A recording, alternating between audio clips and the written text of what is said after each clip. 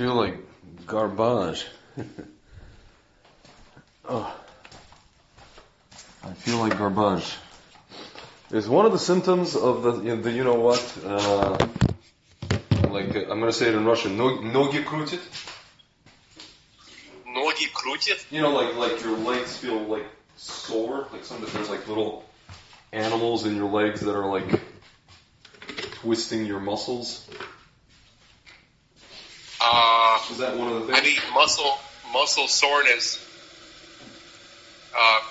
has been known to be associated with flu-like symptoms. Yeah. But I don't know about little animals in your legs. You know what I mean? Animals. You know, like little. Just крутит, you know, like somebody's taking my legs and like you know, trying to wring them out like a wet towel. In Russian we say крутит, winding. I don't know. That sounds really serious. It's not that serious. It's just like it's a symptom of, I guess, having a cold. I don't know, having a flu. Who the hell knows? I don't know, but it could be. You know what's funny? That rabbi yesterday, he asked me, so what does Frank do? I said, he fields calls for his brother. He's like, oh, he's a doctor? I'm like, nope. No, he is not. What do you have to say about that? Terrifying, isn't it? Terrifying that medicine has descended to this point where people have to talk to me. Yes. You know what? I think I think if anything, it us. This past conversation we just had, just now, a second ago, is proof of how horrible I am. I don't know about legs, about the animals in the legs. I don't know how to help you. I can't hear you very well either. You just don't have a grasp of the Russian language. It's got nothing to do with your medical skills. It's true. I don't have a full colloquial grasp. A colloquial comfort with the language. This is correct. Yeah. Well, I'm making some tea, and I'm having some. That's great content for the folks at home. That it is. Folks like knowing that we are relatable, that we're human, and that no. And that folks, and then we. Not about tea making. They assume that we do that. If you what is it? If you cut me, do I not bleed? Yes. You know? Yes, but you contacted me earlier with an interesting, I suppose, an interesting question. Yes. About Bart Sadok and something that he posted. Uh-huh. I'm just trying to find it. Oh, there it is. Yeah. Can you read the folks at home what amazing coincidence. Yesterday, yeah. In the conversation we had previously, which I don't think you've posted it yet. No, I did not. I'm actually literally, as we're speaking, I'm going to post the one from yesterday. All right. So for the folks at home, for reference, we have this Motzi Shabbos. We have the Saturday night, quite late. Yeah. And as part of the discussion, we discussed, we were reading something from one of Rabbi Ariel Bar Tzadok's books. It's called the End of Days, Kabbalistic view of the Book of Daniel. That's not scary at all. It doesn't sound scary at all to me. Yeah, not at all. And and also to continue the title, it's a guide to dream interpretation. Okay, so the reason for that is you can listen for yourselves and find out. Mm-hmm. What's interesting is that Ariel Bar Tzadok, he has not posted anything, at least to YouTube, for feels like weeks and months. In a long time, like 2 months or something like that. And then suddenly in the morning, he posts, the Amazon link to the book, The End of Days, the one that we were reading last night. His book. Mm-hmm. And then also he posted a nice little pep talk for the rest of us. Oh, that's fun. Right. It was like a pep talk given by do you know there was a coach for the Rangers, John Tortorella? doesn't ring a bell. You should listen to these kind of pep talks. It's basically like, in short, you're garbage. You need to stop being garbage. Right. So, all right. I suppose that that's kind of there's some aspect of that in this pep talk by Rabbi Tzadok. Mm-hmm. And in my view, he's just being all Sephardi-like. Is he Sephardi? Oh yeah. He is Sephardi, really? He's Sephardi. No, he's just American, but he's Sephardi. Yeah. You mean he keeps Sephardi customs? No, he's by family. His family tradition. I didn't know. He looked like Ashkenazi to me. No, I don't. He doesn't come from Ashkenazim, as far as I know. Dude, Sephardim are white. They look like Ashkenazim. I know. He just struck me as one of these New York Ashkenazi guys who just got tired of the Frum community and moved down to Tennessee. I could see why. I also had that notion. He definitely comes off that way to me, at least. But so let me read. So Greg was confused. He said he wasn't fully sure what he meant. Right. So I was thinking maybe we could read it and then discuss. Before you read, can I? My hands are covered in orange, literally orange juice. From the orange. I'm not going to even ask why. Because I just ate an orange. I didn't ask why. I didn't ask. I don't want to know. It's an odd thing. It's an odd thing to have hands covered in orange. It's uncivilized in some cultures. Continue. Sir. What did you say? I said continue because I want to wash my hands. All right. No, that's fine. What should I say? You were saying about you were going to explain this Bartado thing. You want me to start reading? Okay. Yes. Por favor. Okay. So this is published today. Oh man. In Rabbi Bartzadok's YouTube channel, which is called the Kosher Torah School of Rabbi Ariel Bar Tzadok. I wonder, it has that title because I guess he has to qualify that it's Dafka Kosher Torah because a lot of the stuff he talks about is kind of like people may think this has nothing to do with Judaism or it's on the, so to speak, fringes of Judaism. Well, he does, at least in his books, he provides sources from Chazal for all of his statements, which I commend him for that. Yeah. Not everything that he says does he provide a source, but if you read his book, you'll see there's so many things that he translated from sources that most would consider to be secret and perhaps shouldn't be published, but he does it, so that's cool. All right, so here we go. Starts out with a quote from Mishlei. That's Proverbs, chapter 18, verse 9. So it says, one who is slack in his work is a brother to the destroyer. Oh my God. Right? Mm-hmm. So a lazy person is a brother to the destroyer. So, it's funny, God bless him. It's funny that, as soon as he said the destroyer, I'm thinking Gozer. The destructible. Yeah. I was like, okay. So here's the main text. He said, a friend of mine recently shared with me how disappointed he was that when he publicly announced the great opportunity that so many claimed they wanted, how so few actually responded. Which actually, I want to stop here for a second. I saw a video by Rabbi Anava this morning. Yeah. Today's the last day to recite. Maybe we should, let's play that. Yeah. Beforehand. I thought yesterday was the last day to recite it. But I guess no. I mean, it's still the last day of Nisan. So let me play I'll play the audio from the. You play it. This is from 5 hours ago. It's like a 3-minute clip.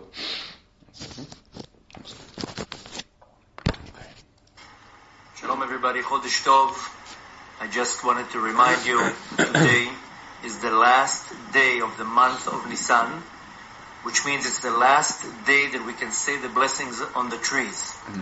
Last week I gave a long lecture explaining about the whole concept based on the simple teachings and the teachings of Kabbalah and what the Zohar has to say. where I explained in depth the great, amazing benefit that it does to the souls that parted from this world, souls of our parents, grandparents, great-grandparents, and how much it helps them spiritually, and how much it's affecting us in a positive way.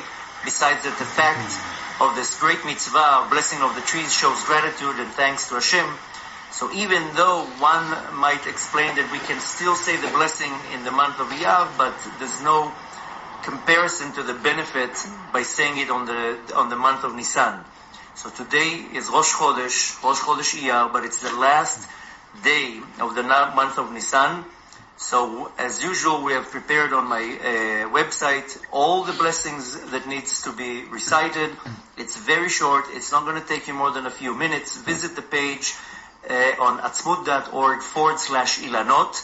You can find the link under this video in the description, whether you see it on YouTube or Facebook or WhatsApp. Look for the link. It's atzmut.org/ilanot. You're going to find the blessing that needs to be recited. You can find it in Hebrew and English and also transliteration. And all the prayers that need to be recited today, it's very short. All you need to do is follow the instructions. You need to say the blessing on a fruit tree, edible fruit tree. On the web page, there's simple explanation what you need to follow. If you didn't see it, then last Thursday, I gave a long lecture explaining all the benefits, the aspects, how to do it, what to do. It's very simple. Grab this amazing mitzvah. It's a once-in-a-year mitzvah. And again, go to the webpage, atzmut.org/ilanot. All the explanation is there. All the prayers, whatever you need to recite, it's very short. And grab this last mitzvah, especially on such a powerful day like Rosh Chodesh Iyar. And for the ones who want to, as usual, on Rosh Chodesh and for the last day of Nisan, I go to the holy site of the grave of the Arizal and the Ramak, and pray there for the souls that parted from this world, and also for anyone who needs health, because the month of Iyar is the month of healing. Iyar is the acronym of Ani Hashem Rofecha, I am God, your healer. It's a very powerful month. And if you want to submit names for prayer, then use the same webpage. I'm going to be going to the grave of the Arizal.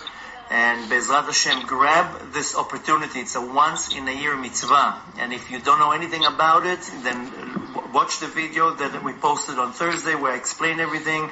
It's a great opportunity, huge mitzvah. Everybody benefits from this. I'm going to wish you a wonderful, healthy, prosperous month. Rosh Chodesh Iyar. May Hashem bless us all with great health, happiness, success, and everything that our heart desires. And most important is the coming of Mashiach. Chodesh Tov. And grab this mitzvah while you can in the month of Nisan. So here's my question. It says here, you got to say it on a fruit tree, like dude. I live in like Newark. I don't even know this. I know. I when I saw that, I'm like, what am I going to do?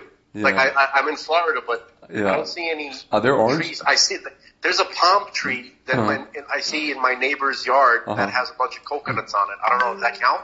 Yeah. I mean, it's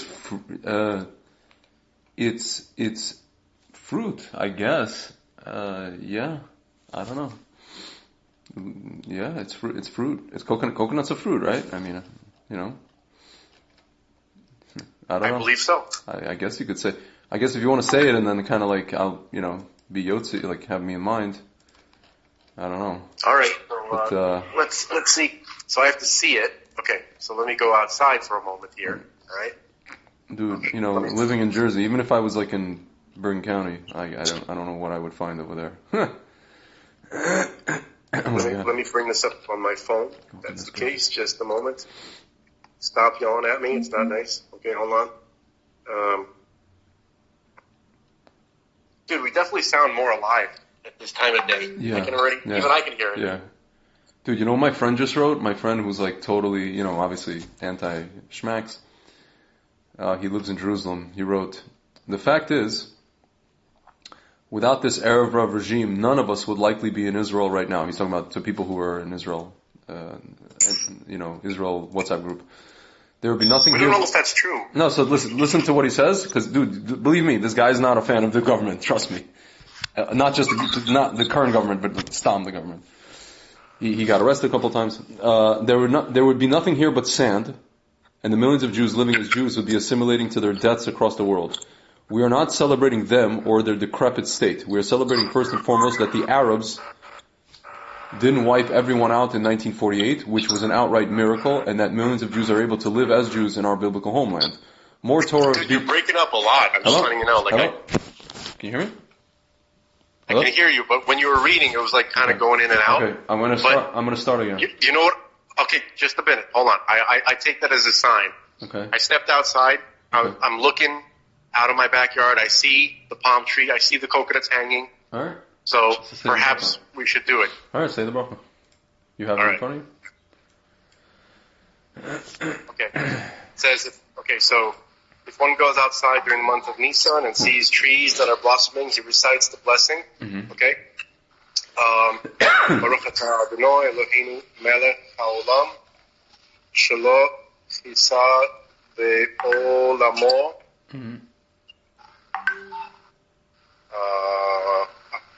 kelum bara bo beriut kelum tovot the ilanot tovot lehanot bohem b'nei adam. Amen. Okay, and then it said just once a year, 1 second, although the ideal situation, preferably. And then there's some other stuff to say. It said, L'shem Yehud Kuchabrihu Ushatin Teich B'Tchilu or Kimu Utchilu Le-Yachada Shem Yud Hey There's a few of these. You want to say them in English? There's a few of these things. I know. So the rest I'm going to say in English, okay? Yeah. Just to kind of speed it up, okay? And for the sake of all beings whose life force, soul, and consciousness is connected at the root to our life force, soul, and consciousness, and connected to the enclothing manifestations of each of these and everything closest to these, which are in the entirety of the emanation world, which is Atzilut, right? Creation world, Beriah, formation world, Yetzirah, and action, Asiya, which is where we are, and which are from all pieces of emanation, creation, formation, and action. Okay? We declare ourselves ready and willing to fulfill the commandment of the blessing which was ordained by the sages of blessed memory upon seeing trees in bloom. Okay? So may go up before you, Adonai our God, and God of our ancestors, as if we kept in mind all the intentions deserved by this blessing and the secrets it holds, and may this blessing be desired and accepted and welcomed before you to identify and elevate through it all sparks of holiness mingled throughout all vegetation and every life force, soul, and consciousness which may be reincarnated in vegetation. Okay? And you, my God, through your abundant goodness and kindness, light the way for them by the light of your face to complete their clarification and correction. Bless them, cleanse them, your righteous kindness always grant them. Okay? And may it be your majesty's desire, Adonai our God, God of our ancestors, that through the merit we gain by enchanting this blessing, this statement will be fulfilled through us. Quote, see, the scent of my son is like the scent of the field that Adonai blessed. That's from Genesis chapter 27, verse 26. Okay? And may we receive abundance of 10 blessings, and God will give you of the dew of the heaven and of the fat of the land, and much grain and wine. That's Genesis 27, verse 28. It says, peoples will serve you, nations will bow before you, you will have power over your brother, and all your mother's sons will bow to you. May those who curse you be cursed, and may those who bless you be blessed. That's Genesis 27, verse 29. And then may the words of my mouth and the flutterings of my heart be welcomed before you, Adonai, my rock and my redeemer. That's Psalms chapter 19, verse 15. And may the sweetness of the Master, our God, be upon us, and the works of our hands be established for us. May God establish the work of our hands. That's Psalms chapter 90, verse 17. And then, blessed are you, Hashem, our God, cosmic majesty, for there is nothing lacking in the world at all, and created in it good creatures and pleasant trees for the children of Adam to beautify themselves through them. Okay?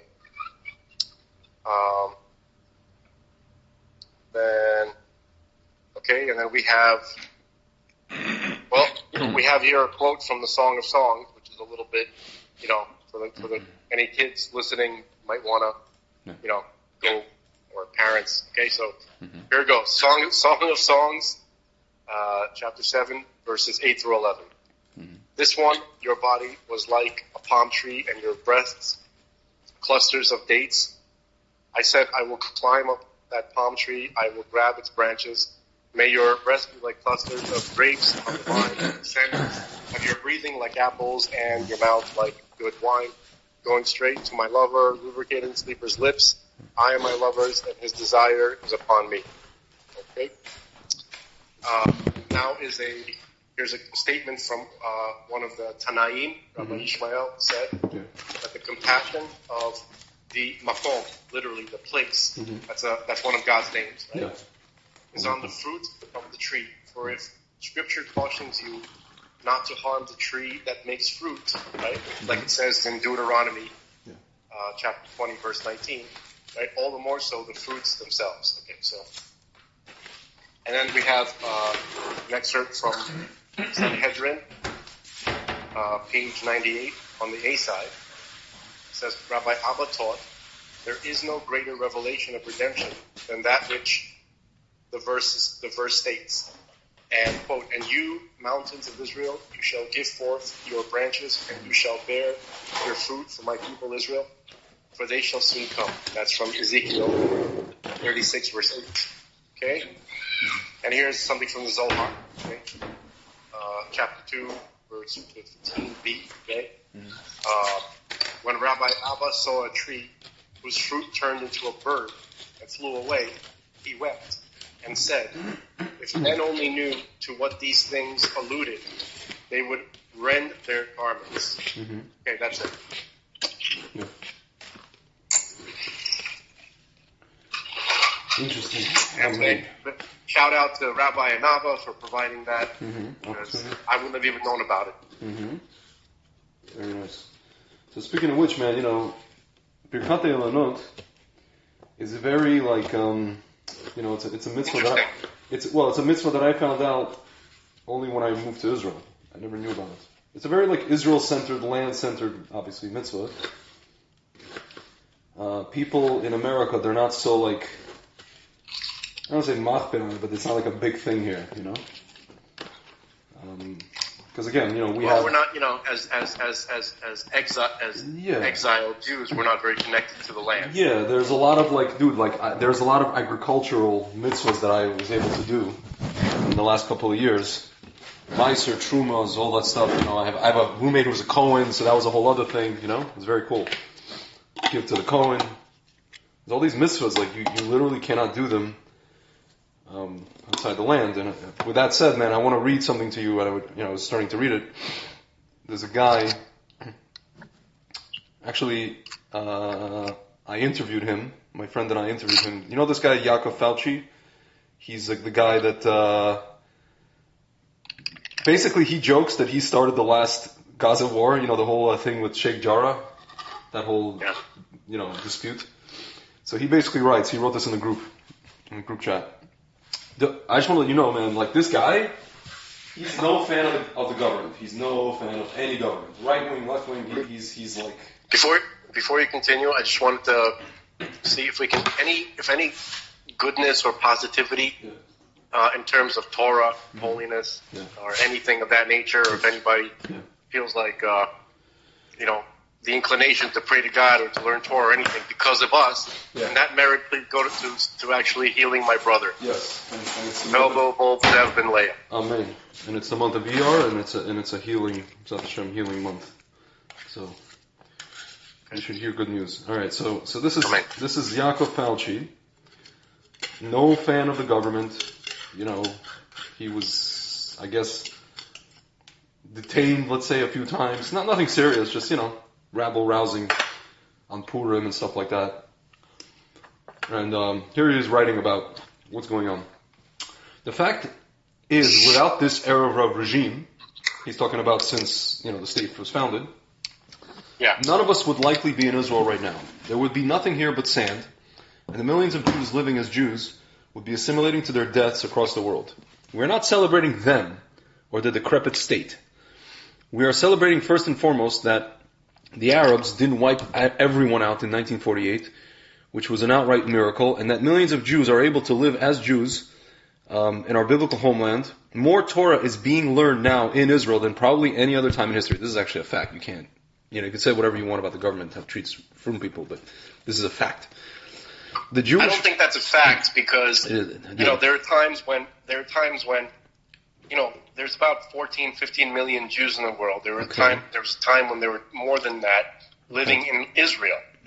Dude, and everybody studied Torah. I hear you, man, but there's more Jews today than ever before, and in Israel. No, that's what I'm saying. That's not. Dude, there's a lot. Listen. For a long time, you can say. Dude, listen. Maybe since Roman times, but that's. Dude, Israel today is the Torah capital of the world. It is. It's everybody knows it. Relative to recent history, I agree. Yeah. So the Jewish population of Israel is increasing while it is disappearing in so many parts of the world. We have a lot to be thankful for, and to refuse to acknowledge the fulfillment of so many biblical prophecies before our very eyes because we don't like the clowns in charge is foolish and ungrateful. Redemption is a process. You don't undo 2,000 years of exile in 50 years. I don't let the Arab Rub steal my country from me. God runs the world, not Satan, and he has used worse characters as pawns in the past. That's it. And again, man, this guy is no fan of, because there was this whole discussion about Yom Ha'atzmaut, should we celebrate, should we not, Rabbi, what's his name? Bar Chaim made a video, I didn't watch it, but the title is, are we celebrating independence on Yom Ha'atzmaut? Like, what are we celebrating, Yeah. People are doing, Israelis have turned Yom Ha'atzmaut into like, it's kind of like an American thing, the whole barbecue, mangal, situation. And, it's actually this week, May 4th, Wednesday evening, is Yom Ha'atzmaut. Right before that is Yom HaZikaron, where we actually remember, it's a very unique thing in Israel, like, you have one day, where it's literally like, it's Memorial Day, so that on Memorial Day you dafka do not do, you don't do barbecues. In Israel, it's Yom HaZikaron. You remember the fallen, right? And then right after Memorial Day is Independence Day. There you do barbecues if you want, or you celebrate something, as opposed to in America, it's like Memorial Day barbecue. Really? I understand Independence Day, but Memorial Day barbecue. You're doing, it's a happy day for you. Americans. It's a happy day that you're commemorating the fallen by barbecuing. Does that make any sense? Well, I mean, I suppose it could be argued that, when you think about the lives of the men who sacrificed themselves, right, for freedom, and so one way to celebrate that or commemorate it is by enjoying that freedom, by spending time with your family, having a barbecue, that kind of. I don't know. There might be something to it. A lot of people, I've seen a lot of like Olim, especially. They're just like, the American version of it doesn't make any sense. Because in Israel it's dafka an orchestrated contrast. Because again, it's like, what is it? Tuesday night we're going to have very solemn. And then literally, all of Wednesday is Yom HaZikaron. Like if you're in Israel, they blare the sirens, Yeah. And then literally evening strikes, and then you're right into celebration. It's like literally, it's like a little bit of a schizo kind of, But you think about it, it's kind of like the story of Israel, man. You had granted, obviously there were Jews living in Israel before the Holocaust, but you essentially had the Holocaust, and then even more Jews came to Israel, and the state was founded. You know, however it was founded. You know, again, if Hashem didn't want it to be founded, He would have stopped these people. He would have. That's right.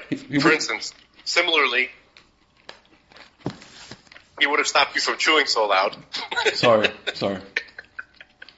I apologize. Damn it, dude. I'm trying to eat so that I can take the wonderful thing that is zinc. Oh, now you made me feel all guilty for making fun of you making chewy sounds. It's okay. Directly into the phone. I do feel bad. Mm-hmm. Oh, there it goes. It's gonna go. I'm fine. Feeling much better. So I hear you, man. I hear you. So question. Mm-hmm. This blessing that we did on the trees, right? Ilanot. And the first thing that surprised me, or that kind of popped out in my head when he said it this morning, is that there's an Ilanot kind of theme occurring in our recent. Oh yeah, that's right. That's right, Elon. Right. Mm-hmm. There's lots of Elons going on. Yeah. We got the Elon, who's the the twit. Yeah. The twit master. The twit. And then we got you bloody twit. He's a twit master, and then we got this other Elon who's supposed to be not this Elon that Werner von Braun was talking about. Mm-hmm. Isn't that crazy? Mm-hmm. Do you remember that, or were you too tired to remember? No, I was. Yeah, it was crazy. So last night during the conversation, we talked about something that one of our supporters, one of our listeners, this guy Chris, great guy, sent me something which just shocked me. Mm-hmm. Can I read it again? Just kind of, it's a very rehash it. Couple sentences. Mm-hmm. Hang on, stupid YouTube. Okay, now it's gone. Let's see if I can find that. One second. Got it. Okay, here we go. So Werner von Braun, the Nazi, the rocket engineer, the SS member, he was smuggled to the United States, and Project Paperclip, okay, effectively taking over NASA in the 50s, right, and probably even to the early 60s, okay, and so he wrote a book, and this is some kind of, I suppose it's like science fiction, but it's more of a plan, really, of how he would have seen Mars establish a colony, basically. So here's what he writes. Wait, but before it's, let me see if I can get you the name of the book. Where is the name of the book? Where is it? Where is it? Ah, here it is. So Werner von Braun titled the book Mars Project, A Technical Tale. Mm-hmm. Okay. So basically, so this is then the description in the video says that Musk believes colonizing space can save humanity, and he wrote in an April tweet. Mm-hmm. If we make life multiplanetary, there may come a day when some plants and animals die out on Earth, but are still alive on Mars. Okay, fine. So, in October, Musk said that in the year 2024, humans would set foot on Mars, according to Business Insider. Blah blah blah. Okay, fine. So here's the weird part. Okay. Mm-hmm. So in this book that Werner von Braun, right, this old Nazi, wrote, okay, he wrote that and this is in the 50s. Okay, he wrote this: the Martian government was directed by 10 men. This is his science fiction version of what Mars is going to be like. Mm-hmm. The Martian government was directed by 10 men, the leader of whom was elected by universal suffrage. I was meaning to find out what that means. Uh-huh. Okay? The leader of whom was elected by universal suffrage for 5 years and entitled Elon.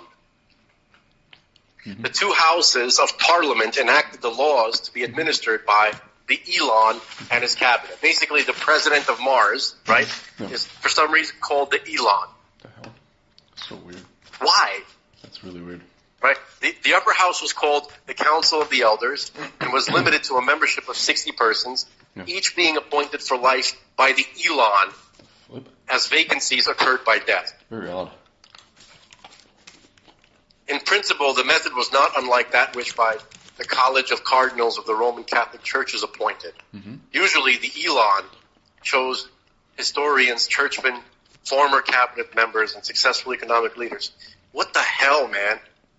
Is this not like right in your face? Like everything going on is according to script. All these people are hooked into the same death cult, or what? Or am I right or am I right? Or am I right?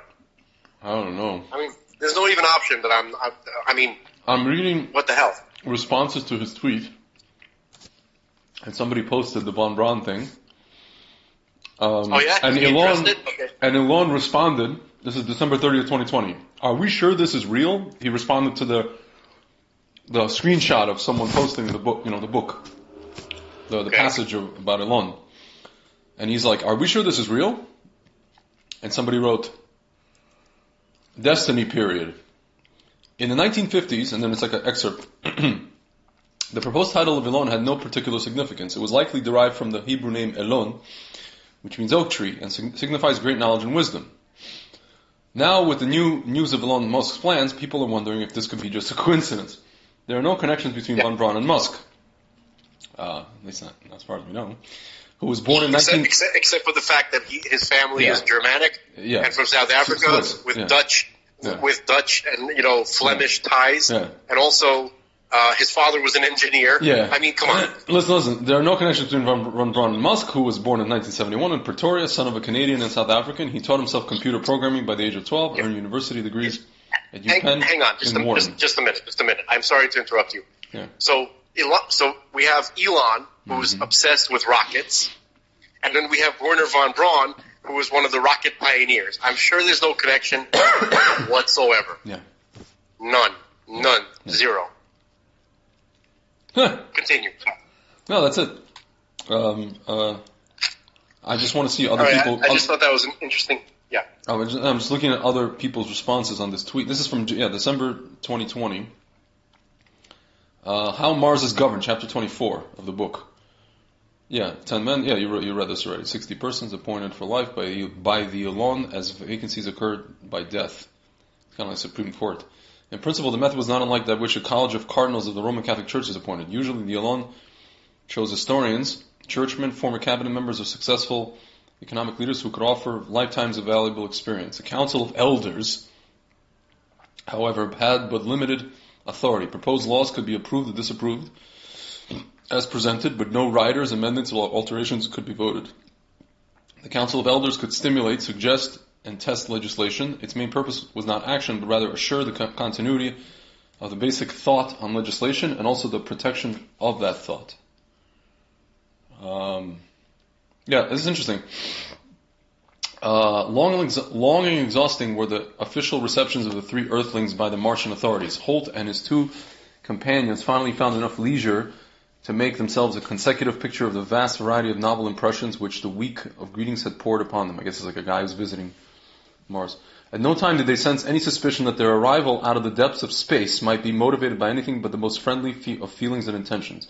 At first they had thought that perhaps the Martian consciousness of absolute technical superiority over Earthlings had been the foundation of dignified courtesy and consideration shown to them by the personalities in authority. After all, an interplanetary visitation could be no ordinary event, even in their lives. But slowly Holt and his companions began to realize that they were acting from primarily quite different motives. The pictures of life on Earth with which they had been regaled were to them but final confirmation of the universally held deep religious conviction that God had created man in his own image, wherever man was to be found. The efforts of Earthlings to subjugate nature on their richly endowed planet seemed to the Martians technically extremely primitive.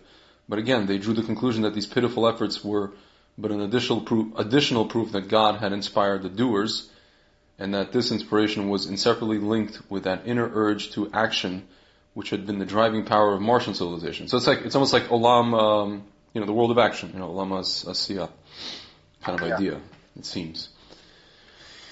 Interesting. And then, that talks about the Martian government, whatever. This is interesting. I don't know, man. Yeah. I really don't know what to make of this. I really don't. I don't know if I said this because when I have conversations late at night, sometimes I don't know if I dreamt some part of them or actually said it. Mm-hmm. But at the risk of being repetitive, I'll say it again. Okay. What if here's a silly scenario? What if Elon is trying to build a bunch of rockets to evacuate him and his death cult buddies? I think you know what I think. I don't think he's part of the death cult. I think he sees that the death what they are, and he just wanted to evacuate himself away. Okay, so I hope I'm wrong. You know what I'm saying? About him? I'd prefer to be wrong because that means he's not what I say he is. Yeah. And that would mean that he's better, well, hopefully, than what I say he is. Yeah. But why? I don't see why people are so committed to not. It's like say it ain't so. Like they can't imagine that. I'll tell you primarily. Again, this is just my thought process. I don't know why I can't speak for other people. Man, all the stuff that we've been seeing from these son of a bitches, Schmoogle, Twitter, all these guys. This is basically again, I always call it 1/60th of what the Soviet regime did. And what happens is it forced all the real information and the real news into, what they called in the Soviet Union samizdat, self-published journalism, self-published information. You're talking about Telegram, you're talking about even WhatsApp, but Telegram primarily, Getter, all these other things, Bit-Schmidt-Shoot, Rumble, Schmumble. This is samizdat. So now you have a person that comes along.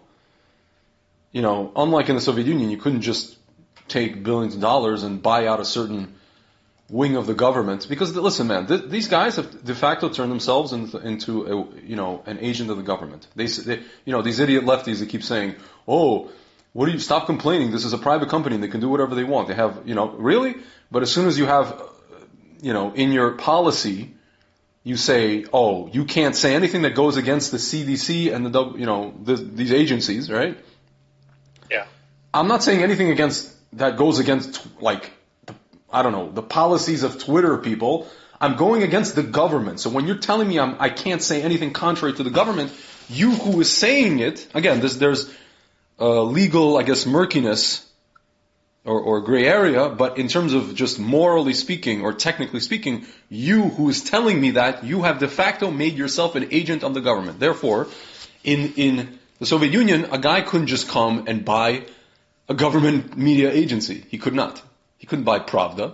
Here, dude, a guy came along and he bought Pravda. He essentially bought Pravda. One of the Pravda wings of, the digital Pravda. Or whatever, like a bulletin board, And they just let him do it. And they let him, okay, so listen, money talks, right? They let him do it. However, now, again, the jury's still out, but at least, as far as we can see... Dude, all of a sudden, Jack Dorsey is talking about Elon Musk like he's his cult leader. Listen. I don't know if you've seen some of the statements. Yeah, listen, at the end of the day, Jack Dorsey was pushed out. Because he actually had a problem with some of the people in his company who were, the people who were like the censorship bosses or the censorship, not gurus, czars in his company, and they pushed him out. He didn't agree with it. He didn't. He has his own issues, but he didn't agree with it. Listen, the jury's still out, right? But as far as I can tell from the the very beginnings, your brother's back on. He's posting he posts identical things to what he posts in his Telegram group and his Getter, even more so. I think he was recently, for 11 hours, they banned him or something. I don't remember what he wrote. it was more like it was a little. I don't know. I guess you can consider it over the line. But everything else he's posting, I mean, he would have gotten removed for that prior to Musk's arrival. Yeah, right? no, but he did get removed for it when it counted, mostly. Yes. Listen, not only that. Musk, they interviewed him on, I think it was a BBC interview, and it was like in front of an audience. It was kind of like a TED Talk interview, right? But BBC. And they asked him, why do you want to buy the thing? And he said, listen, I want to open up the algorithm. Why? So that when something happens, when there is a, because right now, for example, when somebody in Twitter goes in and they change, and they, I don't know, shadow ban somebody, or when they reduce somebody's visibility, when they, like, dude, you know how many posts I've seen on Twitter of like prominent conservative people with blue check marks and even without, who said, wow, all of a sudden I just got a bunch of my followers back. Like mamash, like magic. They got them back. Like 100,000 people just appeared, right? Not only that, the leftists, it was uncovered that some of the leftists had fake followers. They bought, like New York Times bought followers. Like, just follower farms, like fake, like non-real people. So now you're talking about just that aspect alone of opening that whole thing up, and so people can see what's going on behind the hood. If they're being targeted, if this, if that, that's already a step. Again, whatever his motives are, I don't know, ultimately, but that's already a step. And you're talking about all these people who post things that are happening with the medical system, who would otherwise be banned. And now people are actually seeing their content. And again, you can disagree, and then, there's arguments, there's people who disagree, fine. The point is to have the argument. It's kind of like Patrice O'Neill said, I have to be free to say the joke, even if it bombs. You understand? Even if what they're saying. I listen to you. I hear what you're saying, but just hear me out for a moment, okay? Okay. When the information really needed to be given to people. Yep. When it was life and death for most of the world. Yeah. The system that was created for people to communicate on, that people put their faith into, betrayed them in the worst possible way, lied to them, led them to their death. Yeah. Now, yeah. when their plan has worked mostly, yeah. Now all of a sudden freedom returns. That's not freedom, bro.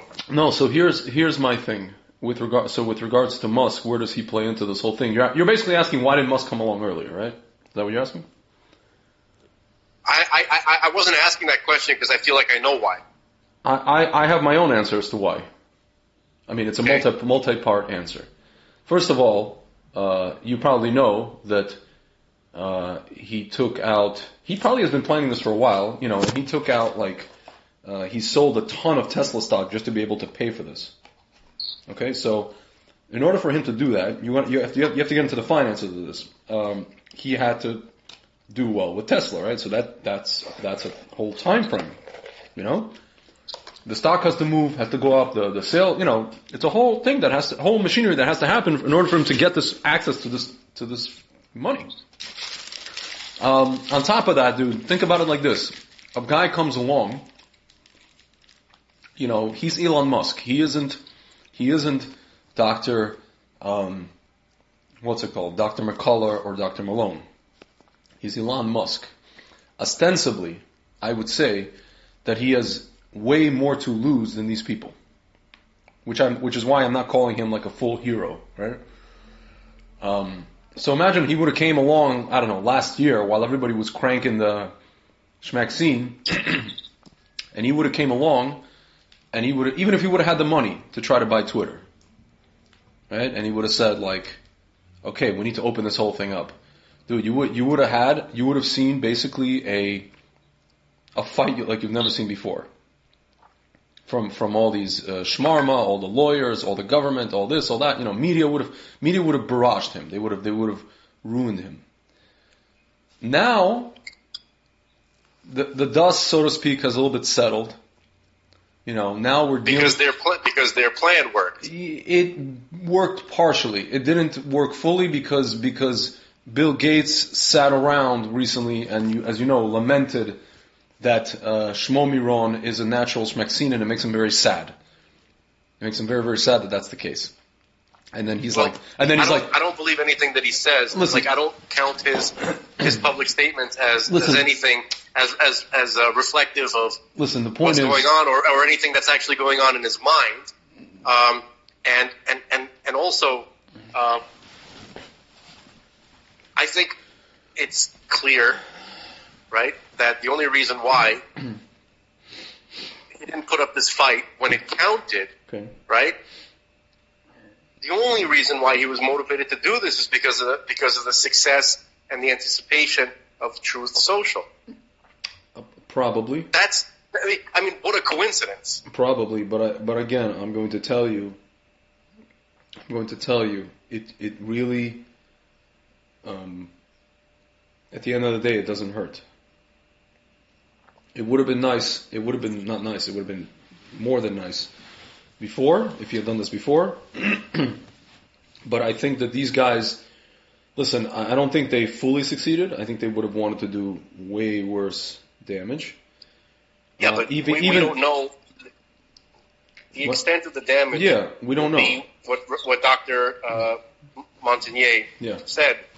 We'll actually see it, and obviously I hope and he hoped and everyone hopes that he's wrong. So now we're going to do... It'll be seen in 2 years. Now we're going to do mitigation.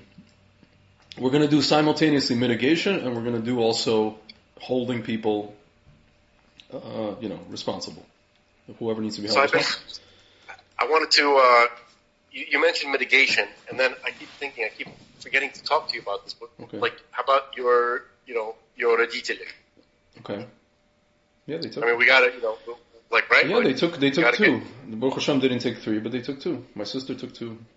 I really hope that. So I mean, still, everybody needs the. You know what gives me hope? Ben Shapiro's sister. She has a channel called Classically Abby. And she's married. She's like non-Orthodox. She's married, and I think it was like March 2021. She made a video about, she has like a whole vlog, and she said that she was pregnant, and she's so happy. And then May 2021, she had a miscarriage. And she was talking about, before that, she was talking about she got, the shots, and then she had a miscarriage 2 months later. And then actually recently she had a kid. She got pregnant again, and she had the kid. Thank God. So. I guess I looked at that and I'm just like, I guess all is not lost, for the young people who took this, the young women who took this stuff. It's not. Greg, I'm very happy that that's the case with Abby, but you can't look at one person. I know. So that's what I'm saying, though. For your parents, and let's say, anybody listening, for your parents also, anybody who's taking this.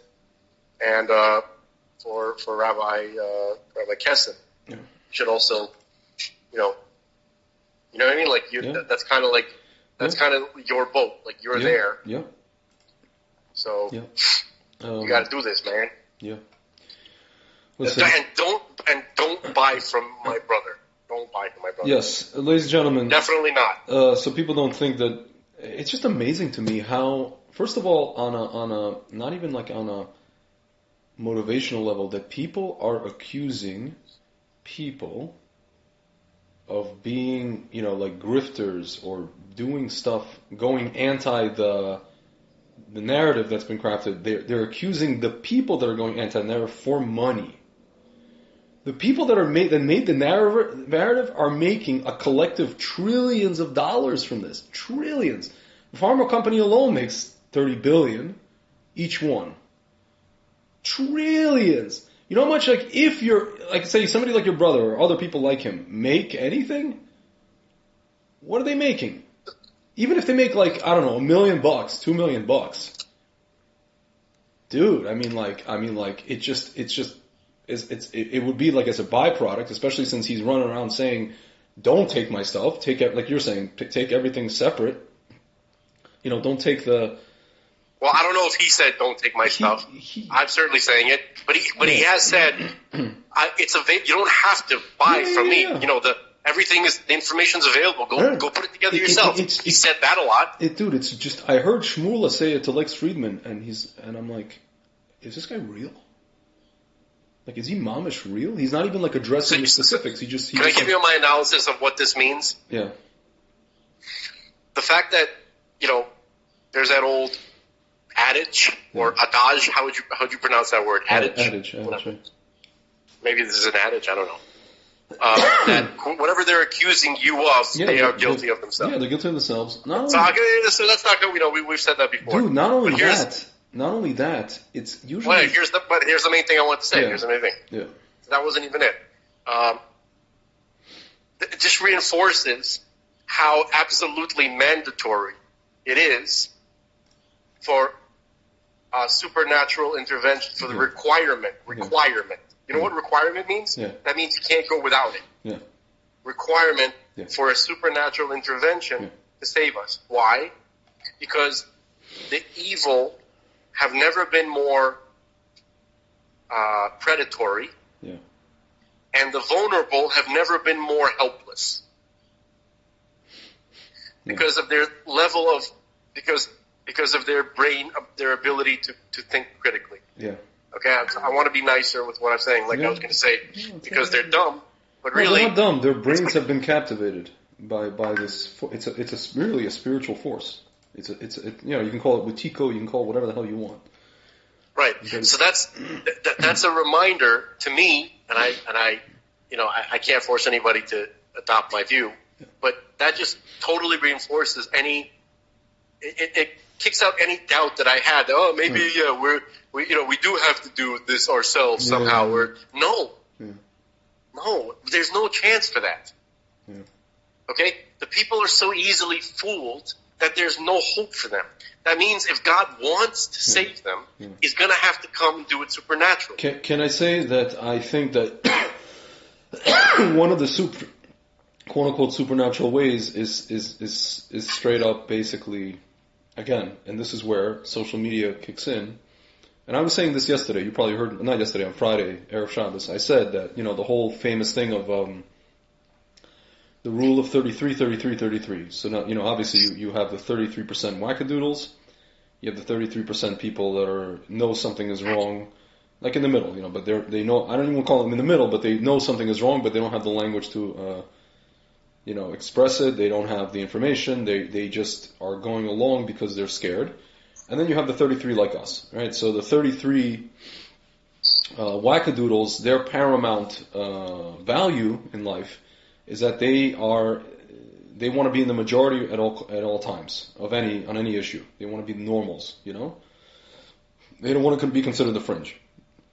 So now they think that they got it into their heads that 66% of people, 2/3 of people, are in that pool, But we see more and more that 33 middle group, or the just kind of I call them the son that doesn't know to ask group, is moving over to the waking up. Like slowly, it's happening, really. So it's going to come a point where these 33 wackadoodles are going to realize that they're in the minority. And then once they're in the minority, once they realize they're in the minority, they're going to be like, oh, I don't want to be in the minority. They're going to start researching, what does the majority hold by? And let's join them. So they're going to start researching it.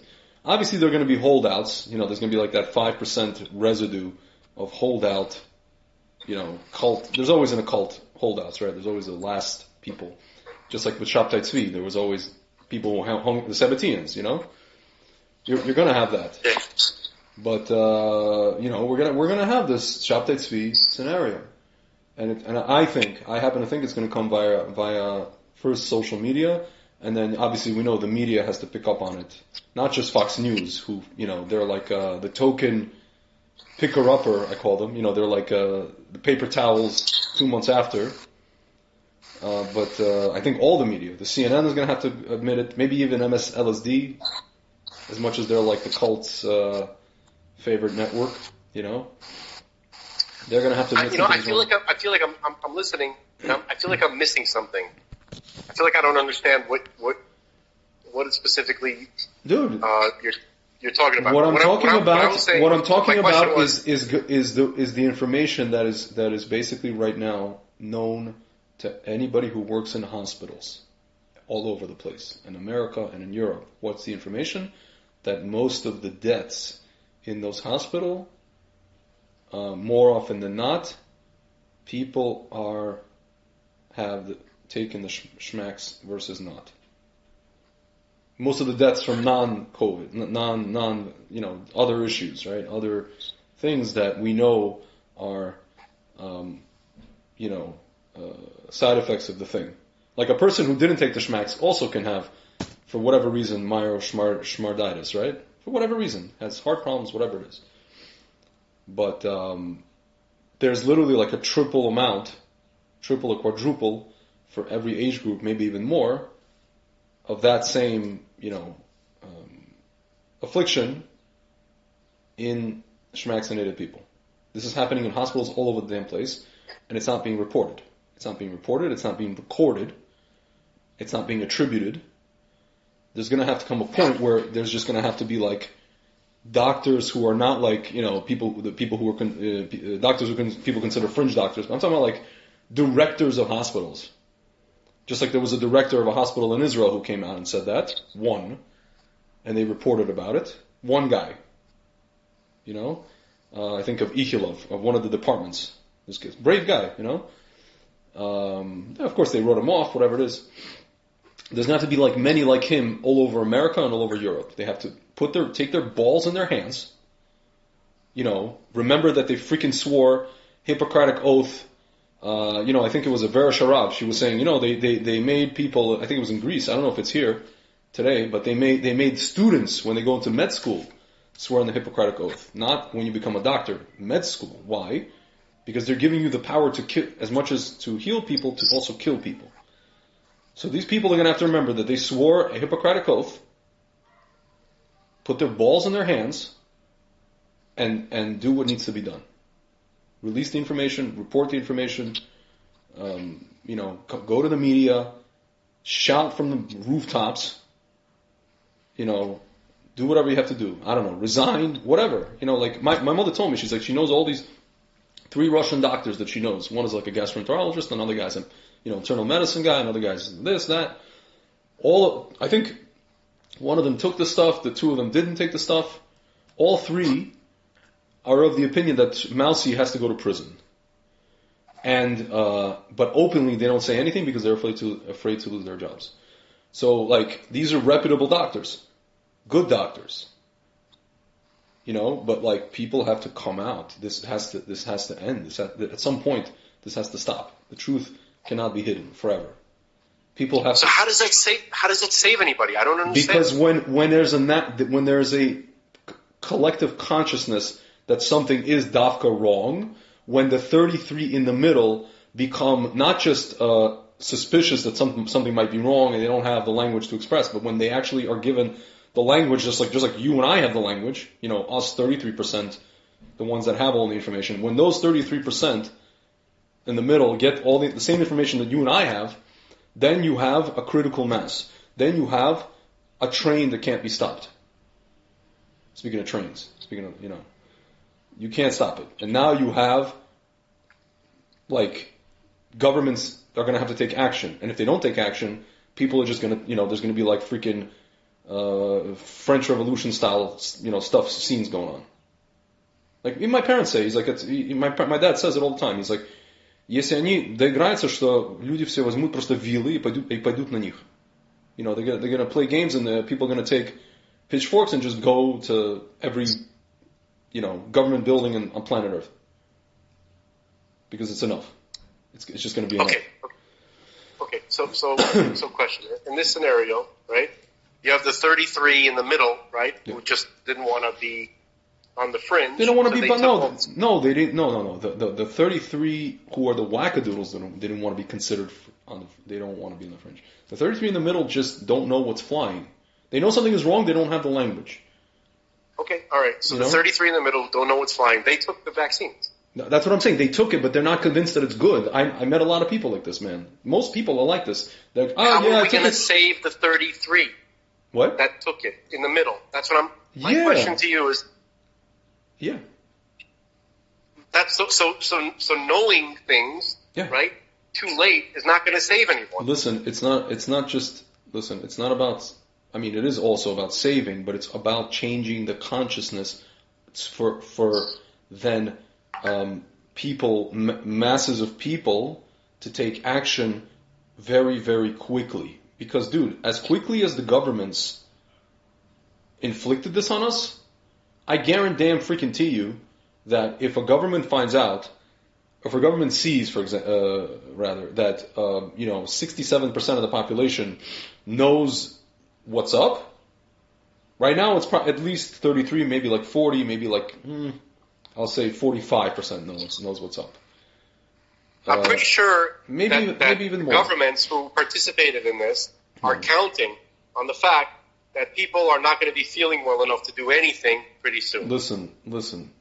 That's what I'm saying. This has to happen sooner than later. And if B'ezrat Hashem it happens sooner than later, which is why I come back to the Twitter thing, again, no matter what the motives, no matter what the moments, we can still salvage the day, so to speak. Something can happen. Okay. So here's another strike. Okay. If Musk really wanted to, let's say, create a situation where information flows freely, right? Mm-hmm. What he could have done, and this would have been much more successful. He could have committed his money. He could have joined forces with Trump, right? Yeah. To make Truth Social up and running much quicker and much smoother, right? He could have helped with all the cyber attacks that they've been dealing with 24/7, right? Listen, with regards to doing anything with Trump, forget about all the details what you're describing. With regards to Musk doing anything with Trump or collaborating with Trump, first of all, Musk is a CEO. He wants full control. These two people cannot exist, so to speak, in terms of. Okay, so that already. That's already. That alone. Listen. The fact. Just let me. Listen, a person who wants to help. That's the first. Listen, that's the first aspect. The second aspect is that Musk said it himself. The far left is, I'm just paraphrasing. The far left is insane. Blah blah blah. But there are certain things about, so to speak, the right that he's also not a fan of. Right. So he just wants there to be all voices. He doesn't want to be associated with a thing that everybody thinks is a right-wing platform. He doesn't want that. That's not what he wants. Okay. Which is fine. I want to say this. Okay, I'm interrupting you. I realize. In my view, if I had to come up with a grand scheme, right? What is the big picture here? Big picture is, I saw that tweet too, of him, right? Yeah. The big picture is that they propped up this guy, okay? Okay. And they want to make him look like he's centered. I don't think he is. Okay? Yeah, I don't think he is. Wait a minute. Whoever said it, the far left was allowed to run amok, okay? Mm-hmm. Just specifically to make someone like Elon and with his views look reasonable, which they are not. He is a leftist. He is a damn leftist. I've seen that through the years. I think that he's a classical liberal. I don't think he's a wokist. He's certainly not a classical liberal. He's obviously not a wokist. He has admitted several times and posted it on social media so that no one could get it. It's unambiguous that he is a socialist. Okay. Okay, so that's just beyond. I think he's a socialist in the kind of. There's no good context to be a socialist. I'm not trying to give a good context. I think he's a. I don't think he's a Bolshevik Komsomol, one of those guys. Again, all right. The woke are. I think if anything, he's just like a European style, one of these freaking democratic socialists. Okay, that's horrible and a nightmare. Yeah. Okay? So obviously, the woke are so crazy that now he has an opportunity to say, "Oh, these guys are nuts. I'm normal." Dude, so it's a trick. I agree with what you're saying. My only thing again is that time, with regards to everything we just talked about, time is not on our side. And now we just have to literally hope that there's going to be an eye of the needle scenario where some piece of, or not one piece of information, but multiple pieces of information gets out, the doctors that I spoke about, or the heads of hospitals that I spoke about, will just flood Twitter with their info. They will literally show it in the face of these like blue checkmark. Some of these people, blue checkmark intelligentsia, these are people who are,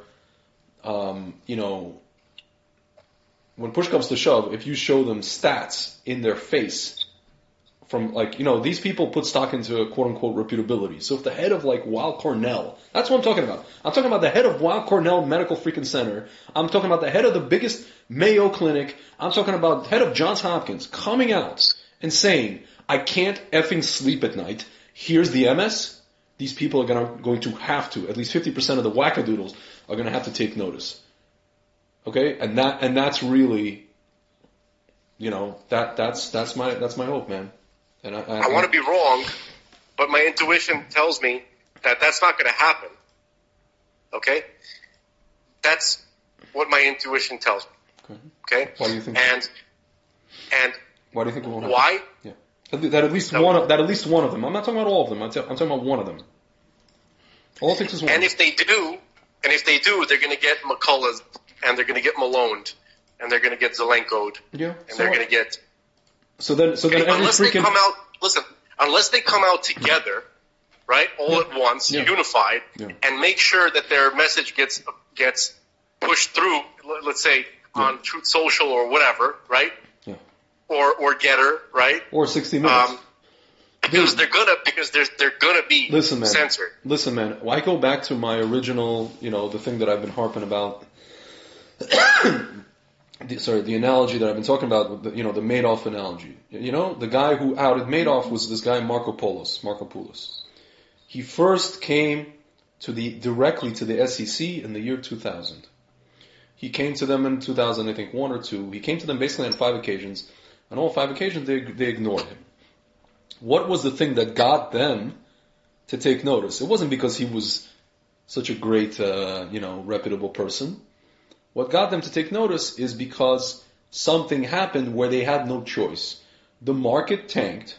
The overall market tanked, right? So when the market tanks, somebody who's doing a Ponzi scheme doesn't, have enough money to pay all the people. So the thing is uncovered on its own. They didn't uncover anything. They just had to already, there's already like public pressure to just take action because they're the SEC. They have to look like they're doing something, So my question has always been, what is going to be the Madoff moment for these companies? Obviously, I agree that I think the government is not going to, do anything. And I think even if these multiple, what's called Marco Pouloses, but they're not even Marco Pouloses, they're like reputable. Marco Poulos was like a nobody on Wall Street. There's like this Greek guy who mathematician, whatever.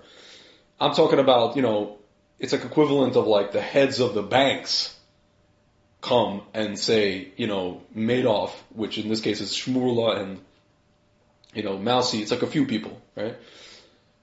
Did this and this and this and this.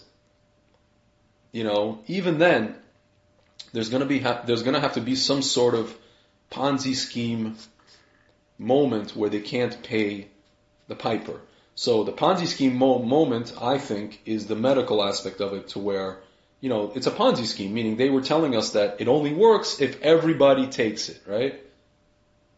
Right? So the people, just like in a Ponzi scheme, the people that are going to be left holding the bag, so to speak, the medical bag, unfortunately, Chas v'shalom, not too much, but are going to be the people that took it. And they're going to want to see efficacy. Once they don't see efficacy anymore, once they see that this thing is already nothing to do with health, that they're just being forced to buy, quote unquote, a stock that ain't worth jack shiznick, then you have a Madoff moment. And when you have a Madoff moment, you have the Ponzi scheme collapsing. When the Ponzi scheme collapses, authorities have to take action. They have to. There's no other, there's a big downfall, Okay, so here, can I provide you with the only Ponzi scheme moment that I can imagine that would have any influence? Okay. So, now because it would seem, right? Based on things that we've said, that, we're dealing with a Thule-like death cult here. Yeah. That wanted to eliminate the people that we are expecting are gonna demand answers. Yeah. Okay, so let's say the only way that they're gonna be worried about those people is if those people survive.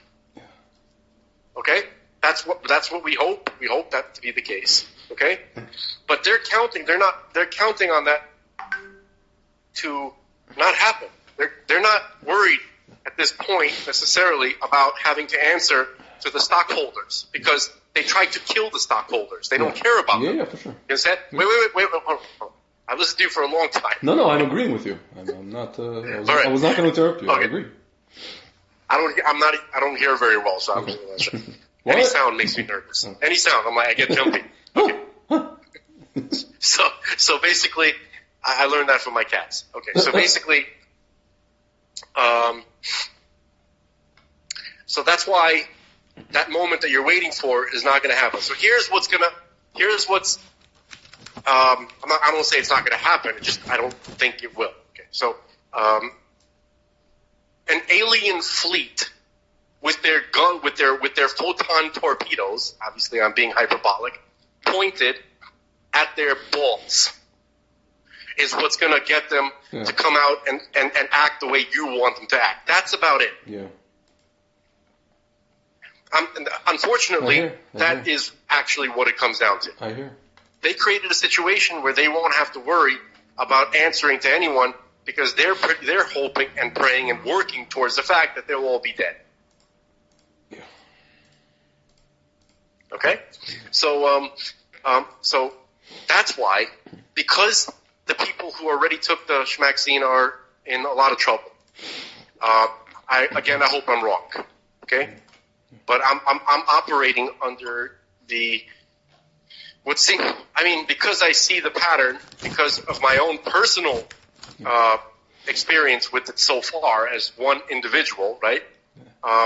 And also reading what you've read to me and just stuff, about what's happening to people all over the world, it doesn't seem to be wrong. I'd like to be wrong all of a sudden, but it doesn't look like it. Okay? So in order to save the people who are in trouble right now, not some kind of future generation who won't repeat this, right? There's going to need to be a supernatural intervention, because they need literally to be saved, and also their minds literally need to be freed from being in the condition where they got themselves into the situation. There's so many layers of help that we need that it's absurd, in my view, to think that there's any mundane answer to this. Yeah. And people keep desperately searching for the mundane answer. I don't know if I'm searching for it, because I feel like the understanding that the wide scale understanding that we are in a desperate situation to the point where we literally need to call out to God like they did in Egypt. Yeah. Okay? They got to the point where they couldn't. Or by Purim, Amalek. Yeah.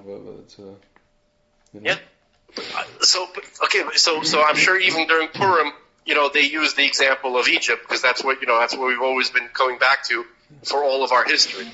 So, because the Jews in Egypt, they also made excuses. Some kind of mundane thing has to get through the day. Yeah. Only until it got to the point where they couldn't think anymore, because it got so bad that they couldn't continue to lie to themselves and continue to come up with mundane bullshit to think as to a way to calm themselves down. They literally had to cry out to God, and then it was activated, the redemption. Okay, so I greatly fear. Look, basically, the way I assess the situation, the more people start looking for mundane outs of this, the longer it's going to take to get to the point where they realize, holy shit, we have to call out to God en masse. So that happens sooner than later, because do you understand what I'm saying? Yeah, I get it. So that's why that's why I think as a sober person, I believe I'm a sober person who is actually looking at the situation with a sober eye. Yeah. I think that the people who are thinking about mundane avenues are not sober. That's how I feel. Because I want people to live, I want these people to be saved. I'm filled with anxiety and dread every time somebody tries to, let their mind reach for something like that. Can I tell you something? I'm sick, you know what I mean? So, can I tell you something? I think that most of the people, I'm going to tell you straight up. It's just my personal opinion. I'm not a doctor, but and I don't even play one on TV. I think that most of the people who took this stuff are not going to leave us. I think they're just going to have problems. Whether there be you're talking about autoimmune, you're talking about just problems. You're talking about whatever it is. I don't want to use the word name, but and I think there's just going to be mitigation, a lot of mitigation work to be done. And the whole thing of it is that, to be honest with you, I hope these issues present themselves sooner than later, because the later they present themselves, the more you can't prove correlation. You understand, right? You cannot prove correlation. So, if they present themselves I don't know, in a light way now, and people, if we get what is it called, the early whatever it is, detection, whatever it is, then we can start the mass mitigation process. That's what I think. I think that these people, these son of a bitches, did not even partially succeed. I think they underestimated a lot of people's, resistance. They underestimated a lot of people are going to be awake to this. Again, it's evil that has to do what it does, despite knowing that it's not going to fully succeed. It's a mother, really. So okay. I disagree with you a little bit because, and I don't like doing that. Okay.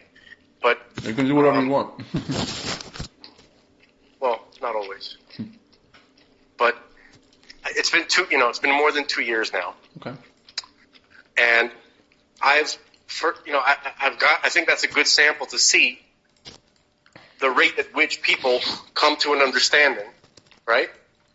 And the rate at which people have access to information, and it's far too slow for any of that to occur.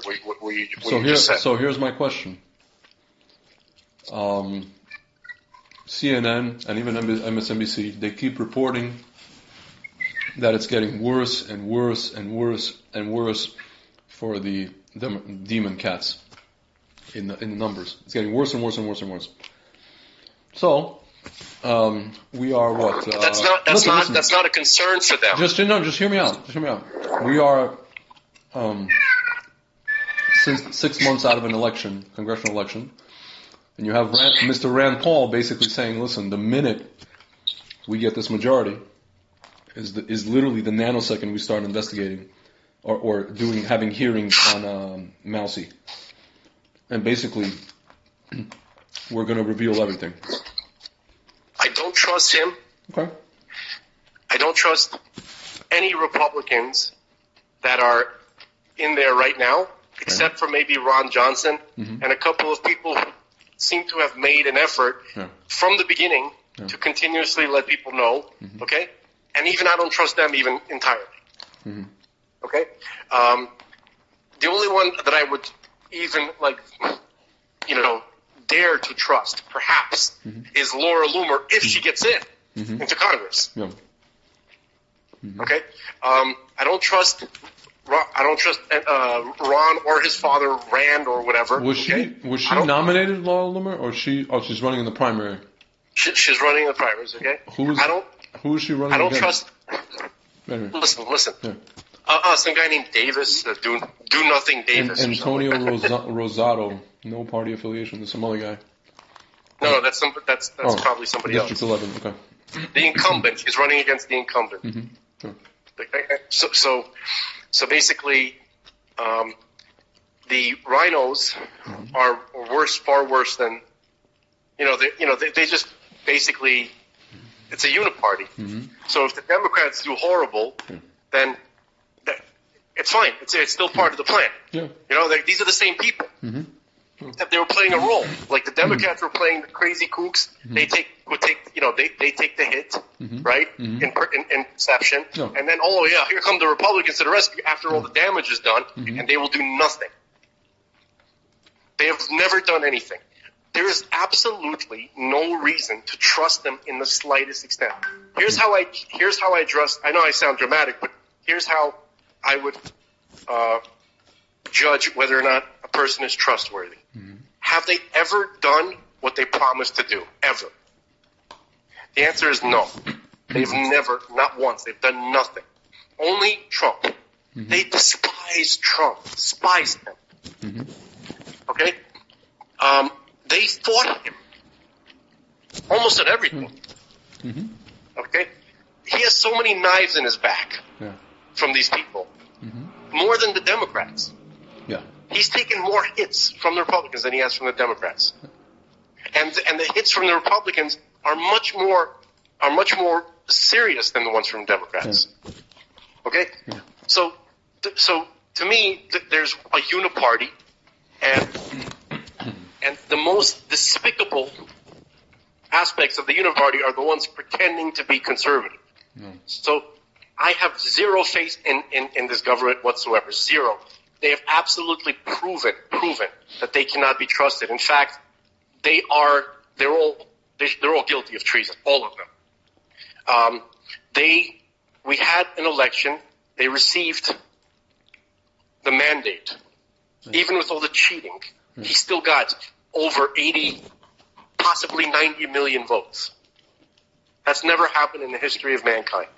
Okay?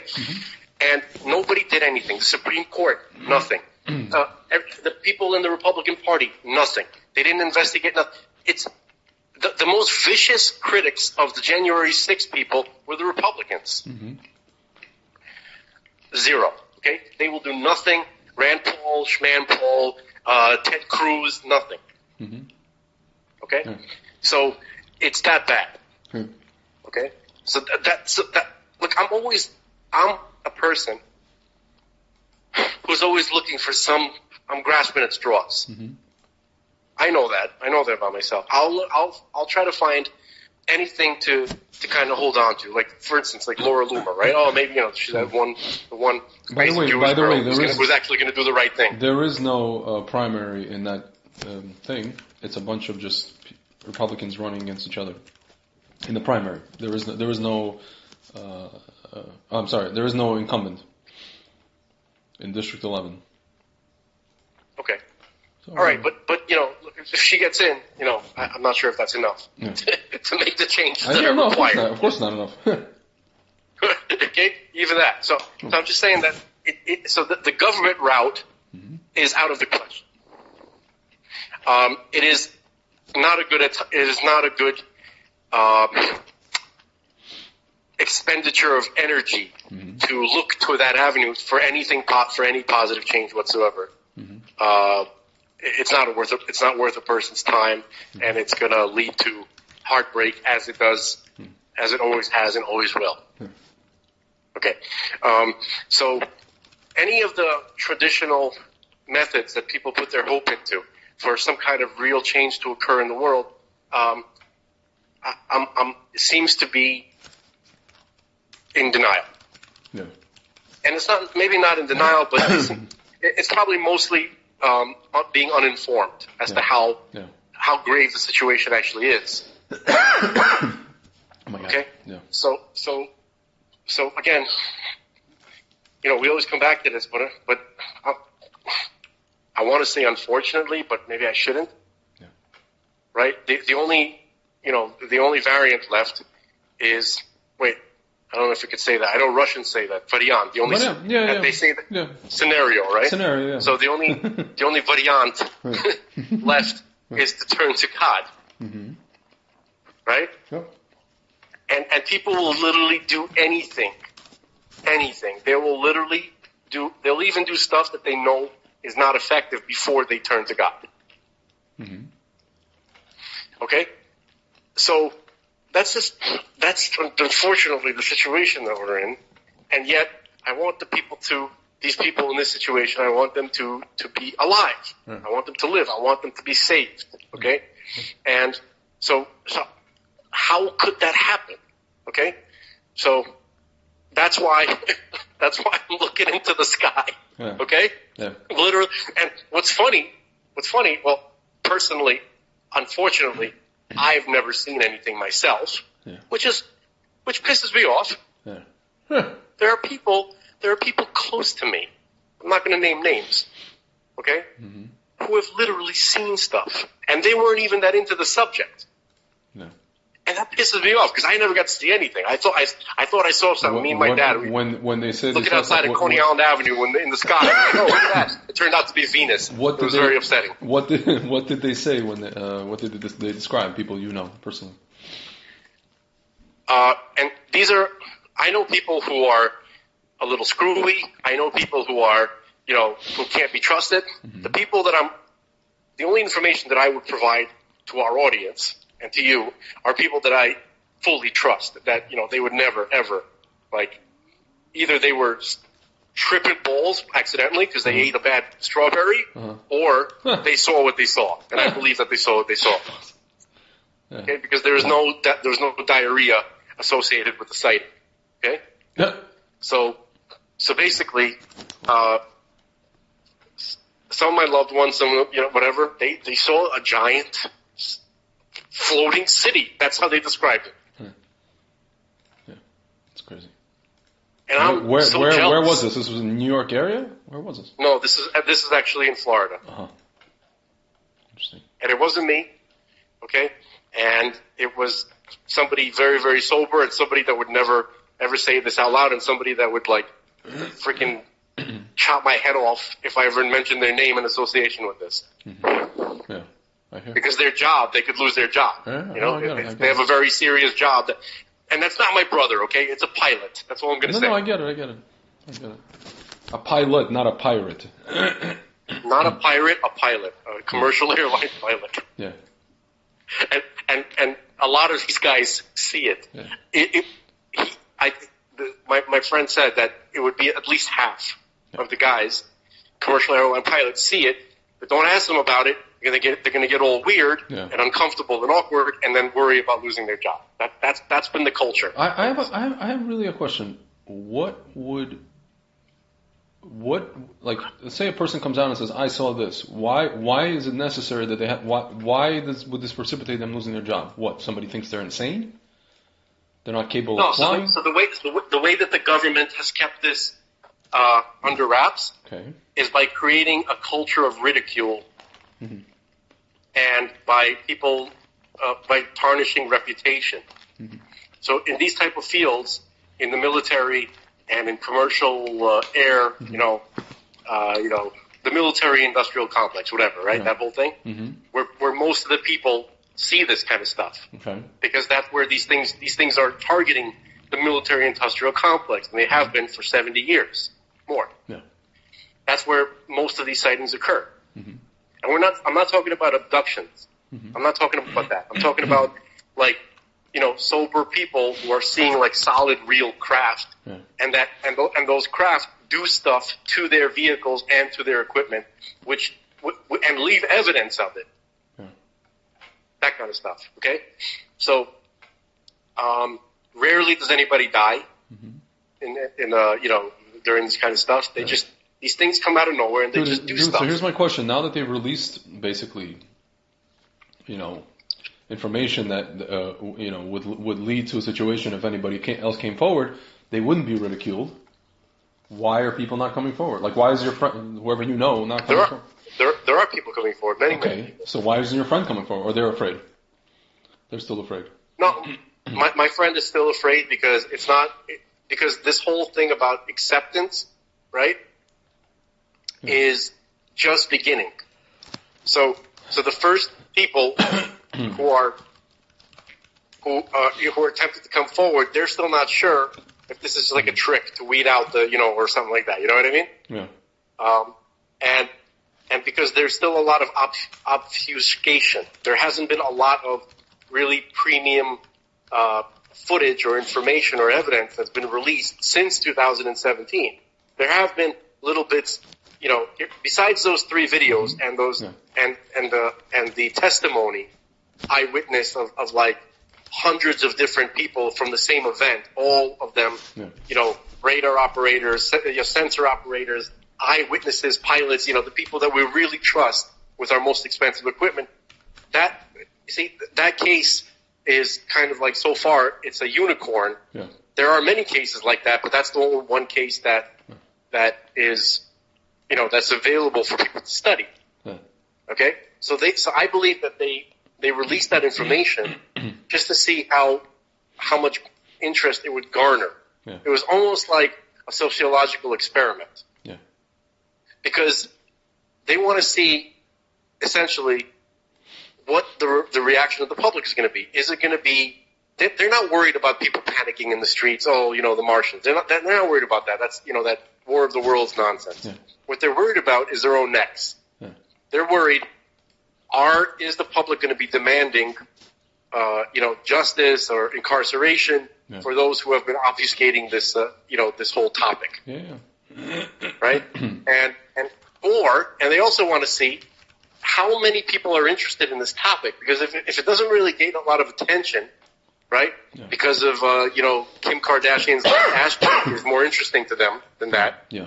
Then maybe we don't need to proceed with this rule. We could just keep it on the wraps. Everybody's too dumb to pay attention to this. Yeah. That seems to me what's happening. Yeah. I'm in such despair on account of that. Yeah. Because you know what it's like. It kind of reminded me. It's idiocracy. Dude, do you ever see that scene do you ever see Idiocracy? You ever see the scene with the cop with the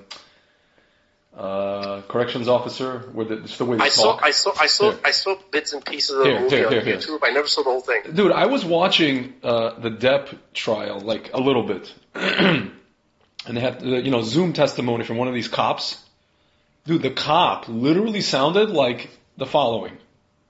I'm gonna play for you the following. This is during the prison escape. These guys, the cops in the prison of this movie. Here. This is what they sound like. Okay, sir. Now we'll begin to proceed to obtain your IQ and aptitude test. What for? Okay, sir. This is to figure out what your aptitude's good at and get you a jail job while you're being a particular individual in jail. Uh-huh.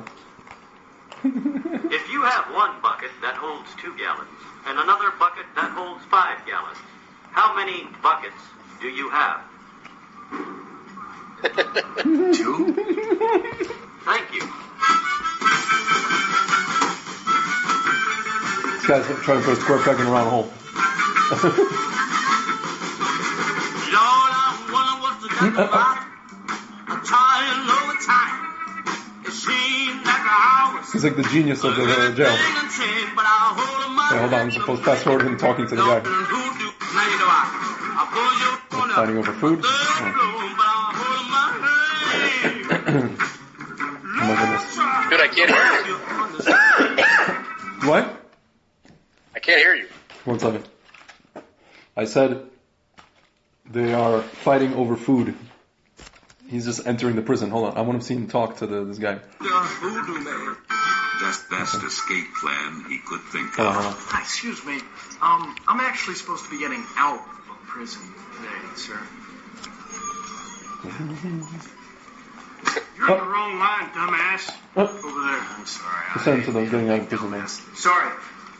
Hey, let this dumbass through. Oh.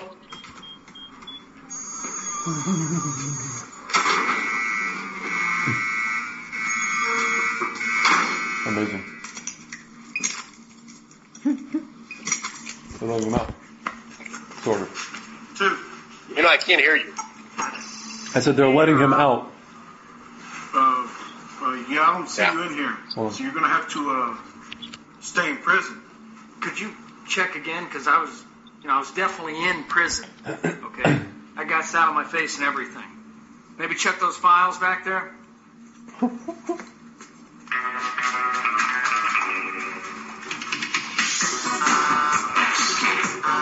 They're just gonna fire him. These automatic machine guns that they end up firing at each other, and one of them falls. Dude, this movie was made in 2006. Yeah. It's MS today. Mamash MS. It's real. Okay, life. so that being said, I mean, how are we gonna? I think. Can I read you something interesting? Mm-hmm. Again, this is actually something this is actually an excerpt from Josephus, Mm-hmm. which Bart Saldo concluded in his book Aliens, Angels, and Demons. Okay, right in the beginning. So, in the temple in ancient Jerusalem, here's the quote: "On the 21st day of the month of Iyar, it's my birthday, a certain great and incredible phenomenon appeared. I suppose the account of it would seem to be a fable, were it not related by those who saw it. For before sunset, chariots and troops of soldiers in their armor were seen running about among the clouds. Moreover, at Shavuot, as the priests were going about, as was their custom, they said that they felt a quaking and heard a great noise. And after that, they heard the sound as of a great multitude saying, 'Let us move from here.'" Josephus, The Jewish War, Book 6, Chapter 5, verse 3. Yeah. So, for the folks at home, Josephus was a historian. He was a chronicler. He wasn't a religious guy necessarily by any stretch, especially later on after the war. He was witness to the destruction of the temple. Yeah. Right? So, Yeah. and he was hired he became a Roman. Yeah. He became like Alan Dershowitz. He was like the Alan Dershowitz of his time. That's what I compare him to. How do you I don't understand the He became like a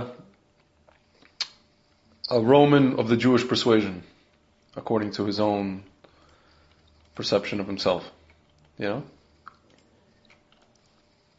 That's like Alan Dershowitz. I used to be really critical of him. Who, Alan Dershowitz? But now of Josephus. But now, I'm not sure, what was he supposed to do? Sure, I hear. Right? He literally saw an army of angels floating in the sky about to save Jerusalem, and then they didn't do anything, and then God just let the Romans sack and destroy, burn the temple, and the whole city of Jerusalem, and then he saw what happened to his people. Where does it say that he saw that? I was under the impression that he witnessed that he saw the angels. No. Well, here it is. It's what I just read. Okay. I said angels, but he didn't say angels. He said soldiers in their armor in the sky. Interesting. With their shields. Here's the exact. Listen closely, okay? I'm going to say it again. On the 21st day of the month of Iyar, a certain great and incredible phenomenon appeared. I suppose the account of it would seem to be a fable, were it not related by those who saw it. For before sunset, chariots and troops of soldiers in their armor were seen running about among the clouds. And I saw he didn't include the whole quote here, but he adds like shields and stuff like that. So that's when he said armor, he primarily meant shield. He saw shields flying around, essentially. This is in his what's it called? In his War of the Jews. And Josephus, The Jewish War, Book 6, War of the Jews, Chapter 5. It's funny, if you Google this, the only place it talks about it are these like some of these futurist websites, or obviously Christian websites, because they relate it to Yoshke. So you have another website, Ancient Origins, Reconstructing the Story of Humanity's Past. Then you have like some professor at University of Chicago of the War, Book 6, Josephus. Then you have some Christian site. Then you have Sputnik News, which I don't know if it's a Dafka a Russian website or what. Any historical website that focuses on Joseph Flavius, you're probably going to see that there. Josephus.org. Interesting. Yeah. Has this information. Here. Yeah, there were many false prophets at the time, says Josephus, yet people had not paid attention to the genuine signs of destruction. A star resembling a sword standing over the city, a comet, a brilliant light around the altar, a vision of armed battalions in the sky, and the voices in the temple, along with the prophecies of a peasant crying, "Woe to Jerusalem! It is impossible for men to escape their fate, even though they foresee it." Interesting. It's talking about genuine signs that predicted the destruction. It was like Simonim. I don't know. Yeah. Interesting. Listen to some of these quotes from the Rambam, Maimonides. Okay.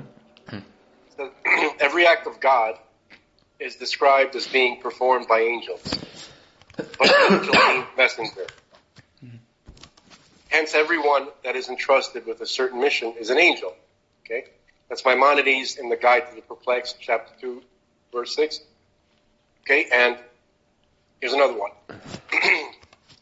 This is actually the next sentence in the same chapter. Mm-hmm. We already explained that the term angel is a homonym and is used to define intellectual beings. It's also used to define the planets and the stars and the elements, the laws, the natural forces of nature that we experience. For all these are engaged in performing a divine command. Okay? Yeah. And then, let's see what else. Okay, no, so he basically just included the Josephus quote and these three quotes from Maimonides. I didn't read the first one. Yeah. The first one was, as for the existence of angels, this is from Maimonides. As for the existence of angels, there is no necessity to cite any proof from Scripture, where the fact is frequently mentioned. Meaning it's described so often in Scripture that there's no need to cite a specific proof. It's not some kind of obscure subject that people are not informed about. It's pretty common knowledge. So I just thought that was interesting. And this is the first time I realized that this citing that Josephus is describing occurred on my birthday. Well. And we're entering the month of VR now. Yeah. It's interesting, man. Imagine this time, we see a fleet, just like they saw then, but this time they actually do something to help us. And wouldn't that be if you had to think of a birthday present for me? Yeah. Seriously, right? Yeah. Sure. I'm not saying that this is going to happen. I'm not saying that this is a sign, but I'm just saying that, I'm going to talk to God for a second. I'll say, God, what a fantastic surprise party that would be if you would throw me. If this is what you're planning, I'll be happy. Yeah. Okay. I'm just saying. Look, people listening. Yeah. I know I sound insane, and here's the only way I'm not going to sound insane to some of the people listening. Either they look into this topic themselves, which is really easy. All you got to do is go to YouTube and type in UAP Tucker Carlson. UAP. And then No. You're doing that right now? No. I'm just clarifying what the acronym was that you said. Oh, I think it's unidentified aerial phenomenon. Okay. Yeah. All right. Yeah. So that's all you got to do, and then or type in Captain David Fravor, Fravor, or Robert Salas, Salas. They were on the Joe Rogan. There was an episode 2 years ago. Captain David Fravor and Jeremy Corbell. There's also David Fravor a year ago on Lex Friedman, UFOs, aliens, fighter jets, and aerospace engineering. 60 Minutes. Or Captain Chad Underwood. Yeah. Vice News he spoke on. Yeah. What did you say? No, the same guy, this Fravor guy. He spoke on Vice News. He spoke on Joe Rogan, Lex Friedman, 60 Minutes. Where else did he speak? Some guy named Todd Grande. He spoke History Channel. Who's the other guy you said? Todd Grande? I never even saw that. Todd Grande is a guy with a show. I don't know. What's the other guy you said? Okay, Chad Underwood. Captain Chad Underwood. Chad Underwood. Yeah. It doesn't say anything. Yeah, he's the pilot that actually caught the Tic Tac on film. Yeah, this is on PBS 9 months ago. Pilot describes encounter with Tic Tac shaped on the F5 9 months ago. This is ABC 10, like local, Fox 11 Los Angeles. UFO enthusiast Jeremy Corbell. Enthusiasts. They call them like enthusiasts. Yeah. Let's see. That's basically it. That's yeah. How about radar operator Kevin Day? Type in Kevin Day Nimitz. 1 second. Oh my God. God bless you. Yeah. Oh God. Kevin. Come on. Day, D-A-Y. UFO Day. Witness talks about Nimitz video. Kevin Day. This is like on some show. There's some sort of blog, Den of Geek blog. Wait. Before you move on from Kevin Day, Kevin Day is a Top Gun radar operator, right? He was basically the top level, technical technician, but like enlisted. Mm-hmm. So let's officer. see. 1 second. Kevin Day. He was describing. Let me see if I could find something really short. He was describing. Oh, here you go. UFO Showtime documentary series. No One Seemed to Believe Me. Episode 2. Okay, so he was describing what he saw. He saw an entire fleet of these. He didn't see it with his eyes, as far as if I don't remember correctly. He saw it in his instruments. There's a 2-minute clip. Can I play it of him talking? Absolutely, absolutely. There's 1 second. There's an ad of this stupid guy from SNL. Of course there is. Whatever. Okay, 1 second. I saw was the interview that you did with Kevin Day, and it's actually a Navy video where we see a UFO on the screen. And I just want to get to. I'm just going to get to the video. What they call professional, and whatever that term actually means. Here you radar operator who is. Here he is. Oh, this is annoying. This is a guy talking about his interview. And you. Hold on. I hate that. Hold on. There's a channel called Discovery Plus, and there's got to be something. 1 second. I think it's something you have to pay for. See, this is what I'm saying. It's like Reverb Nation. 1 second. Discovery Plus. Kevin Day. I'm going to find this clip that he's talking. Here you go. Movie Web. UFO hunters make a strange discovery in the terror in the sky. 1 second. There has to be a clip of Kevin Day speaking. I can find one, so we don't. But I'll just tell you quickly. Here you go. Here. Okay. Sorry. All right. Documentary series. I've never seen anything like that. What the actual?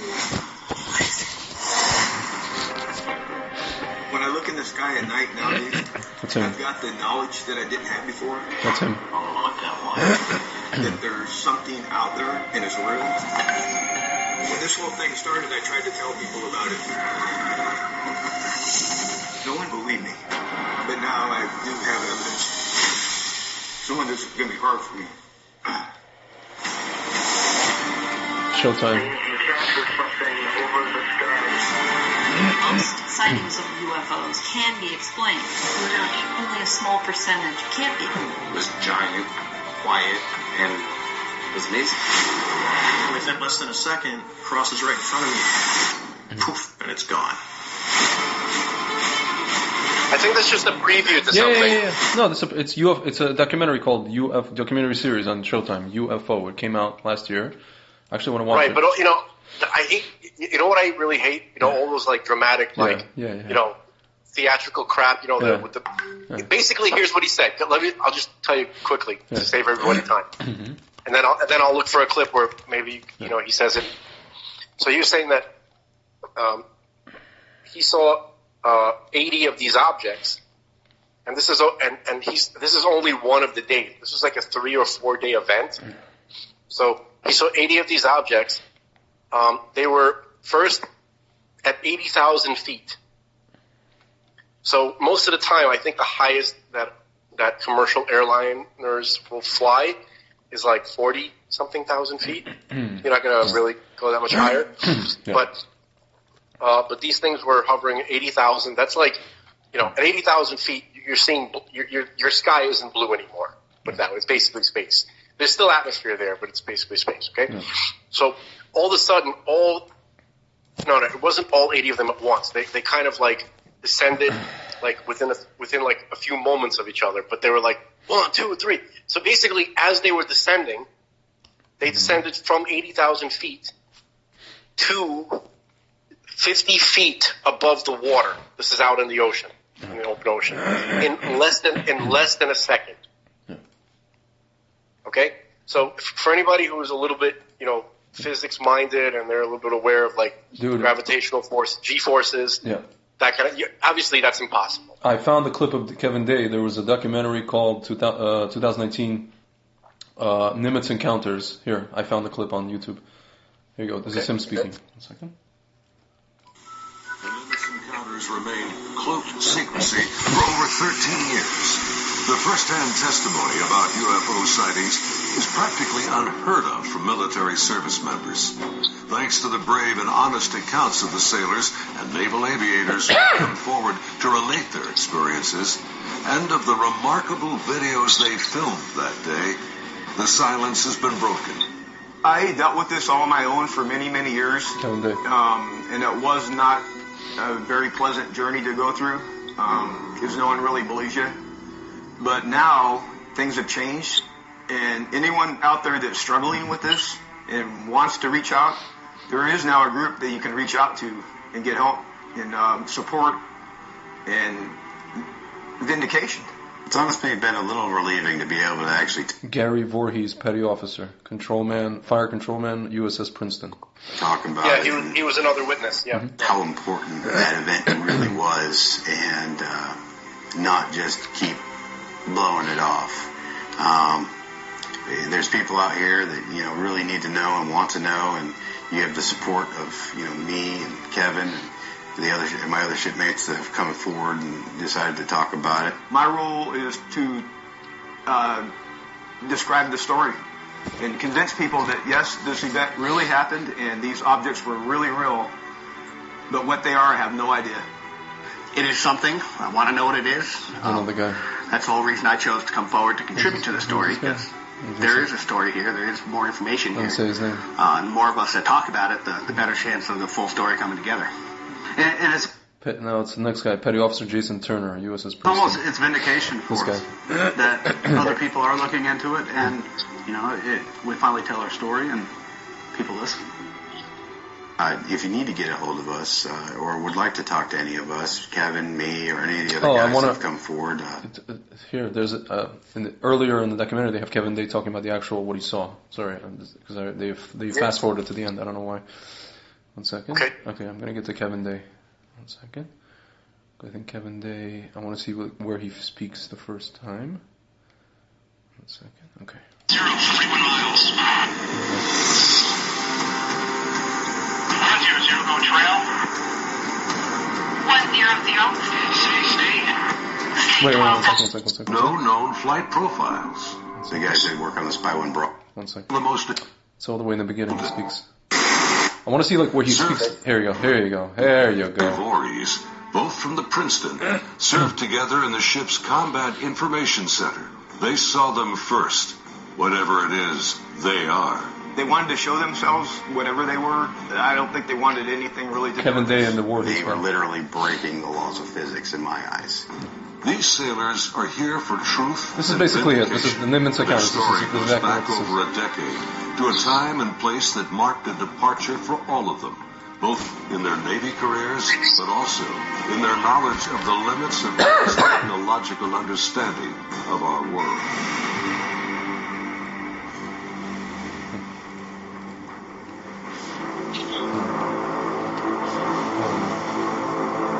Are they showing it?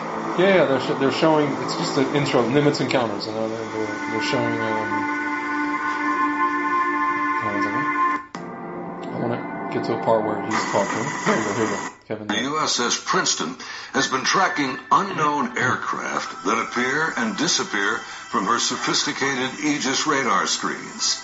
The Spy-1 Bravo radar is one of the most advanced sensors ever deployed.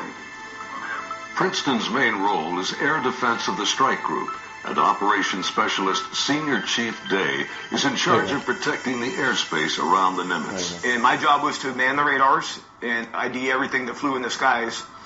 And I also sat a position called Anti-Air Warfare Coordinator, where if we ever had to go to war, I was the guy that was going to launch the missiles and to kill shit. By the way, there's entire interviews uncut on this channel, on this YouTube channel, of every single guy. So they have the entirety of this Nimitz Encounters YouTube channel. They have the Nimitz Encounters, right. So they have the entire uncut interview of Kevin Day, the Voorhees guy. This is just a documentary, but then they have the individual interviews of every guy. Can I frame this for a moment? Just wanted to describe to the folks at home. Yeah. So this particular event, this occurred in 2004 off the coast of San Diego, I think. Yeah. Okay. And so this is a battle group. By the way, that's the Top Gun. You know, that's where they filmed Top Gun.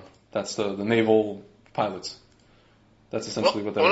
No, right. The naval aviator. They call themselves aviators, by the way. Yeah. Right. So they do function on battle groups, but a naval battle group. Let me just make sure I get this right. Okay. Naval battle group is a group of ships that travel together. Carrier strike group. It says carrier strike group. Sorry, carrier strike group. Okay, a carrier strike group, a CSG, is a type of carrier battle group of the United States Navy. It is an operational formation composed of roughly 7,500 personnel. Usually includes an aircraft carrier, at least one cruiser, a destroyer squadron of at least 2 destroyers or frigates.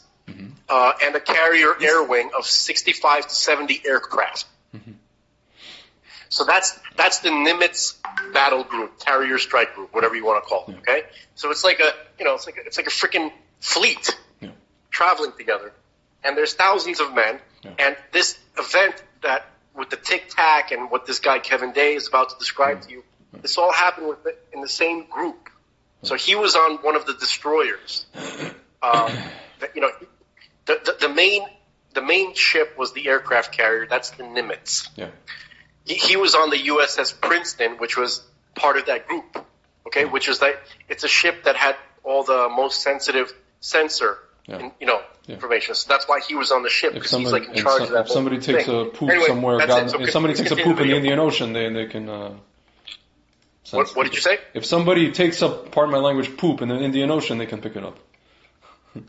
Yes, exactly. No, I heard him describing, and other guys describing, that if somebody threw an apple right in the ionosphere or higher, they could literally pick up, they could sense it flying and determine that it's an apple. That's crazy. That's how sensitive their stuff is. Anyway, so they can feel the divots in a golf ball. Yeah, that's funny.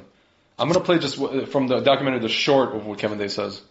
In addition to that, I was an air intercept controller. When the Super Hornets take off the carrier, I'm the guy that takes control and takes them to the fight and gets them home safe. And there was a lot of experience in that room. The captain had 28 years, I had 18 years. And the Aegis ship is our newest weapons system afloat. It's got the Spy-1 radar system, the phased array radar system, and I was an expert on that. Inside the Combat Information Center, Chief Day's attention is focused on a group of unknown aircraft on a Spy-1 screen. He's trying to identify them. I was on watch, and we were probably 100 miles, I forget how far exactly that day we were, off the coast of San Diego southwest, kind of off the coast of Mexico, Baja.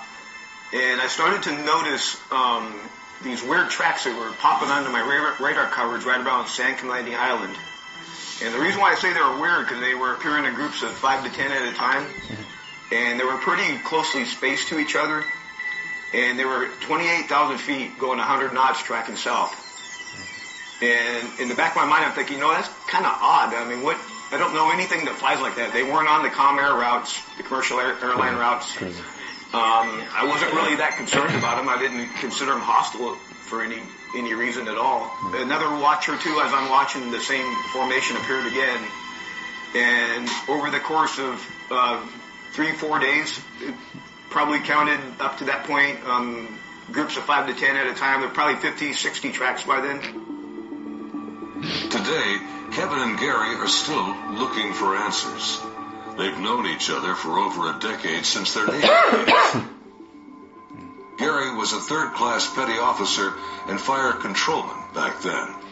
I worked on the Aegis computer system on a CG-59 guided missile cruiser, the USS Princeton. I'm in charge of CEC and data recording and maintaining and operating all the mainframes that run the system.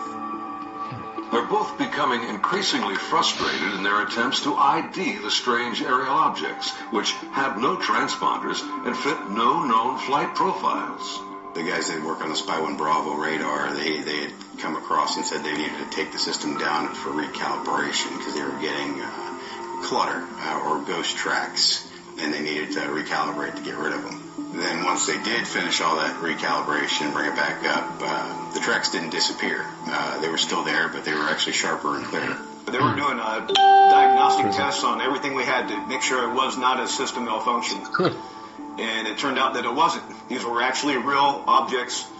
I had the highest spy track quality possible on these contacts. In this situation, I actually started recording on all 4 tapes at the same time. That way, it was a one continuous loop, and I was just replacing them as they were, becoming full. We failed utterly to identify these things. It didn't meet any of the parameters for anything that was known. In some cases, they seem to descend from space and then suddenly plunge to near sea level in seconds. Coupled with the unidentified nature of the craft and lack of clearance, these extreme flight observations are very troubling to the crew assigned to protect the carrier group from aerial threats. You don't say. Sunday, November 14th, morning. The Nimitz deck crew is busy launching FA-18F Super Hornets, helicopters, and E-2 Hawkeye early warning planes. The mission? Simulated air defense, or ADEX training over the Pacific. The winds are calm, the skies are clear, a near perfect day for flying.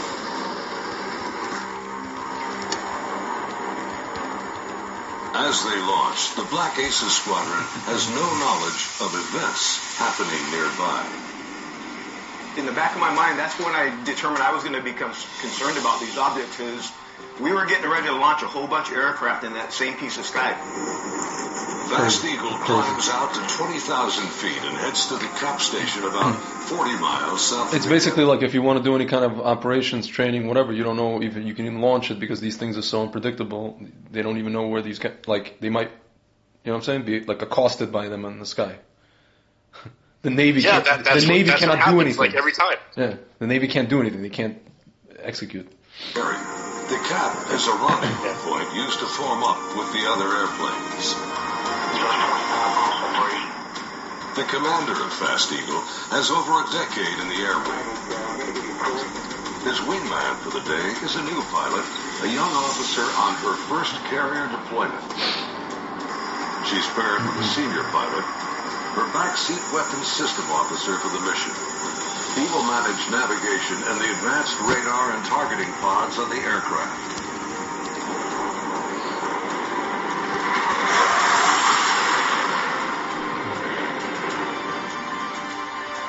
Overhead, an E-2 Hawkeye from the Wallbanger Squadron is on station directing the aircraft. Banger provides eye-in-the-sky command and control during carrier flight operations. Back in the Combat Information Center on Princeton, the mysterious objects are back. And today is the first time Senior Chief Day has jets in the air that can intercept the mysterious aircraft. Senior contacts, Captain Smith orders me to intercept one of them. So I went back to the console. I picked the closest one that was to us, and I had intended to let the Hawkeye do the intercept because they already had control. It was just easier. Day briefs the captain, and they agree to send the Hornets. The Air Intercept Controller aboard Princeton, call sign Charlie, radios the Hawkeye and takes control of Fast Eagle. Banger, Charlie. John, this is Banger, go ahead. Banger, Charlie. Do you hold unknown air contact, raw, 270-48, 28,000 feet, the bogey? By the way, one of the girls who saw a UFO, I don't know if it was in the same encounter, I don't think, it was a girl, it was one of the people rather, it was a girl, Alex Dietrich. Yeah, she was the pilot. She was the new pilot. No. She was one of the 4 pilots that witnessed it with their eyes. Yeah. It's crazy. She was in the same, she was one of David Fravor's, subordinate. And she's the one that describes the Tic Tac shape, right? She's the one that said it. Actually, no. The guy who described it as a Tic Tac, who named it the Tic Tac, was the guy who went out later after these guys. These guys came back to the carrier, and then this guy, Chad Underwood, he flew out there because they were still floating around. Yeah. And he caught it on camera, and because he's a big fan, I heard this in an interview, he's a huge fan of movies like Hot Shots and Airplane, right? And because one of the characters in the movie Airplane, he described one of the commercial airliners looking like a big Tylenol, right? It's so pretty, like a big Tylenol. Yeah. That's funny. So to him, this thing looked like a Tic Tac. That's what he called it. Yeah. I want to play Dietrich. She spoke on 60 Minutes about this girl. Yeah. And seemingly out of this world. Did the thought of UFO enter your minds? It was unidentified, and that's why it was so unsettling to us, because we weren't expecting it, because we couldn't classify it. But what I want to be really careful of here is that we don't jump to conclusions, right? That we don't sensationalize this or... Little green men? Yeah. Why not? Why? Because everybody wants to come off looking rational and credible. Little green men or extraterrestrial. You're seeing something that defies explanation. Right. Very much. Yes. It was November 2004, and the USS Nimitz Carrier Strike Group was training about 100 miles southwest of San Diego. The advanced new radar on a nearby ship, the USS Princeton, had detected what operators called multiple anomalous aerial vehicles over the horizon, descending 80,000 feet in less than a second. Fravor and Dietrich, each with a weapons system officer in the back seat, were ordered to investigate and found an area of whitewater in an otherwise calm blue sea. It appeared to them that an object about the size of a 737 was just under the water. So, as we're looking at this, her backseater says, "Hey, Skipper, do you?" And about that got out, I said, "Dude, do you see that thing down there?" And we saw this little white tic-tac looking object, and it's just kind of moving above the whitewater area. Do you ever drop your phone and it sort of bounces off the countertop and then bounces off something else, and then it's sort of like no predictable movement, no predictable trajectory. Yeah. It was just like a ping pong ball. No acceleration. Very, very random. Acceleration. As Dietrich circled above, Fravor went in for a closer look. So you're sort of spiraling down? Yep. The tic-tac still pointing north-south. It goes plop, and just turns abruptly and starts mirroring me. So as I'm coming down, it starts coming up. So it's mimicking your moves. Yeah, it was aware we were there. I want to see how close I can get. So I go like this, and it's climbing still. And when it gets right in front of me, it just disappears. Disappears. Like gone. And you saw no visible propulsion, no wings or anything to make it fly in our atmosphere? No, actually, when it turned and started coming up, it was kind of like, okay. Because we have nothing that goes that fast and just starts climbing at will. Seconds later, the Princeton reacquired the target 60 miles away. So in a matter of... Like that. Yeah, it just appeared there. Dude, by the way, this thing should have like 100 million views. It has a little over 1 million views on 60 Minutes YouTube channel. And that goes to show you what's going on with the state of mind of the entire Earth and the people that we are under some kind of evil spell and suppression. That the Sitra Achra. Yeah. Because whatever these things are, they're still here. They're still affecting the pilots every day, and they're doing this stuff because they need to get on the news so that the people can see, and I have a theory as to how that is going to change things by people knowing about this event and events like it. Once you're done. Yeah. Mm-hmm. In seconds. It was 60 miles away. Mm-hmm. Later, another flight crew encountered what they believed to be the same object and briefly locked onto it with a targeting camera before it zipped off again. They didn't get a visual on it, but they did get this FLIR footage, the forward-looking infrared. So you've got the infrared image, right. Yes. And your eyesight, yes, and the Princeton, the radar, all saying there is something out there. Yes. The Princeton had been tracking the anomalous objects for days. Dietrich says they were unarmed. You know, I felt the vulnerability of not having anything to defend ourselves, to not having any rounds, anything on the rails, if this was in fact a hostile threat, and we were engaged. I felt vulnerable, and then I felt confused when it disappeared. Dietrich says she briefed superiors about what they all saw. In no time, the story of their encounter spread quickly. Rumors like that spread within seconds. I would say with less than 30 minutes, the entire ship knew this happened. And what was the reception like? Thought it was kind of funny and started giving us a lot of grief. Ridicule. Yeah. Ridicule. Yeah. Yeah.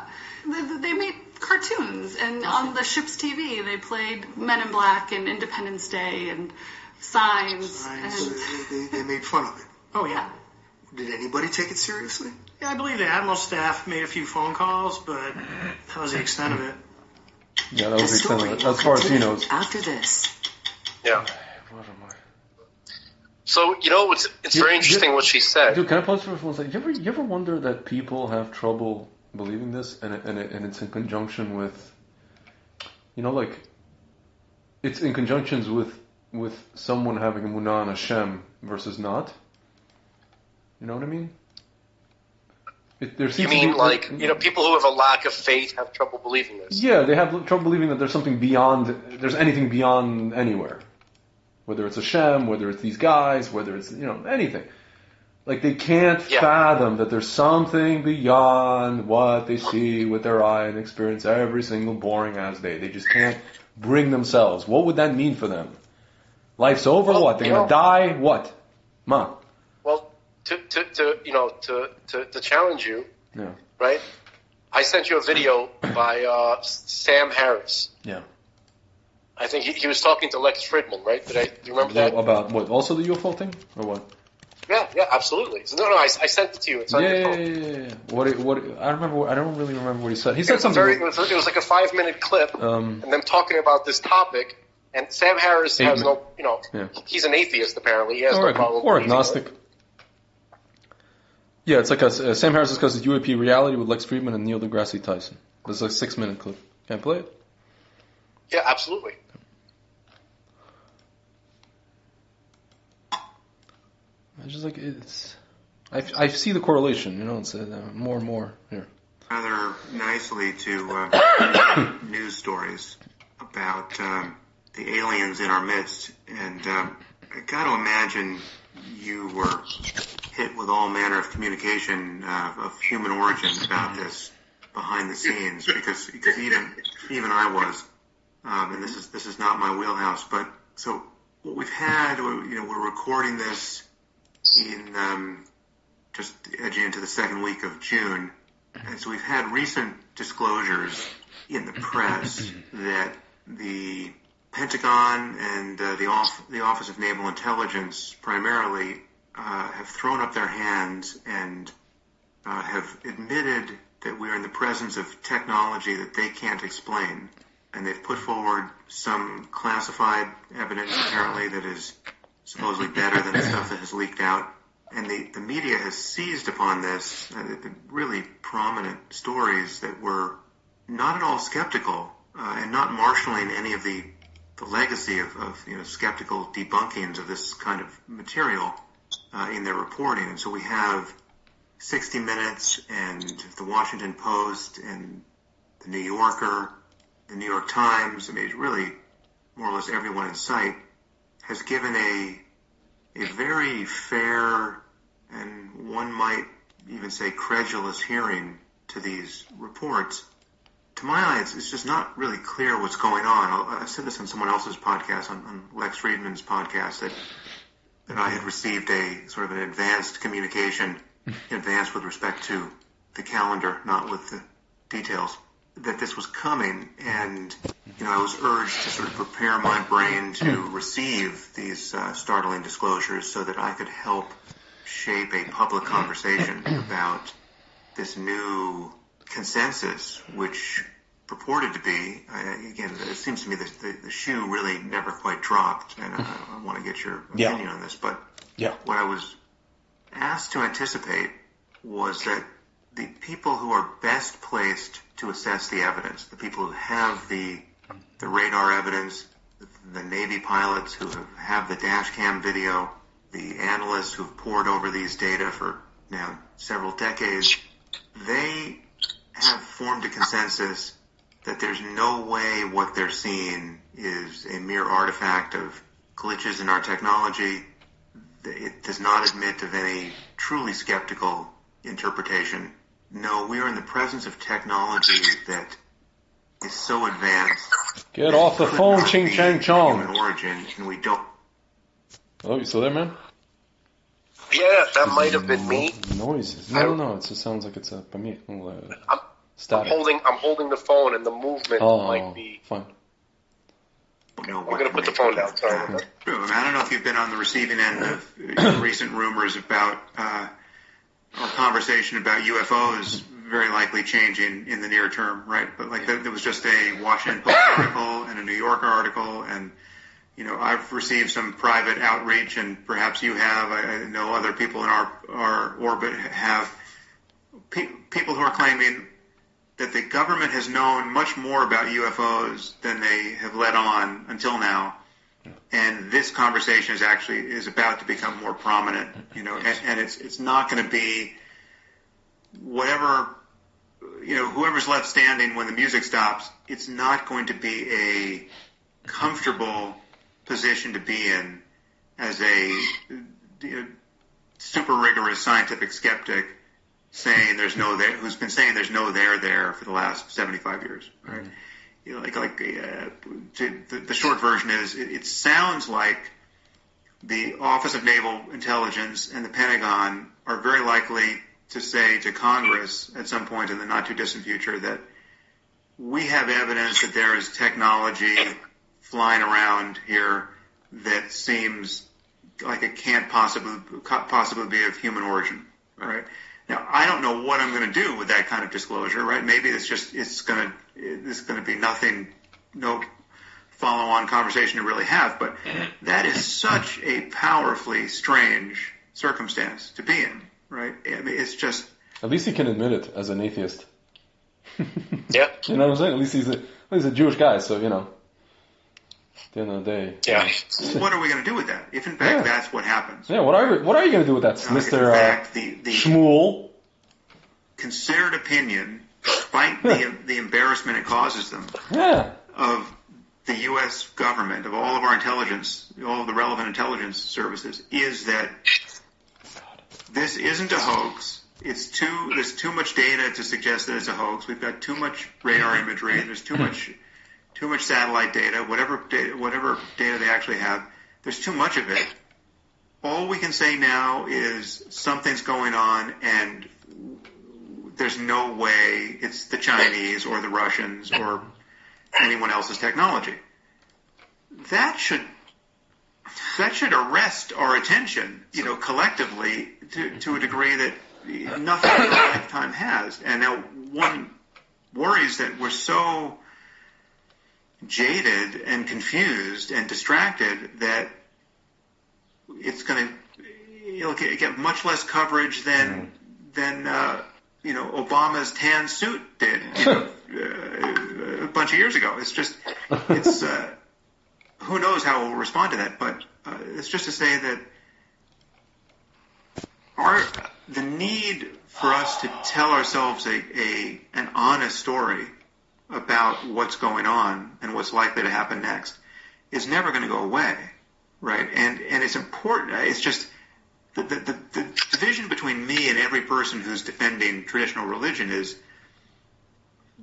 where is it that you want to lie to yourself or lie to your kids? Okay. Like, where is honesty a liability? And for me, I've yet to find the place where it is, and it's so obviously a strength in almost every other circumstance, because isn't it, Mr. Schmoll? It is the thing that allows you to course correct. It is the thing that allows you to hope, at least, that your beliefs, that your stories are in some kind of calibration with what's actually going on in the world. Yeah. Gentlemen. So I don't know where he brought in like religious whatever. Like what is Well, it? he always has to do that because he is what he is. No, but what does it have to do with what he's talking about? I don't understand. He just like out of nowhere brought that in. Like I don't get it. We can discuss that another time. But okay. Is the video done? Yeah, it's finished.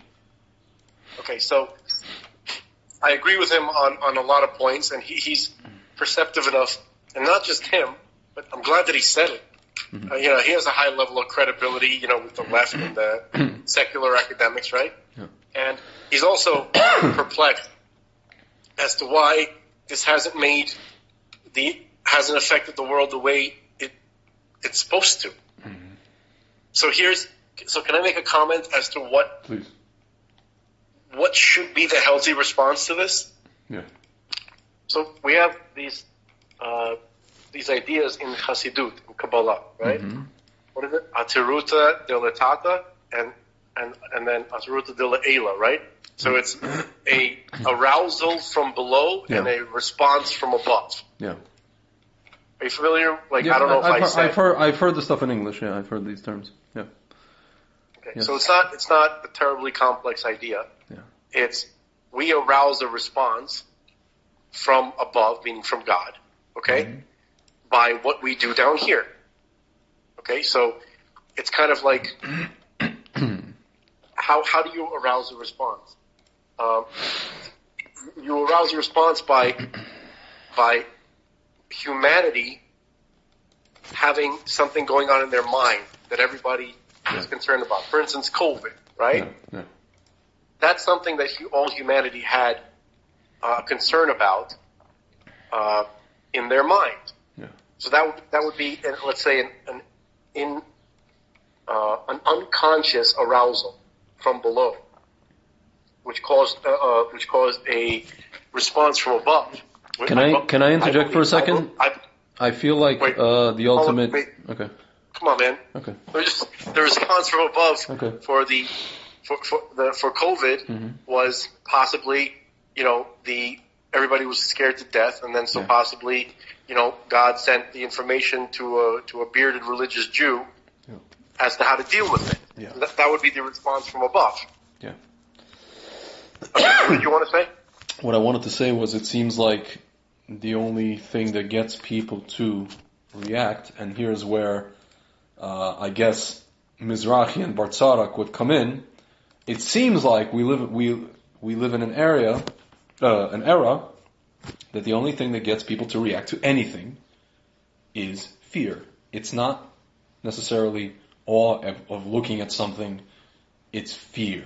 It's fear that something is going to kill them, whether it's a disease, whether it's if these aliens were presented as they're going to kill us, Has v'Shalom, like in every other movie, like War of the Worlds or whatever it is, or Independence Day, then we'd be like, oh snap, hey Tucker, tell me more. But clearly they're not, so we don't really care. So we can live our lives. They're not bringing any disease, supposedly, allegedly, right? Nothing. There's no fear. I feel like fear is like I agree with Mizrahi. I feel like in our generation, fear is the only thing that motivates anybody really. It for sure hell ain't love. I don't know, or I don't know, intellect, or some kind of intellectual discourse, or proofs. It's fear. People have some sort of experience. Like, what's his name? Anava. He had a near-death experience. He saw what he saw up there. It scared the crap out of him. deliberately, and he became religious. They told him exactly what he's going to do, what he's supposed to do, and he did it. Fear. It works. Do you see anything else working? I don't. Yeah, I think so. What?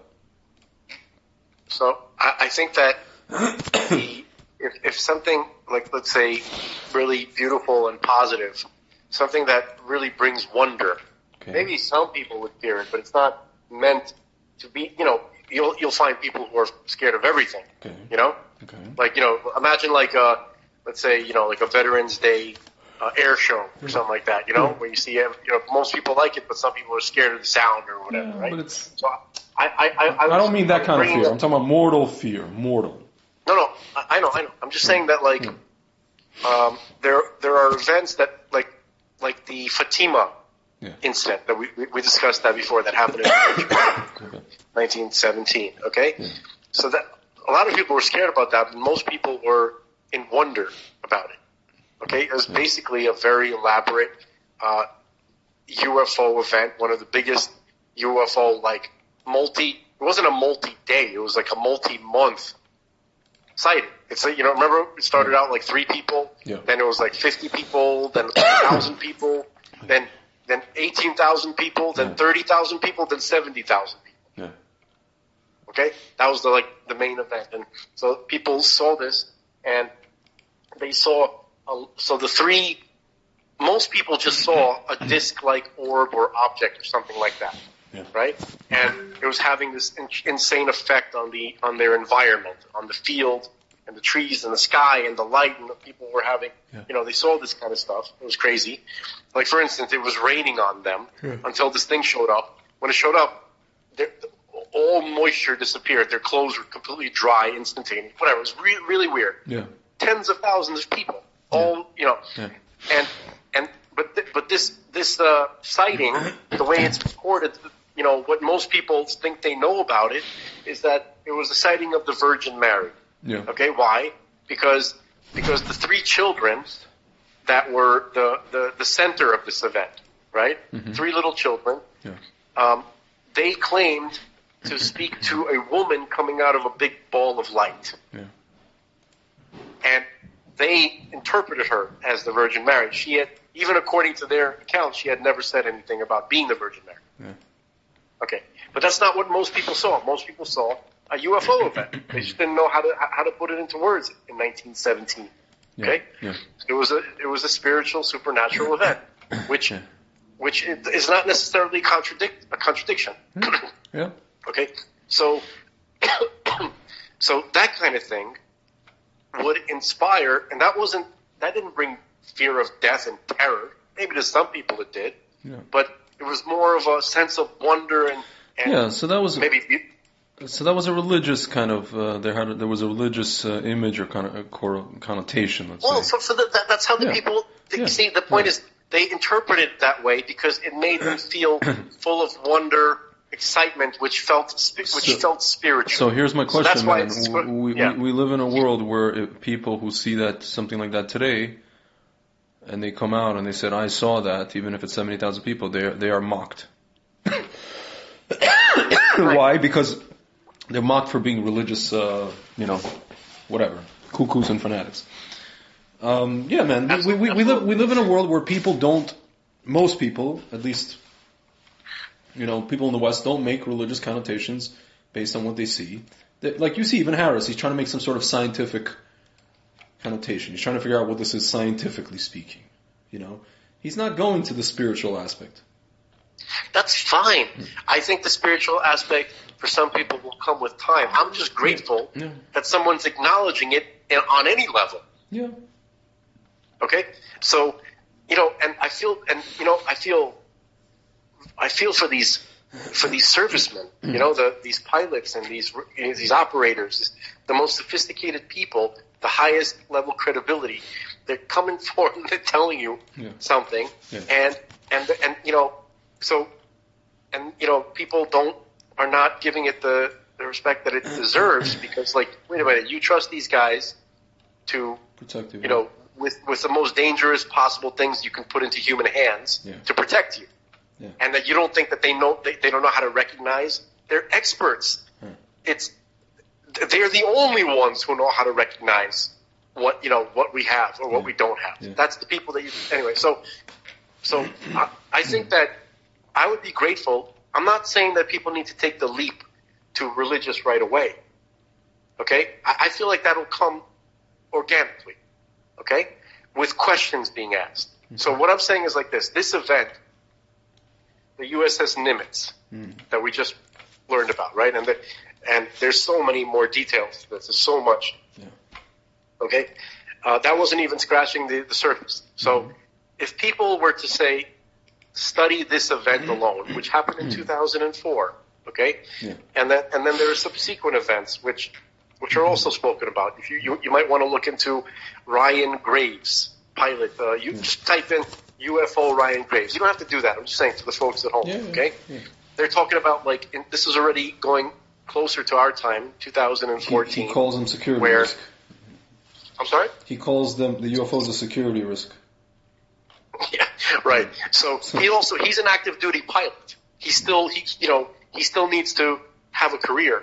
Okay? So, he's not going to say little green men or whatever, but he was reporting orbs within a cube, transparent orbs within cubes, or the orb was semi-translucent within a transparent, almost transparent cube, flying between and zipping around the aircraft every single day for 2 years off the coast of Florida. Yeah. While he was stationed there. So this is a daily event, at least from 2014, right? Mm-hmm. So and this was on the East Coast. The Nimitz was on the West. Okay.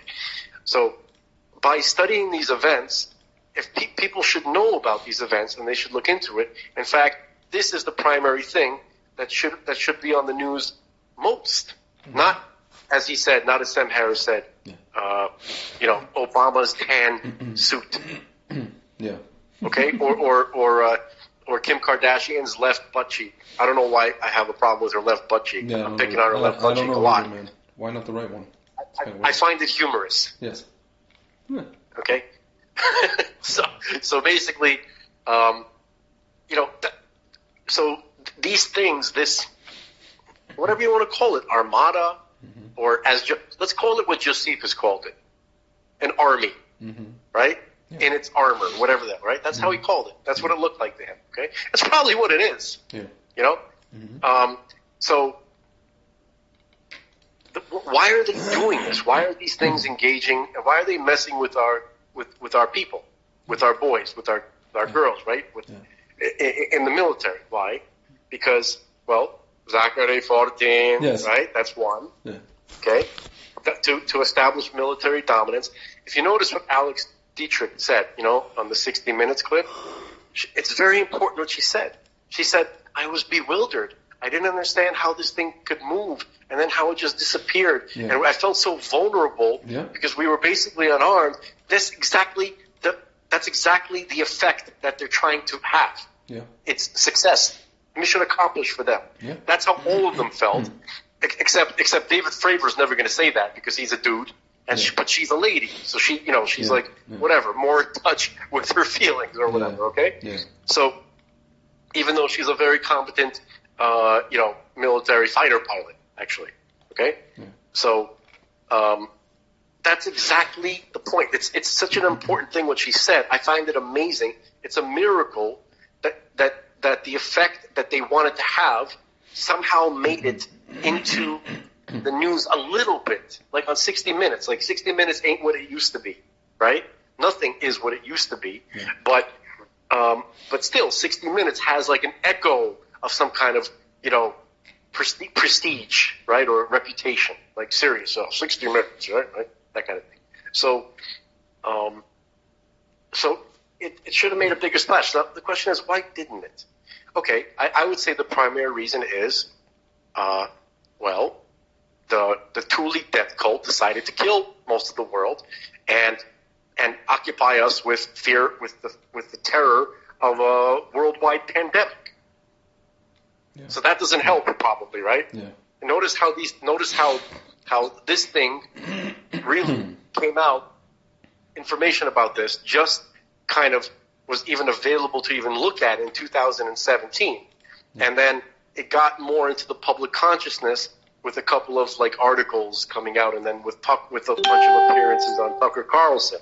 Okay? So let's say, people really kind of had a chance to kind of look at it, and they started asking questions in 2019. Yeah. What happened right after 2000, a few months after, people started kind of talking about it. Yeah. Fucking worldwide pandemic. Yeah. So instead of that, we get caca. Yeah, Mr. Caca. Okay, as George Lopez was called by his mother for making everybody wait for him while he was in the bathroom on their way to Disneyland, if I remember correctly. Okay, so basically, what else could be a bigger story than this? But people, I'm not blaming people. I don't want to blame the people, and it's not an idiocracy. Okay, I just feel like we are covered in a.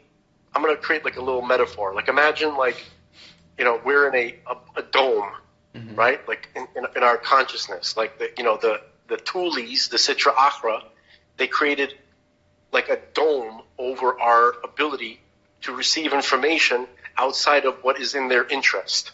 Yeah.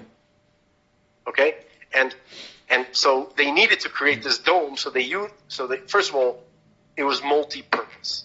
They were multitasking. They wanted to kill, either a quarter of us or half of us or most of us. I don't know. Yeah. Okay, and at the same time, also distract as much as possible from this freaking you folks. You heard it yourself. You can look at this yourself. That information is available. Okay, so now their only task is to keep people busy with horror, so that they don't have time to look into this. Yeah. So what's the solution? Yeah. Okay, as far as I don't know what the solution is, but the only thing I could see is to have these guys, I'll say armies of heaven, or whoever Joshua spoke to. Remember when Joshua was speaking to the man with the drawn sword? Yeah.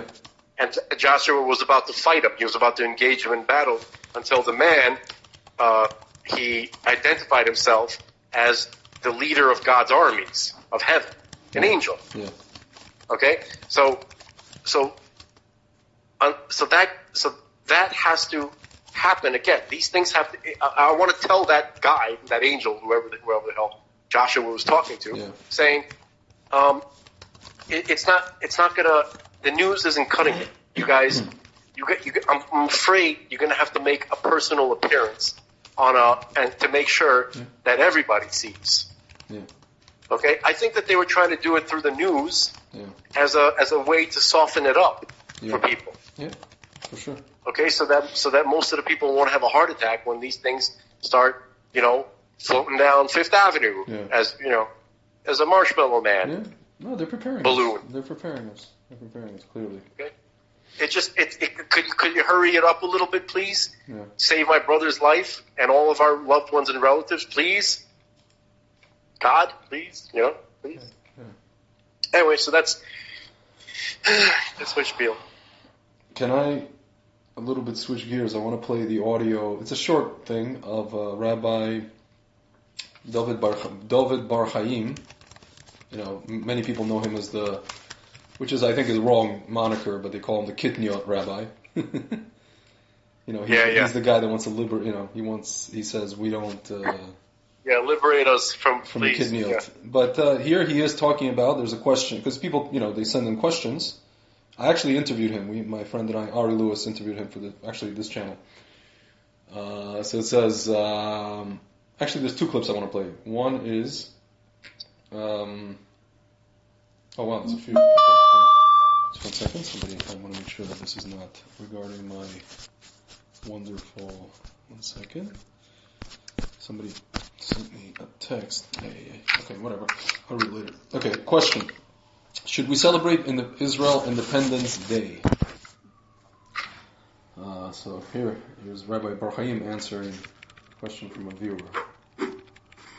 When the Jewish people found themselves standing on the shores of Yam Suf, the Red Sea, with the Egyptians chasing them, rapidly approaching from behind.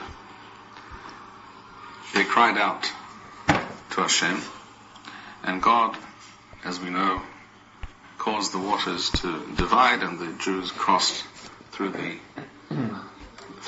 sea on dry land, and were saved from the Egyptians, who were subsequently drowned. As a result of this great salvation, we find in the Torah, word gesture is mentioned in the book of Shemot, Exodus, it says, Az yashir Moshe u'nei Yisrael et hashira azov l'Adonai. Upon this occurrence, Moshe and the Jewish people sang a song of praise to Hashem. So the first thing we have to appreciate is that the Jewish people are always required to thank Hashem when He does some great act, some outstanding event takes place, which clearly is orchestrated and carried out by Hashem for His people. We are required to thank and praise Hashem. This idea is mentioned and developed by the sages, by Hazal, in a number of places. For example, in the Talmud Bavli, Masechet Megillah, Daf Yud Daled, page 14a in the tractate of Megillah, in the Talmud, it speaks precisely about this fact, and it says that on this basis the sages instituted the requirement to read the Megillah on Purim, for example, in order to thank Hashem. Furthermore, it states in Tractate Pesachim 117a that the prophets and the sages after them enacted the recitation of Hallel, which are certain chapters from the book of Psalms, the book of Tehillim. The sages and the prophets enacted the recitation of certain chapters of Tehillim in order to thank Hashem for such occurrences. And the example that is given there by Rashi in his commentary on the Talmud is, Rashi says, Kegon Hanukkah, such as Hanukkah. In other words, Hanukkah is not a one-time event. The redemption of the Jewish people from their enemies, the time of the Maccabees, over 2,000 years ago, was not a one-time event. The fact that we say Hallel for 8 days in commemoration of those events, and to thank Hashem for that redemption and that national salvation and that victory over our enemies, that is something from which we are supposed to learn. That's why Rashi says, Kegon Hanukkah, such as Hanukkah. Just as we did this at the time of Hanukkah, so we are required to do at the present time. The Hatam Sofer, a well-known and illustrious halachic authority of approximately 200 years ago, writes in 2 halachic responsa that the requirement to thank Hashem in such situations is a Torah obligation. It's in HaTorah. So it is clear, without a doubt, that when the Jewish people found themselves in danger, not just of losing their land and their control over their own existence and their possibility of self-government and independence here in the land of Israel in 1948, but in fact were facing annihilation at the hands of the Arabs, who, without a doubt, had they been victorious, would have annihilated the Jewish population of the land of Israel. There is no doubt that we are required to thank Hashem and not to forget for one moment the great miracles and the outstanding events that led to this historic event, which has, as we all know, changed the situation of the Jewish people radically and for the better, without a doubt.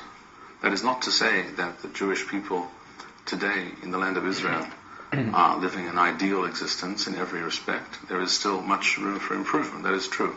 But not to recognize the fact that the Jewish people are today living in the land of Israel. In fact, approximately half of the Jewish people worldwide today live in Israel. Some say even a majority of the Jewish people today reside here in the land of Israel.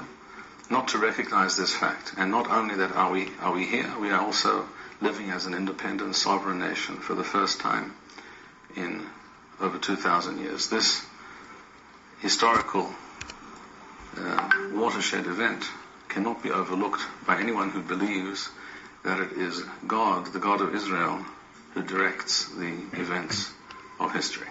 Thank you. Now there's another question. Can you celebrate Yom Ha'atzmaut? You still there, man?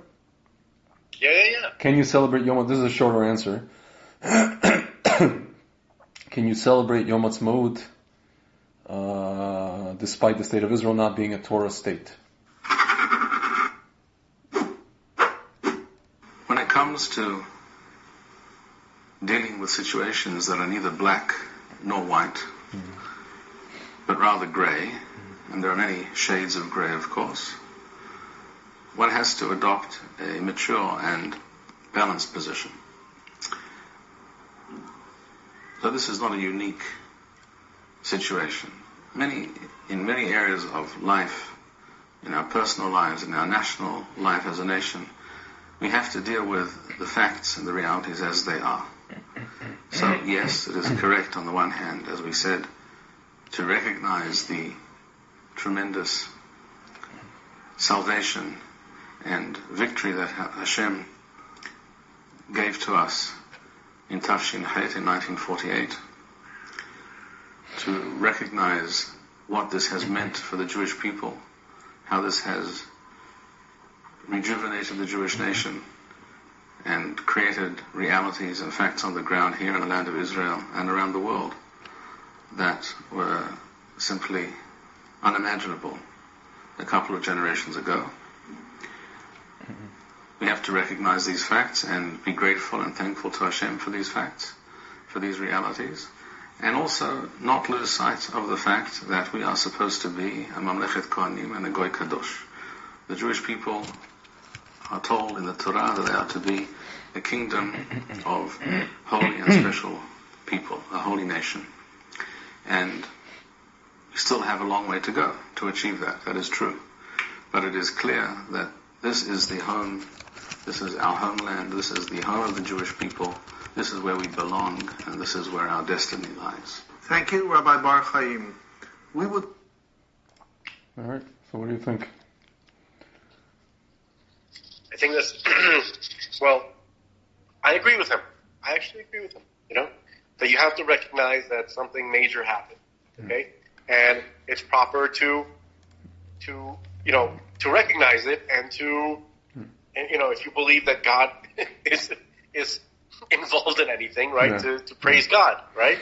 Yeah. Okay, I mean, I don't see that as controversial. I'm sure there's people who say, yeah, but the type of government, it could have been made worse than better, blah, blah, blah. The point is that you have Jews in Israel who are living there, which is a mitzvah, and you have Jews doing mitzvahs that were not available before that time. Like you were talking about the agricultural, ones related to, okay? And also the fact that we were saved from tremendous, from basically certain doom, al pi teva, right? Yeah. Al pi teva is according to the natural way, right? Yeah. So it is proper to recognize that and to celebrate such an occurrence if in the context of thanking God for it, right? Yeah. All right. Did I miss something, or is that? No. No, I agree with him. No. So why do you think another interesting thing that I'm sorry, just one more. He mentioned that when God does something for you, which is so full of wonder and amazing, it's clearly something completely out of the regular experience of daily life, right? And we've been talking about that for the previous hour, right? All about that. So that's precisely the response that we were supposed to have to this, to this freaking army of supernatural things in the sky, right? That are literally, truly, for sure, 100% confirmed interacting every single day with our servicemen, probably of other countries too. Yeah. Okay, turning nuclear missiles on and off, and at will, since the 60s at least. Okay, so, I mean, what should be the response to that? Dude, you know what's funny? I was about to ask you, my next question was going to be, how could it be that Hashem would allow secular Jews to basically found the state? So it's funny, Rabbi Barhim made a video about it, but it's quite long. I'm not going to play it, but how would you explain that? Why do you think, I mean, I have my own answers as to why, but why do you think Hashem would use these guys as first of all, he would use these guys in particular as instruments for this, and with that said, why do you think, it's one thing if they use them as instruments and they're just like secular guys and they know how to found the state and whatever it is, and they have like kind of all of their methods and motives are pure. But the thing is, in this case, it wasn't the case. Some of their methods and motives were in the positive sense. Other methods and motives were, sinister against their own people, against religious people, whatever it is. Why would God, say, okay, these guys are adequate? What would be your theory on that? I feel like I didn't understand your question. Can you simplify it? Why would Hashem allow Ben Gurion and Weizmann and company to found the state, knowing that these guys, on the one hand, whatever, they want to fight for Jews and they were screaming for Jews to leave Europe, but on the other hand, they hate religion and they hate the Torah? Why would he allow people who hate the Torah and do things against religious Jews, physically, to found the state? Why would he give them that zchut? Why? Yeah. Why? Because religious Jews were not doing it. Okay. And they were supposed to. Mm-hmm. Okay. And there were plenty of precedents for our leaders who made multiple attempts to do so, both the Baal Shem Tov and the Vilna Gaon, right? To make an actual state, not to just to move Jews to Israel, but to actually make a government. Hang on. Okay. I don't think that it may have necessarily needed to go down like that. Okay. Okay.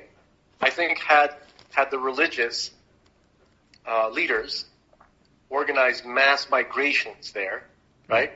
I think that would have triggered a religious response from God to that situation. Okay? So had they done that, it's certain that more of them would be alive. Yeah. Right? Because they're absolutely, 95%, this is actually a real thing, 95% of Torah institutions were absolutely annihilated. I know.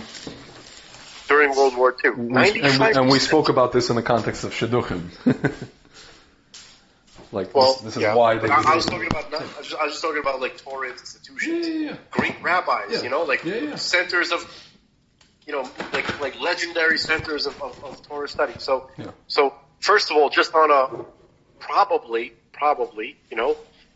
more of them would have survived in, living on the land of Israel itself. Yeah. Okay? Also, it's possible, right, that had it been a religious initiative where mostly the religious were leading the charge, perhaps the local population, right, the few sparse Arabs that lived on the land of Israel, right, like in the areas where Jews primarily live now, right, that they would have not had such a negative a response to it because the people are religious. Can I throw a wrench in your operation? What about the No, wait. I know. I can throw a wrench in my own operation. I know. Okay. I know that this is not. It's the other way. It can go the other way too. I understand. I'm just saying. There's at least a possibility that more Arabs wouldn't be as have as much animosity because they view the Israelis as bringing whoredom. No, how I know you're right, or you have a case, because I'll find the documentary. I mean, it's all in Hebrew. There's a documentary about 1967, and there's a scene where there's a lady talking about how she married her husband at the time, who was a soldier who liberated Hebron. And they got married. They were one of the first couples to get married in Hebron. He still had his uniform on. And she goes, like, Arabs threw rice at our weddings. There was a few couples that got married in Hebron that day, and Arabs threw rice, because they were like, oh, the Jews are back. Like, they know. They're not stupid, At that time, there's plenty, we could find the evidence of this. You could maybe put it up and link it. Yeah. Their Arabs were talking about, they were actually very positive about the return of the Jews to the land, especially the few Arabs that lived in Israel, because they knew that the land, that the Jews belonged in this land, that God would bless the land because the Jews have returned, and they would transform it, and that it would improve just life in general in the area. And most of the Arabs that are there now came after mass Jewish settlement. They were economic migrants. It's all Lebanon, Jordan, Syria. Came from Tunisia, Morocco, Egypt, Saudi Arabia. You know how far Tunisia is? Morocco? Yeah. From Israel? It's like twice the distance as Ukraine. Yeah. Okay? So you have people who are not locals there, who are we're told that, and we're being told that, anyway. Yeah. So had it been a religious initiative, okay, where the religious would have seized the opportunity and flocked to Israel, more of them would be alive, okay? They wouldn't have been absolutely exterminated as they were, okay? More of their institutions could have survived, and they could have had a much more powerful influence on the Jewish life in the area, okay? And then, now, you can't talk about the scenario and not put Hashem into the picture. Yeah, for sure. And I'm not saying that they needed to set up an official government recognized by the UN or whatever, all that kind of crap, right? Yeah. But just organized communities, setting up, that probably could have triggered a response from Hashem. Yeah. That could have triggered Mashiach. So here's my question, man. You know what the feeling I get, and if religious Jews listen to this, people who are living in Chutz La'aretz, they listen to this, people who, let's say, are not keen on making Aliyah or not planning on making Aliyah, I feel like a lot of people, they hide behind hashkafa, or they hide behind hashkafic or philosophical arguments, only because they just want to be comfortable. Like these people who live here in America, these people who live in also Europe, frum Jews, you come to them and you say, it's a mitzvah to this, it's a mitzvah to that. And I get it. Some people legitimately want to go to Israel and they have things holding them back, family considerations, whatever it is. Other people, they'll just say well, one day, these are people who have piles of cash. They actually bought real estate in Israel. They keep it there, but they don't live in Israel. They live in America. Some of them, I get it. They have businesses here, whatever it is. They don't want to leave them. But some of these people are already retirement age or almost retirement age, and they're still they give me these whole, first they start talking about the hashkafic stuff, they say, I'm not such a Tzioni and this, and some people talk about, Rav Shach, and some people talk about, we can't really go before Mashiach, and my Rebbe says this, and my Rebbe, this whole, my Rebbe says, that whole spiel, my Rebbe says that, blah, blah, blah, blah, on and on and on. I want to tell you something. But I feel like they just listen, I hear your let me finish the sentence. I feel like they just want their Lexus. That's what I feel like. At the end of the day, they just want their Lexus, and they want their, pomegranate, which is a ridiculously overpriced kosher supermarket in Brooklyn. And they like it. It's good. It's comfortable. What do you think? I I agree fully. And I'd just like to say that one of the reasons why I think, this is just going back for a moment, why I believe more Jews would have survived had they fled en masse to Eretz Yisrael, even Al Pi Teva. Forget about let's say there's no supernatural intervention. I just think that the Arabs in general are far less organized than the Germans were. Okay? Of course and they were not. They logistically couldn't have carried out. Even when the Soviets were like training them up the wazoo. I told you the story. My grandmother. Well, I'm talking about during World War II. Before that. No, I know. I'm just saying. Even like '67, my grandmother was working in like one of these government offices. Heard Soviet officers drunk after work talking about Egyptian, these guys that they trained to shoot anti-aircraft or whatever it was. And they're just like, they're so freaking stupid. There's nothing we could do with these guys. We might as well just stay there and done it ourselves against the Jews. It's just, I don't know. Yeah. So, yeah, man. Okay, so now to address the point, what your statement about the Lexus. Okay. Mm-hmm. Yeah. Yeah, I agree. Basically, but here's an amazing thing, and this is just my personal opinion. I've never actually seen this written, or I've never actually seen anybody admit to this. It just seems to me. I think that the rabbis take upon themselves what do they think? I'm about to say, take upon themselves the negative character traits. Mm-hmm. Now, let me rephrase that. They absorb the sin of the negativity of the negative character traits of the community. Okay. So, for instance, I'll give you an example. This is not a perfect example. When the Jews were leaving Egypt, right? So,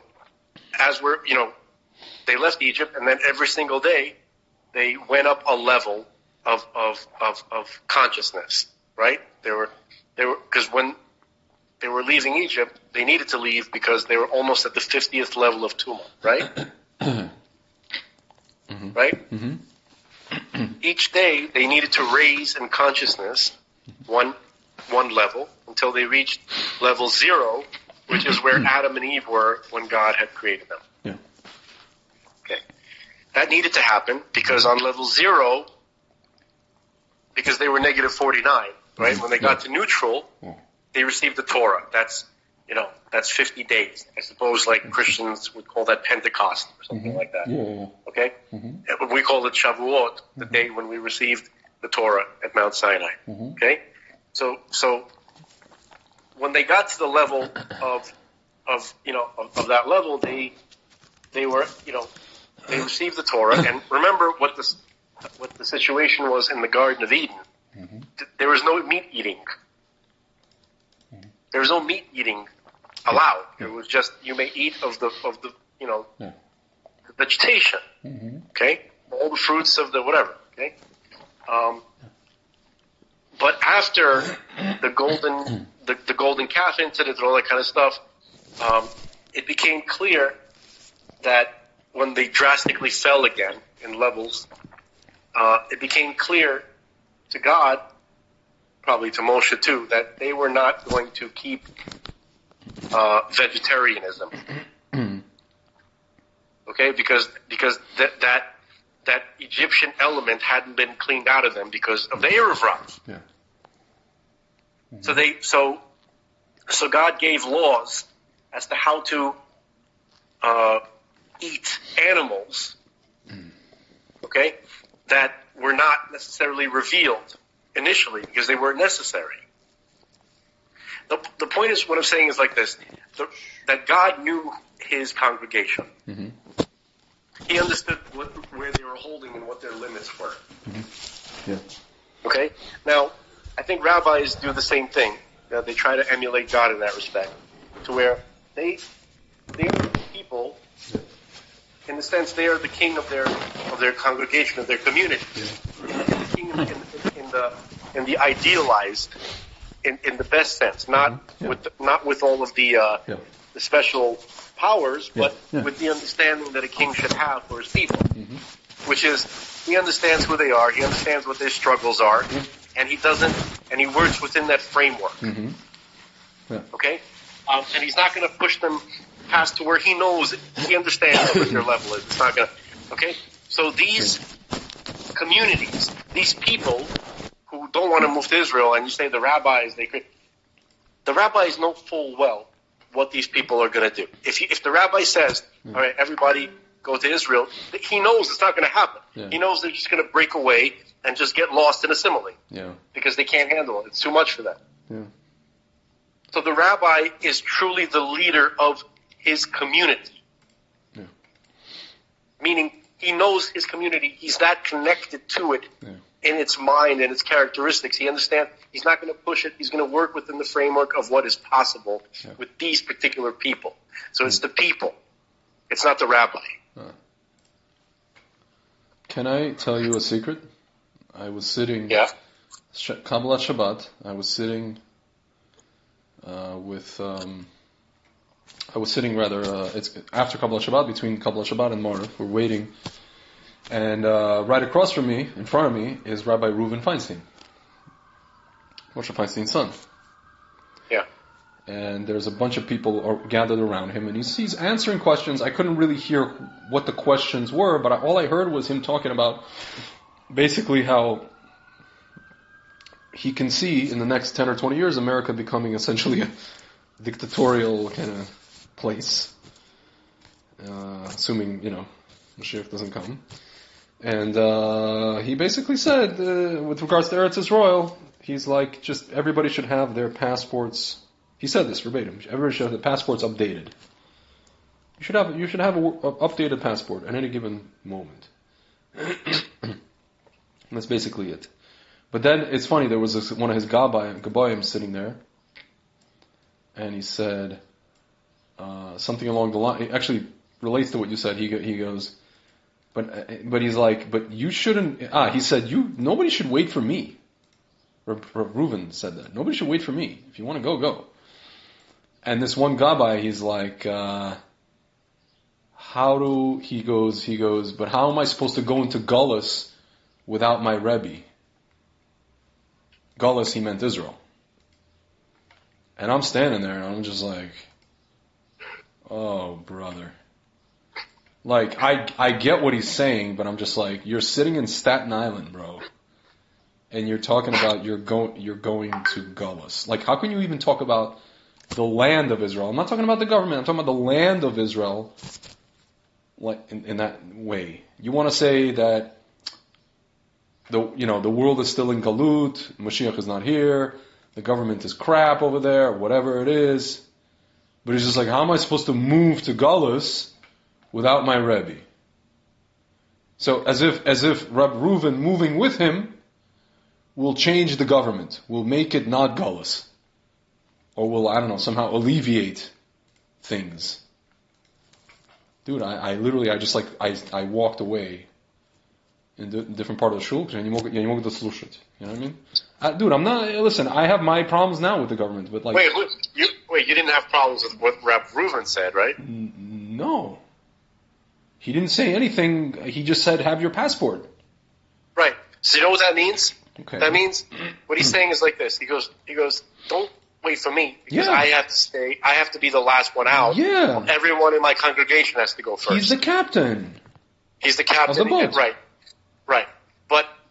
But he's essentially saying that if it even enters into your mind that you can entertain this idea, right, that you want to go, right, and that you think that you should definitely go, and because I'm here stuck with people who can't even entertain it in their mind. Well, that guy entertained it, but he entertained it only if his Rebbe goes with him. Because he's a 55-year-old, 60-year-old man who's apparently 5. No, he's just saying that, like, how do I go without my leader, without my rabbi? It's understandable. I get it. But no, so he's saying, so I think that the rabbi was saying, he goes, you should go, all right, and don't make it that it's my fault he didn't go. Dude, it's like a double-edged sword. He wants to go, but he won't go if that guy won't go. But that guy won't go as long as there's people here, and the people that are here are here only because he's here. It's a catch-22. You understand? Yeah. I think it's closer to that rabbi who wanted to go. Yeah. He was trying to kind of inadvertently say, "Rebbe, let's go." Yeah, I guess so. That's what it sounded like. I don't know. Listen, you know what I mean? From talking to people, dude, since I came back from Israel the first time in 2013, from talking to people here, I get I'm using my intuition here. I get the impression, it's been already 8 years since that day, more. I get the impression that people see Aliyah as either like some Tzioni idea, or they see it as like, people who make Aliyah from America are people who couldn't like quote unquote accomplish anything in America, so they're just going to go and try to strike it out in Israel, whether it's individuals or families.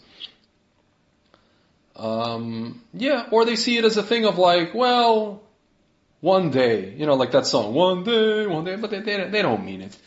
They sit here and they do the whole Shana Abba Yerushalayim thing. Israel is a very nice, like I always say, Israel is a very nice vacation spot. It's a nice place to have a dira, to rent a dira, to own a dira, an apartment. It's a very good place to send your kid for gap year after high school for 1 year, maybe 2 years, if he's so inclined. Maybe he'll go to the army. Some of them do, But other than that, it's just kind of like, it's like a slightly, it's a Jewish Cancun with occasional danger. That's what Israel is to these people. A Jewish Cancun or a Jewish whatever tourist attraction, spiritual amusement park with occasional, once in a while you get these flare-ups. That's how it's the impression I get, maybe I'm underestimating these people. That's just the impression I get from them. And a lot of them some of them have said, no, how can you say that? We take people on, some of these Kiruv people, they take people on trips all the time, and we've made so many Jews connect to their heritage, and da-da-da-da. I'm like, yeah, you take them on a timeshare tour, a spiritual timeshare tour, to Eretz Israel for 10 days, 2 weeks, 3 weeks. Maybe one of them or two of them stay in Aisha Torah for, a certain amount of time. Maybe out of those, let's say 10, one becomes religious or two become religious, max.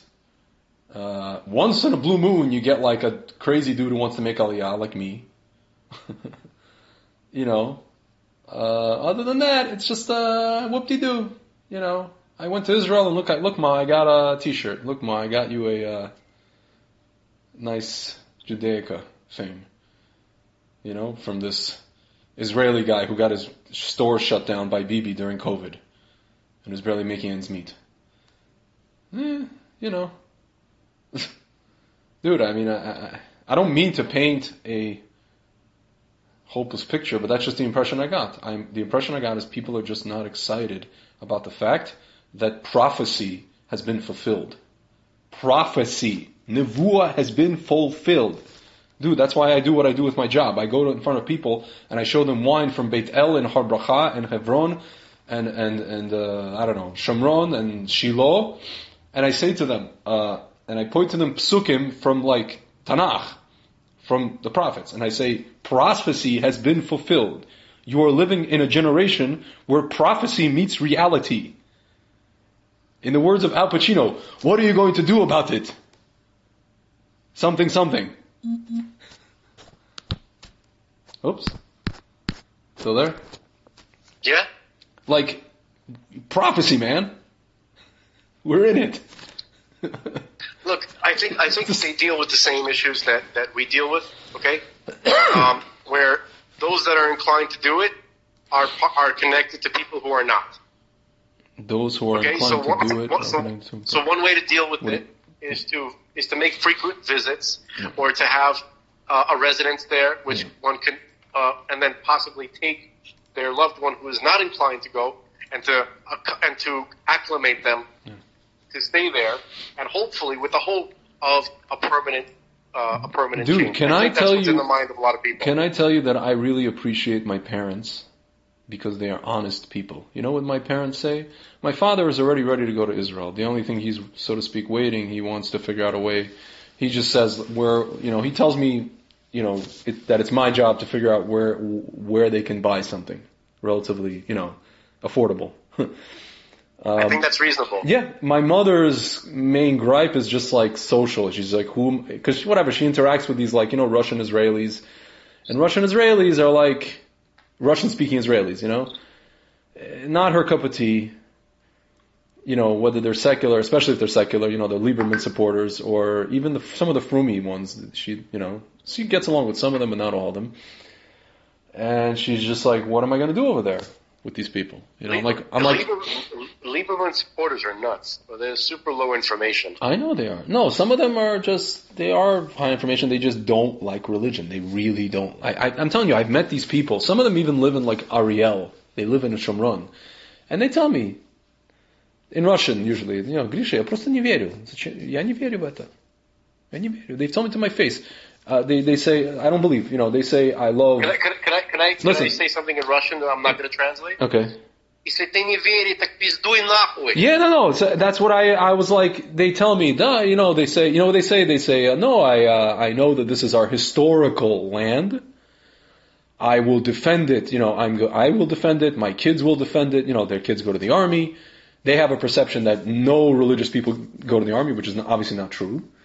Whether it's Dati Lumi, even Haredim go to the army, but the media pounds in their heads that every Lubavitcher goes to the army. Dude, the media in Israel pounds it into these people's heads that every religious person on planet Earth is a parazit, is a parasite. Okay, these guys, they don't this, they don't work, they don't. It's still the rallying cry of this Russian Israeli. Russians are famous for working hard. Yeah. No, but they do work hard. Some of them, but it's just a rallying cry. You go to Migdal HaEmek and now it's called. Dude, my point is that the Soviet Union, right, was full of lazy, thieving bastards. But these people are not. Listen, they work. Listen, I'm telling you because I know. I'm just saying that it's not.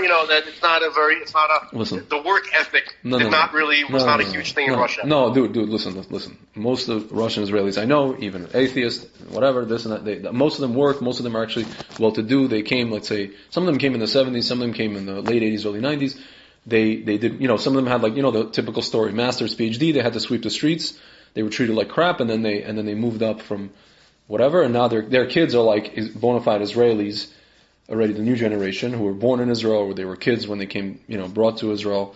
They're the ones that are, successful, so to speak. They're not looked at as like Ruski, or Russian speakers or whatever. But dude, they say, I will defend the land and screw Arabs and this and that, but they just don't believe. Some people, they say, well, I believe in God, but why do I have to, again, there's a perception, like, why do I have to put on this get up and 85-degree weather, 3 layers, the whole is this typical very, very low resolution discussion or argument. Some of them believe in God, some of them don't.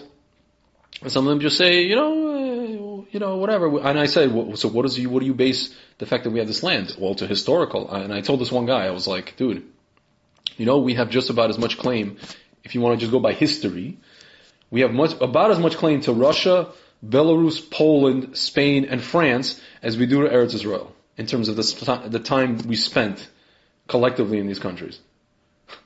And maybe even America, while you're at it. You want to talk about just history, we have claims to like half the known world. But if you want to talk about something else, why would we come back? What I'd like to say, if one of the things I'd love to say to the whole Jewish people if I had a chance, right? Yeah. I'd be like, look at all the claims that we have, and it's clear, and notice how nobody cares. Yeah. So let's stop trying to defend ourselves and just live. Yeah, the Russian Israelis will tell you, I agree. Listen, for them it's very simple. The Russian Israelis, it's very simple. Nobody messes with them in terms of physically. They know that there's really... They treat Israel as a bomb shelter state. They know that there's nowhere else for them to go. Maybe they can go to America. It's already too late. They joke. They got on the wrong. I asked one of them. I'm like, they say they got on the wrong plane. Dude, listen. I know you're defending them. I'm not defending them. I'm telling you objectively what's. I just want to tell you that the people who actually think this way are filled with evil, because it's one thing to say, you know what, I'm personally not a believer, right? Okay. And I'm not going to let anybody force me to do something that I don't believe in. Some of them do say that. Hang on. Okay.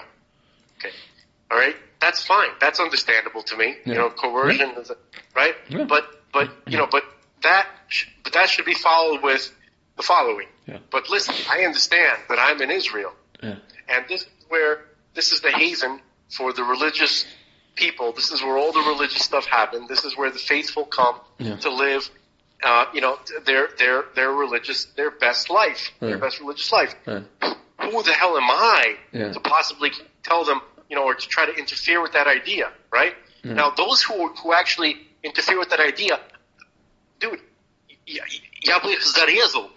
well, forget about throwing them out of Israel. I can't say that some of them, very few of them do interfere with that idea. A lot of them are just, some of them do say, if you want to believe whatever you want to believe, do. Some of them say, Lieberman. No, they say if you want to believe whatever you want to believe, do it. Just do it on my dime. They say that.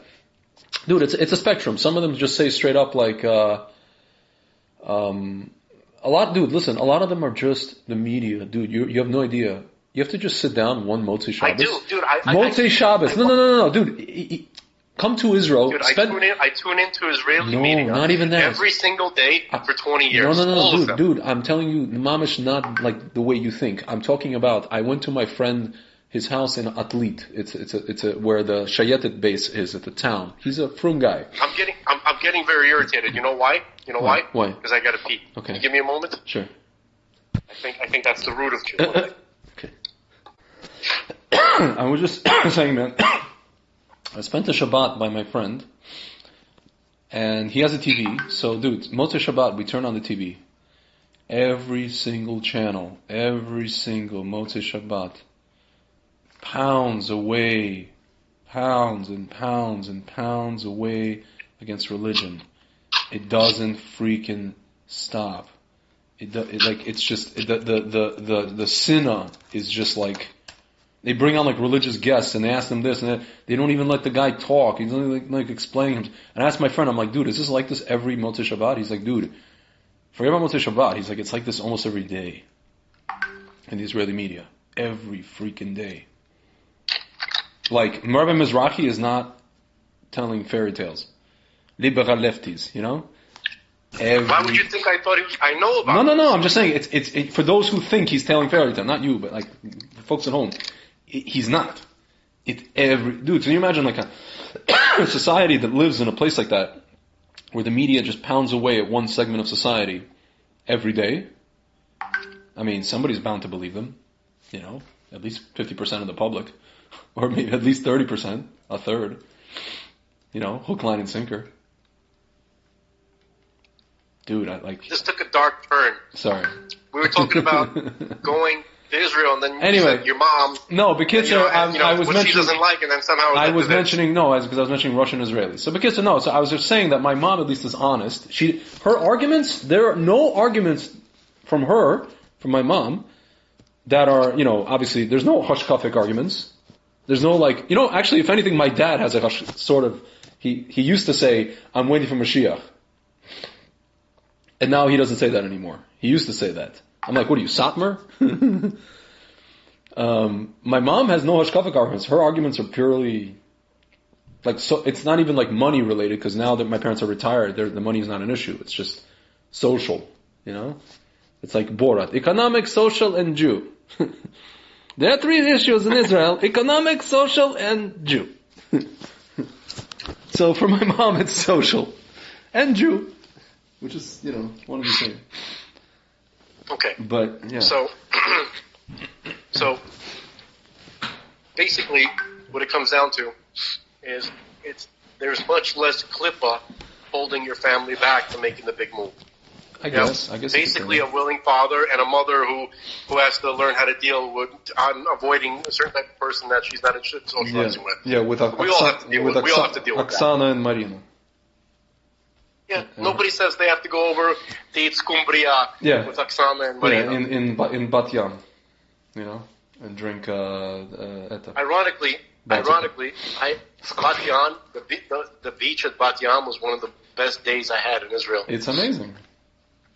Dude, this same friend, the one I mentioned when I went to his house, he's American, he's from Paramus, New Jersey. He got into taranka. He's like, dude, you want some taranka? I'm like, where'd you find out? He's like, I had Russians in my ulpan. They put me onto taranka and Baltica beer. I'm like, dude. For the folks at home, taranka. Imagine a fish, right? But not only is it dried and decomposed, it's also covered in salt. Yeah. Okay. Yeah. A dead, dusty, decomposed, salty fish. Yes. Enjoy. It's actually fantastic, dude. You go on the beach. I did this in Netanya. I went on the beach in Netanya. Ramat Poleg. No, dope ass beach. Not that many people. Sunset, Taranka, Baltica. It's just, as we say in Russian, at the kaif. Which is actually funny because the word in Hebrew is kef, bekef. Like pleasure, Kef and kaif. Great, fantastic. I enjoyed myself thoroughly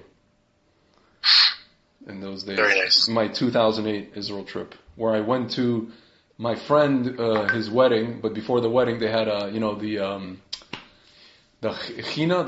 China.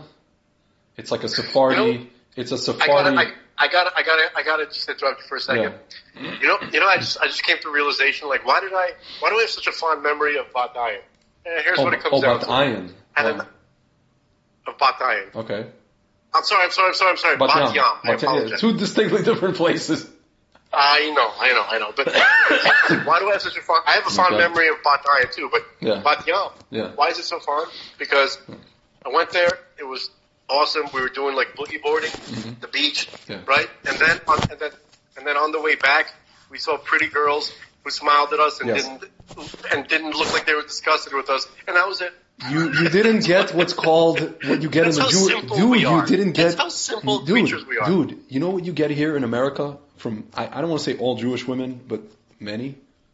I'm not even going to say most, but many. RBF. Do you know what RBF is? Resting bitch face. Thank you very much.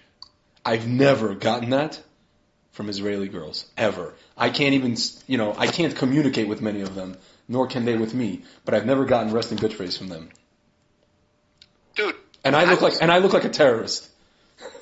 Dude, I felt like my Puritanism when I went to Israel. Listen to this. I was on the bus, can't remember where I was going. It was hot. Very hot in the bus, okay? I was drinking my Ein Gedi, whatever I was drinking, water. Okay. Prigat? No, not Prigat. I don't think it was Prigat, okay? Fine. And it was one of the Israeli, waters. Waters, right? Spring water, okay? So I was drinking it, and then one of the girls, beautiful girl, sitting next to me, right? She sees me drinking, and I took multiple swigs of my water. Can I have some? Right? She's like, I'm so thirsty. Give me some of your water. I'm like, what the fuck? I was like, you just took that like you weren't worried about my cooties at all. Like, what is going on here? Did you tell her that? That's one. Or you were just looking at her? No, I didn't say that. Are you kidding me? She was too. So listen. Too smokestack. You didn't even speak to. She was too smokestacking and too aggressive. I was scared. It was like it was kind of like messing with with Richard Pryor's Safari Rabbit. I've never heard that. What is this? Richard Pryor, he was like, Safari. Yo man, I went on safari to Africa, right? Hold on, let's play the clip. Let's play African Jungle. This in the jungle.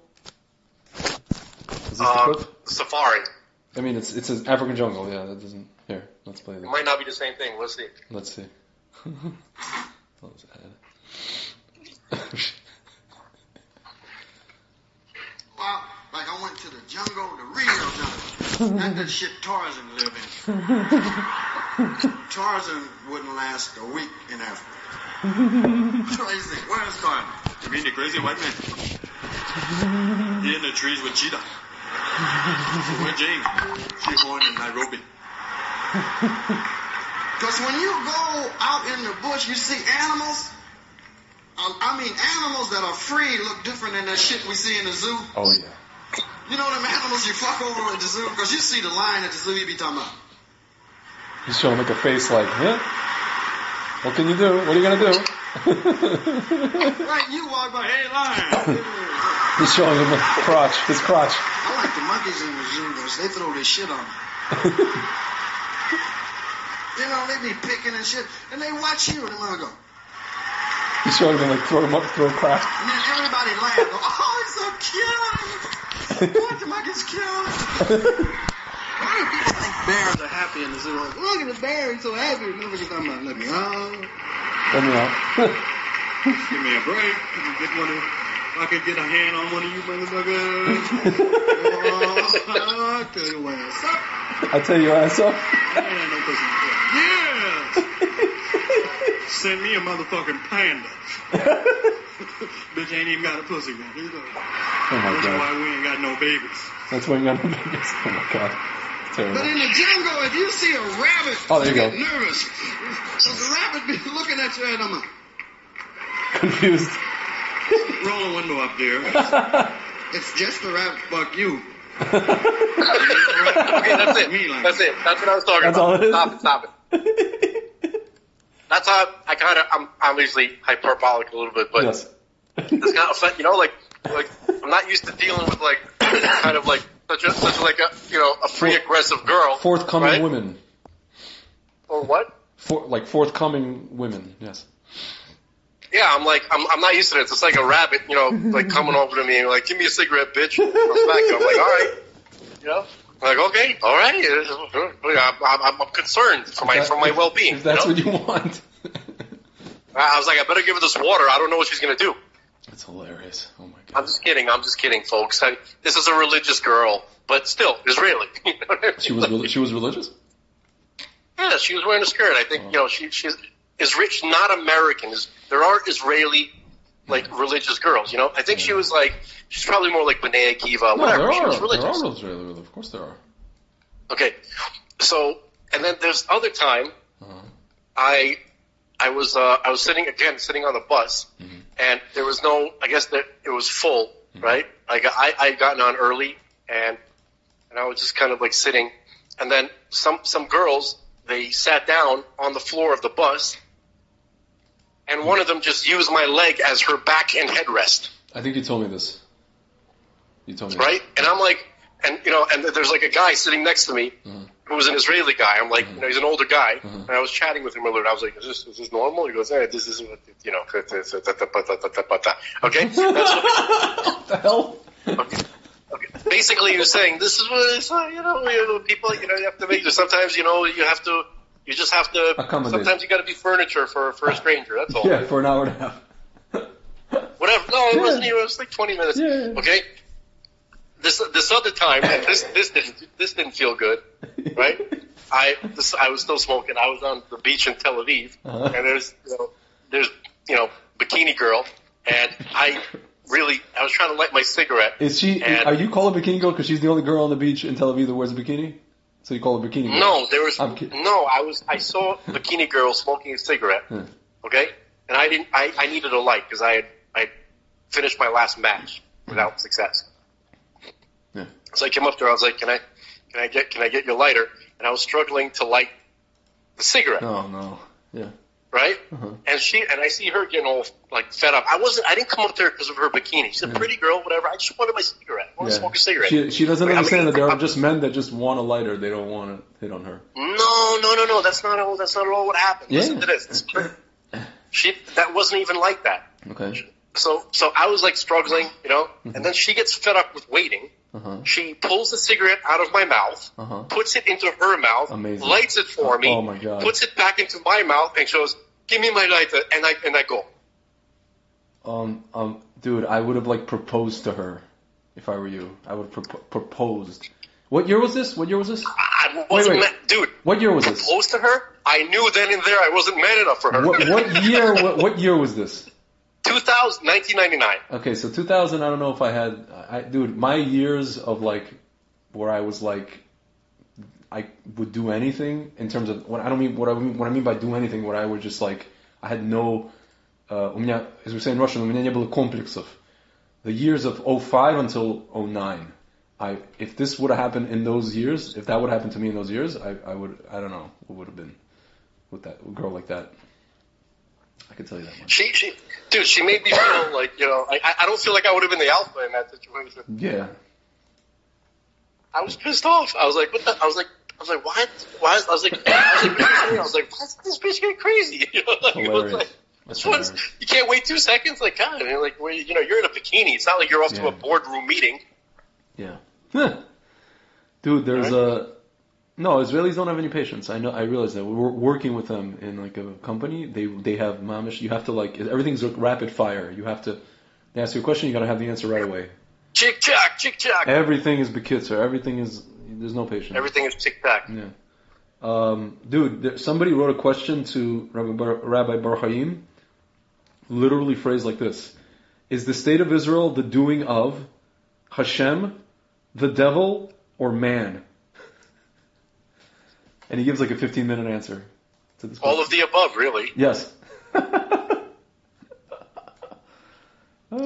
Which means, I mean, basically, what I mean to say by that is that Rabbi Bax explained this. Mm-hmm. I've heard Rabbi Kessin explain this. Mm-hmm. I've heard a few people. But basically, God had made a decision saying, the time has come to give my children the land of Israel back. Yeah. And then the prosecuting angels, the ones who are always trying to find something wrong with us, they said, but my Lord, they're not deserving. Look, they do this, they do that, they do this. Yeah. He goes, okay, fine, give it to the Erev Rav first. Yeah. Yeah. The Sitra Achra gets it first. Yep. Okay, or give it to them, or give it to them via the Erev Rav. Yeah. Right. So basically, it was given to the Erev Rav, right? Because for various reasons. The question is, what was the sin that prevented them from getting it not through the Erev Rav? Why not directly?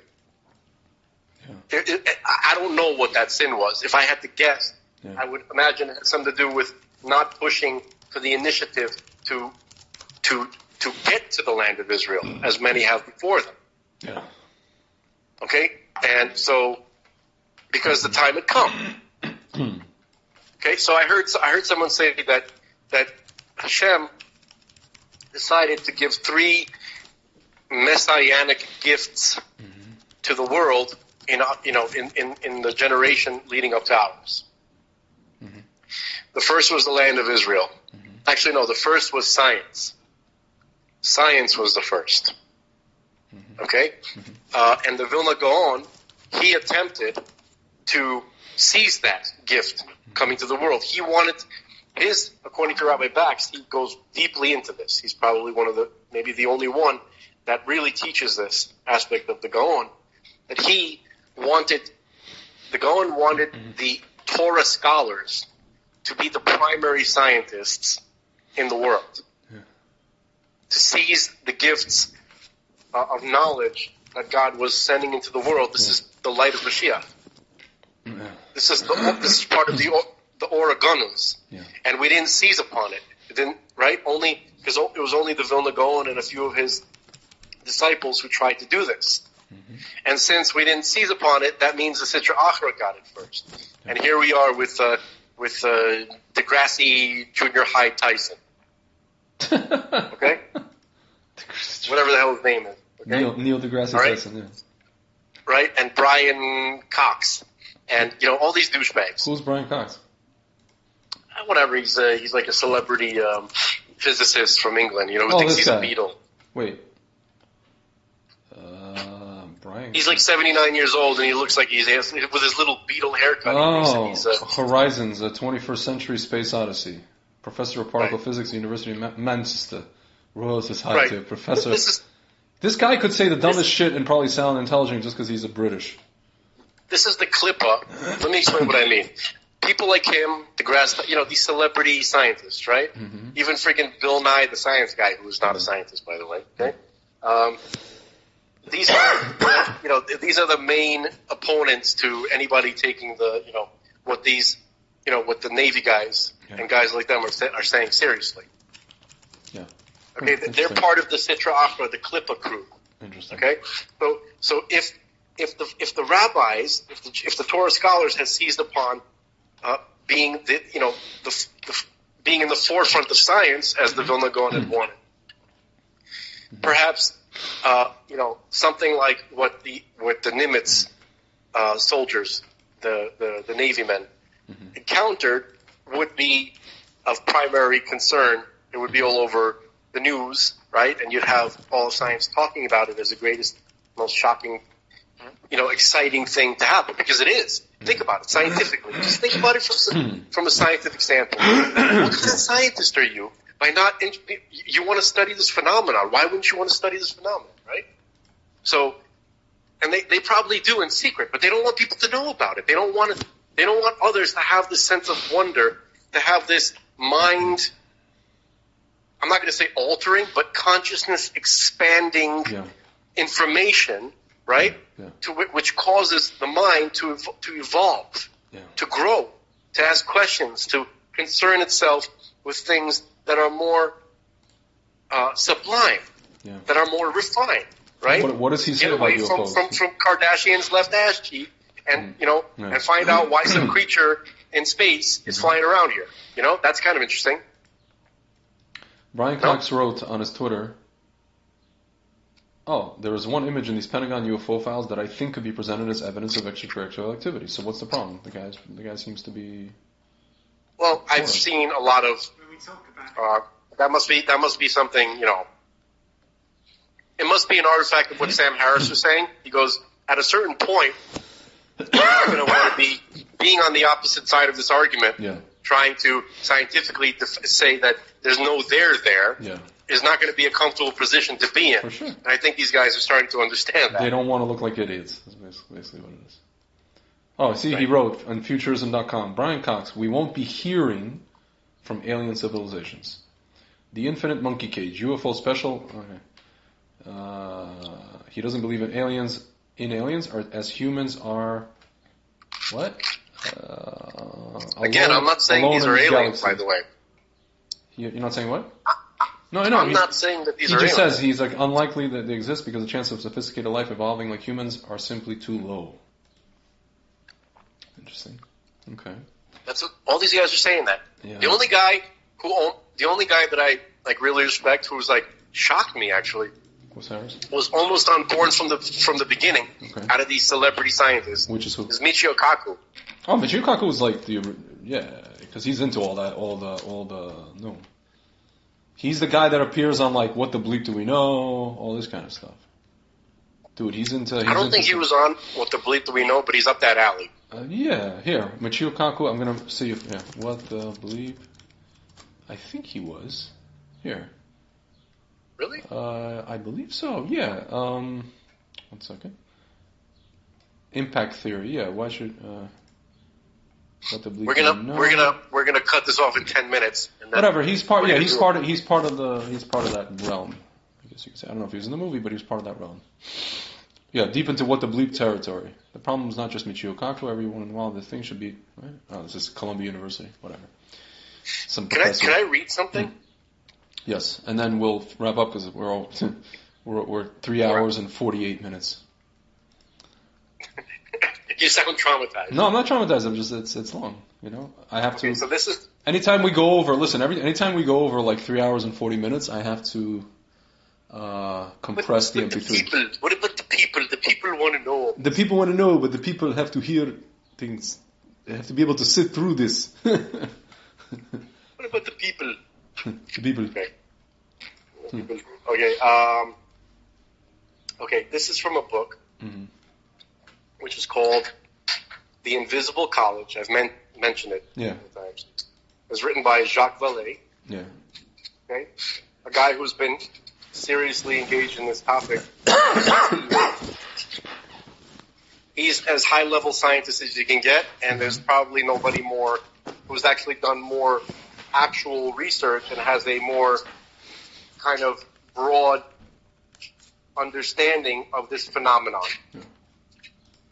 Okay, that's in my opinion, and certainly in the opinion of, I would say, probably most people. Can't guarantee that. That's what it seems like to me. So, the Invisible College, what a group of scientists has discovered about UFO influence on the human race. Now, this book, I think, was written in the late 70s, if I'm not mistaken, but it was released in a few editions. Okay? And so, he has different, he has a kind of like an overall view. He was asked, by the way, on Joe Rogan. He was on Joe Rogan not that long ago. And they asked him, so what are they? Because he doesn't believe that these are aliens from another planet, right? That's what makes him very unpopular with the rest of the quote unquote ufology. It's a silly word, right?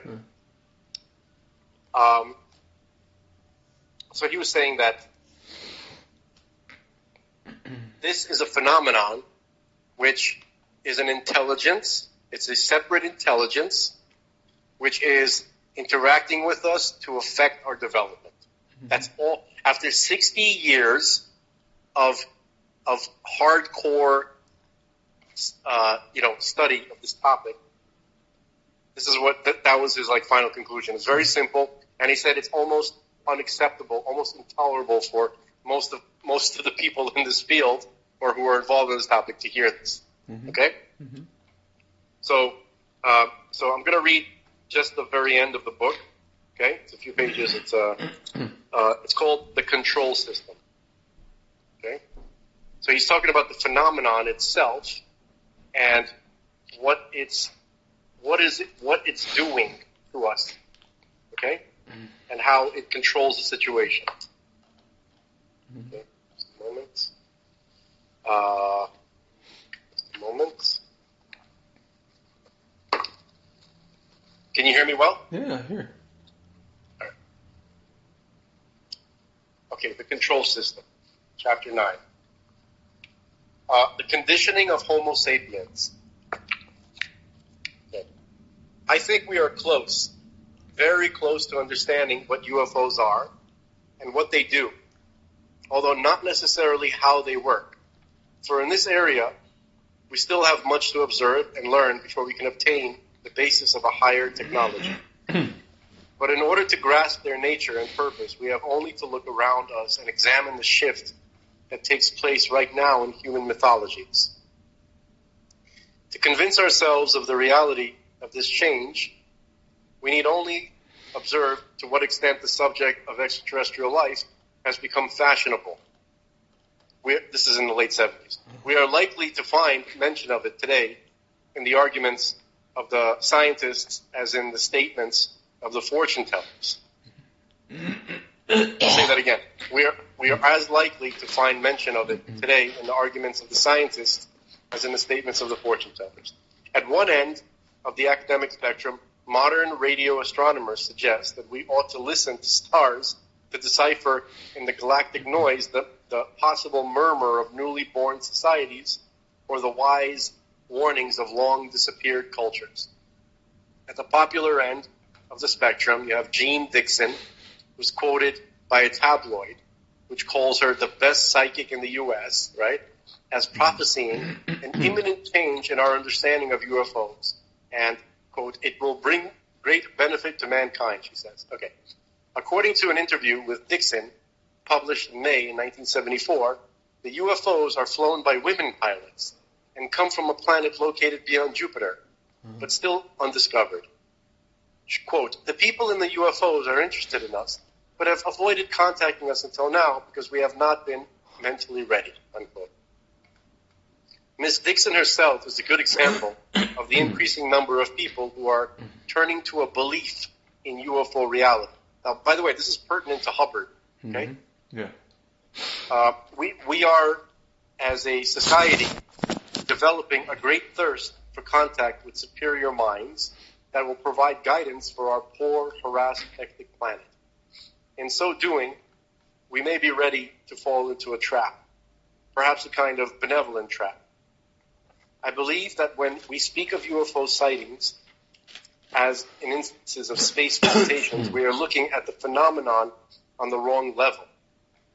We are not dealing with successive waves of visitations from space.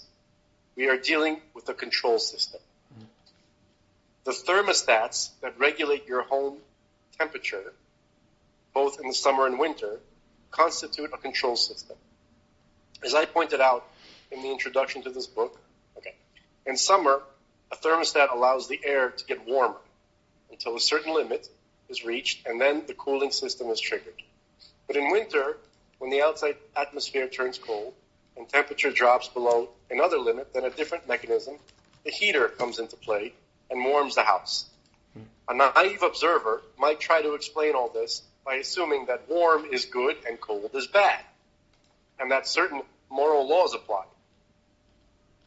He would be right half the time. Another naive observer of the opposite school might take a reversed view and decide that warm is evil. He would succeed in explaining some of the behavior of the phenomenon, which is the cooling of the house, but not the whole. Okay, hold on. To understand the whole phenomenon, one needs a grasp of the control concept, and one must be ready to understand that it needs two opposite principles for its function. I propose the hypothesis that there is a control system for human consciousness. I have not determined whether it is natural or spontaneous, whether it is explainable in terms of genetics, of social psychology, or of ordinary phenomena, or if it is artificial in nature and under the power of some superhuman will. It may be entirely determined by laws that we have not yet discovered. I am led to this hypothesis by the fact that in every instance of the UFO phenomenon, I have been able to study in depth. I have found as many rational elements as absurd ones. You heard? Greg, you heard? Yeah. He said in all the cases that he's found literal, physical evidence, right? Photographic video, we're talking before CGI. This is like 60s, 70s, like literal like implants in the body, impossible things, but yet from the same people, he gets like completely absurd stuff, like elves picking their noses or something stupid like that. It doesn't make sense. In the same occurrence. Okay. So, So, again, I've been able to study in depth. Each one of these cases that I have been able to study in depth, I found as many rational elements as I found absurd ones, and many that I could interpret as friendly, and many that seemed hostile. So no matter what approach I take, I can never explain more than half of the facts. So this is what tells me that I'm working on the wrong level. And so do all the believers. And this definitely includes the skeptics, because they believe they can explain the facts as strongly as the most enthusiastic converts to people who believe in UFO stuff. That's not what he wrote. He wrote, they believe that they can explain the facts as strongly as the most enthusiastic convert to Miss Dixon's vision of Jupiterian Amazons. Yeah. That's a very French thing to say, and I just didn't want to say it, but there it is. This guy's so French. Okay. He's like, I would argue Jacques Vallée. Yeah. I would argue that they are all wrong. All of them are wrong. Okay? Even Puharich with his disappearing tapes and Uri Geller voicing from blah, blah, blah. Okay. There are ways to gain access to the reference level of every control system I know. Even a child, if smart or daring enough, can climb on a chair, change the dial of the thermostat, and elicit a response. The response in question might be a sound spanking from his father, of course. Okay, so the road to higher knowledge has such accidents. It might be possible to gain access to the control of the UFO phenomenon, to forget the spirits and the pranks of some pranksters, right, and do some real science. But it will take a very smart approach or a very daring one. So here's consider the graph. Figure 3, it shows the development of the UFO waves between 1947 and 1962. Obviously, you can't see the graph. Okay, I've not extended it to the present because There's too much work here for one man. To obtain such a graph, one has to collect all available sightings and examine them one at a time for possible rejection causes. Okay. Then one needs to classify them as the type and reliability. Okay, let me skip this part. One second. Controversial figure 3 shows the variations of external phenomena. Controversial work of psychologist B.F. Skinner has shown under what conditions an organism reacting to external phenomenon learns a new behavior. We also know under what conditions this learning is irreversible. I'll say that again. This is I think the important part. The controversial work of psychologist B.F. Skinner, sorry, that was a bottle that fell. The controversial work of psychologist B.F. Skinner has shown under what conditions an organism reacting to an external phenomenon learns a new behavior. We also know under what conditions this learning is irreversible. These are similar to the pattern that the UFO phenomenon seems to be following. Is it trying to teach us something? With every new wave of UFOs, the social impact becomes greater. More young people become fascinated with space, with psychic phenomenon, with new frontiers in consciousness. More books and articles appear, changing our culture in the direction of a higher image of man. So Skinner has been working for half a century to study behavior and the process of modifying it. His experiments, which are hotly debated by his colleagues, have centered on observation of rats, pigeons, and other animals placed in reinforcement situations. I'm indebted to Mr. Fred Beckman of the University of Chicago and to Professor Bryce Williams of UCLA for the suggestion that these researches might have a bearing on a discussion of human reactions to UFOs. Okay, so the technical usage, this is a quote from one of these guys, the technical usage of schedules of reinforcement is rapidly expanding. Techniques involving schedules have been adapted to a wide range of species. Surprising similar performances, particularly under complex schedules, have been demonstrated in organisms as diverse as the pigeon, mouse, rat, dog, and monkey. At the human level, the analysis of schedules has proved useful in the study of psychotic behavior and in the design of educational techniques for normal human subjects. Other applications to the problem of the controlled human behavior, as in law and penology, religion, industry, and commerce, offer considerable promise. Okay, so that's the end of that quote. Okay, we're almost done. Relax, Greg. I can feel you. No, I'm listening. The above appears in a highly technical volume called Patterns of Reinforcement by Furster and B.F. Skinner. It was published by Appleton Century, 1957. Reporting on research sponsored by the Office of Naval Research. Unbelievable. Although the design of their experiments is complex, the findings of Furster and Skinner can be summarized in a few lines. Listen to this. Drastic modification of the behavior of an animal, which includes man, can be achieved by selectively reinforcing certain actions. For instance, by giving food to a pigeon only when he presses a certain lever. However, certain ways of reinforcing behavior lead to better learning than others. If the training is too even and monotonous, the subject may stop in its development or even return to an earlier state. The best schedule of reinforcement is one that combines periodicity with unpredictability. Okay, periodicity with unpredictability. Learning is then slow but continuous. It leads to the highest level of adaptation. And it is irreversible. Okay? It is interesting to ask whether the pattern of UFO waves does not have the same effect as a schedule of reinforcement, like these techniques we were just talking about. A newspaper column commented upon the apparent lack of reality of the whole UFO phenomenon. Quote, "It does not attack us. It does not affect our daily lives. It does not help us with our modern problems. It has brought us nothing of value. It may have scared a few folks here and there, but then so do thunderstorms and tornadoes.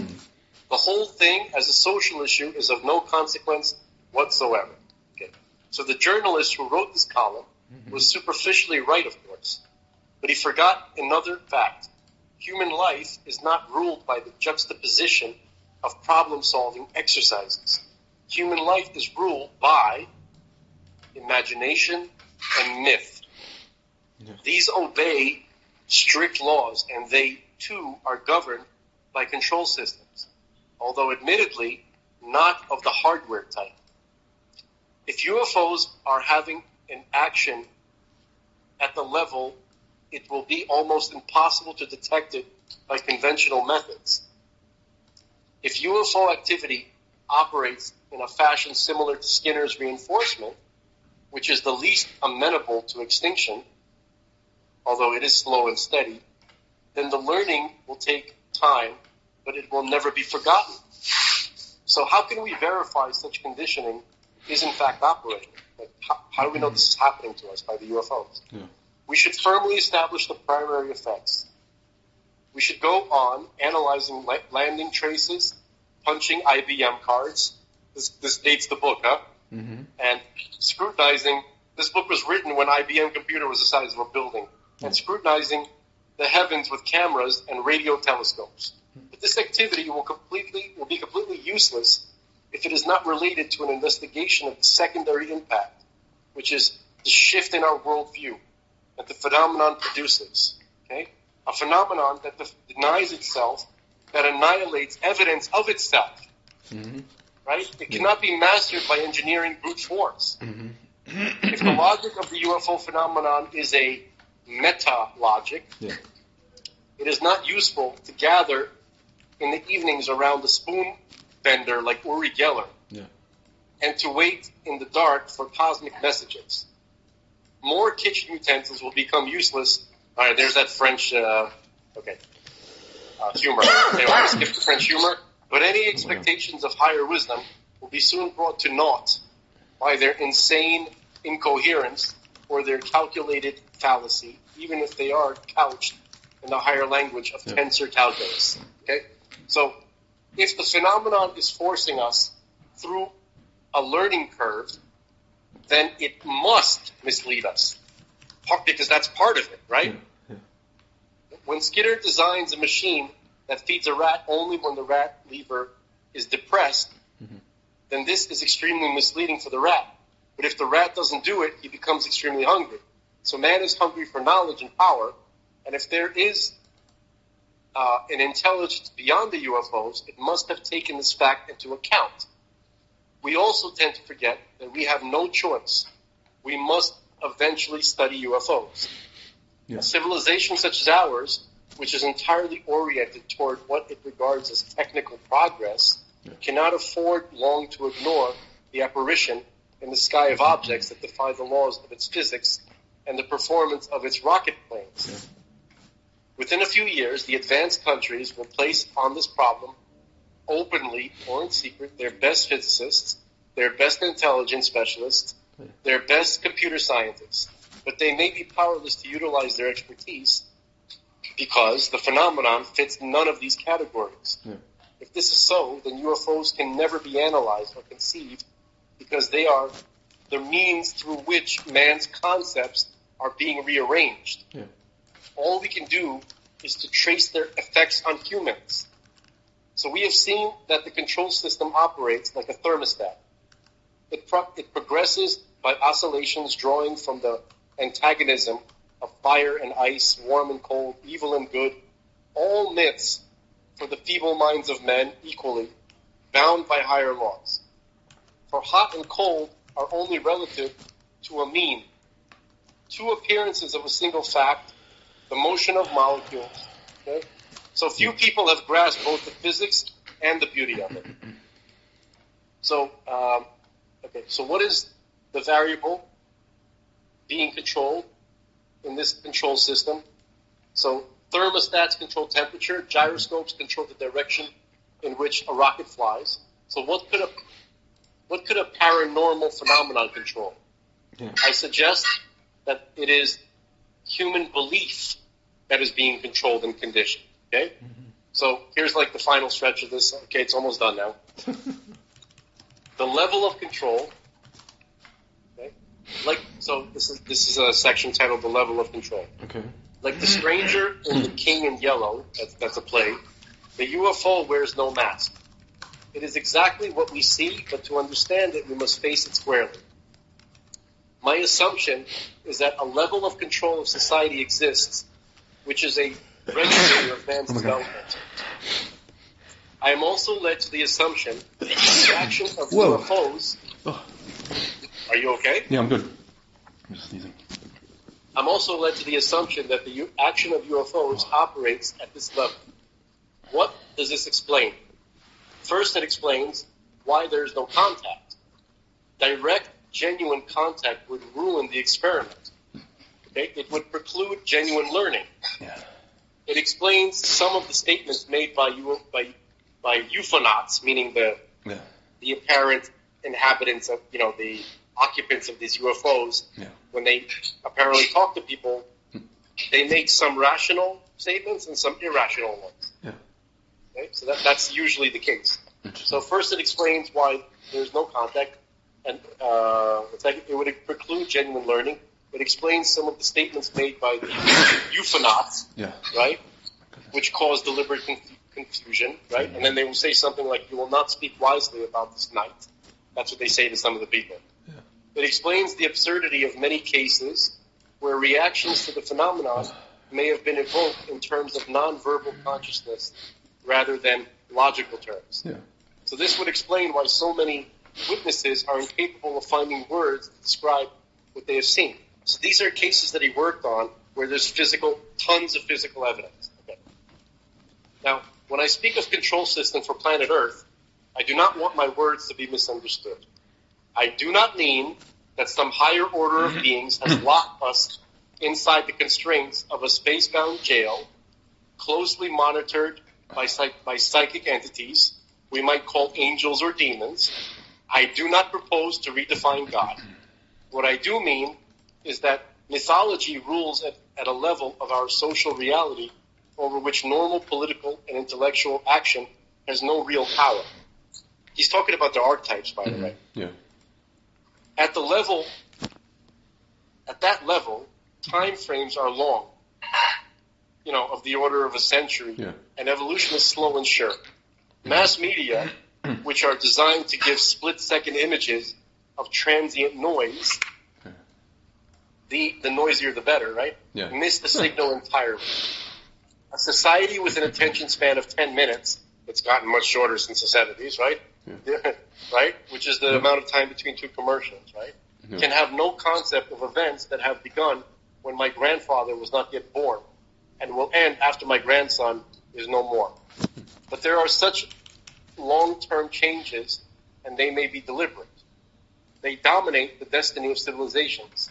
Myths define the set of things scholars, politicians, and scientists can think about. They are operated upon by symbols, right? Like the archetypes. And the language these symbols form constitutes a complete system. That's a mystery school, a system of symbols, okay?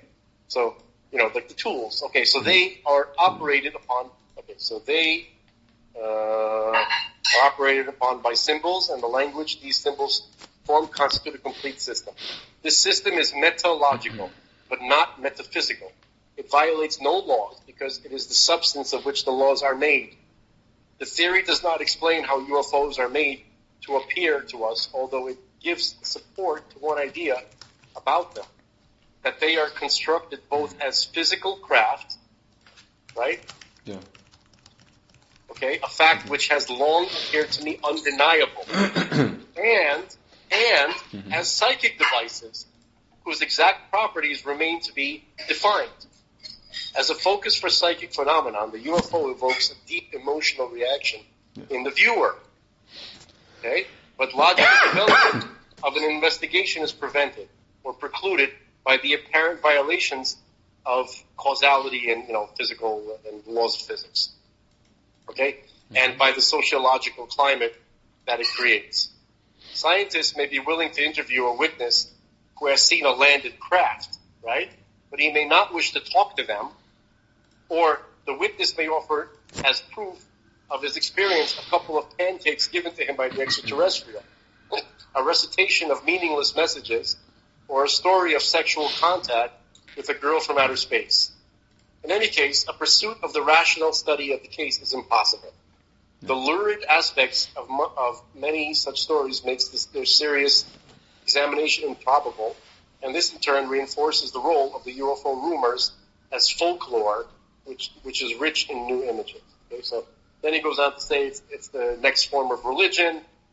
We don't need to. I think basically the point I got across pretty well, right? That except the one thing I don't agree with him, right, is that he's still trying to sound like a legitimate. He wants to be welcomed at an academic circle, so he's like, I'm not saying it's angels, I'm not saying it's demons, but everything they do is exactly the description of angels and demons. Dude, I can't take any more the hoity-toityness of it all. Like I have a friend, I have a few friends who are like,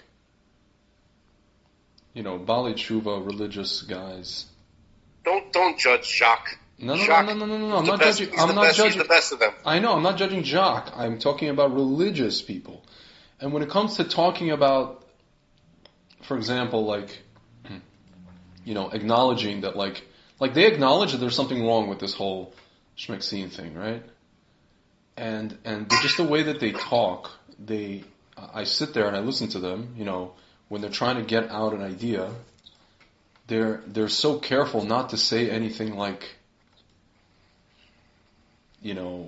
outlandish. What they think is outlandish. What I think is just elementary and just, as we say in Russian, очевидно. It's obvious. But they want to be so scientific about their words and carefully choose their words. And they, there's this imaginary thing that's looking at them. There's some kind of imaginary. It's not Hashem. It's they think that there's some imaginary review board looking at them. That if they say the wrong thing in the wrong way, doesn't sound scientific, they're going to get in trouble. And I'm like, that's exactly what we're dealing with. Sometimes I'm just like to my friends, good guys. I'm like, dude, we're amongst friends. You can tell me if you think that this thing is poison. Just say it's poison. It's poison, and this is why it's poison. You don't have to. No, Greg, you will betray me. I'm not. Yeah, it's just I'm like they mince words. It's usually like Americans, It's usually these guys who work in science, tech, whatever, startup, religious Baal Tshuva guys. And I'm just like, dude, just be direct. Just be direct. Let's save us time, save us energy. Let's talk candidly. Let's, if you believe that the Torah is the emes, if you believe that paramount thing in life is emes, just say the emes. If that's how you feel, just say that shiznit. Why do I have to get you, to drink half a bottle of wine to say that? Whatever make the people laugh, say that shiznit. Yeah. It's just, and it's just this thing that they've been trained with. This guy, you could tell, before he became Baal Tshuva, he went to school, whatever it was, master's, not PhD, I think master's, and it's this training of like that woman said, we don't want to jump to conclusions. Why not? I do. Well, we all do. The premise of not jumping to conclusions is a good one. I guess it is. Well, of course it is. You can sit all day and not jump to any conclusion on anything, and just nothing's conclusive in life. Right. So the reality of not jumping to conclusions is when you actually want to find out what the reality is, you do an investigation, and then based on the investigation, you determine, and then you have an opinion, and you're not jumping to conclusions because you investigate. But even when they did an investigation, I can see that they can see that there is a conclusion to be made. But they don't. Right. They are fighting tooth and nail not to make or enunciate this conclusion. That's what I want to say. In front of your face.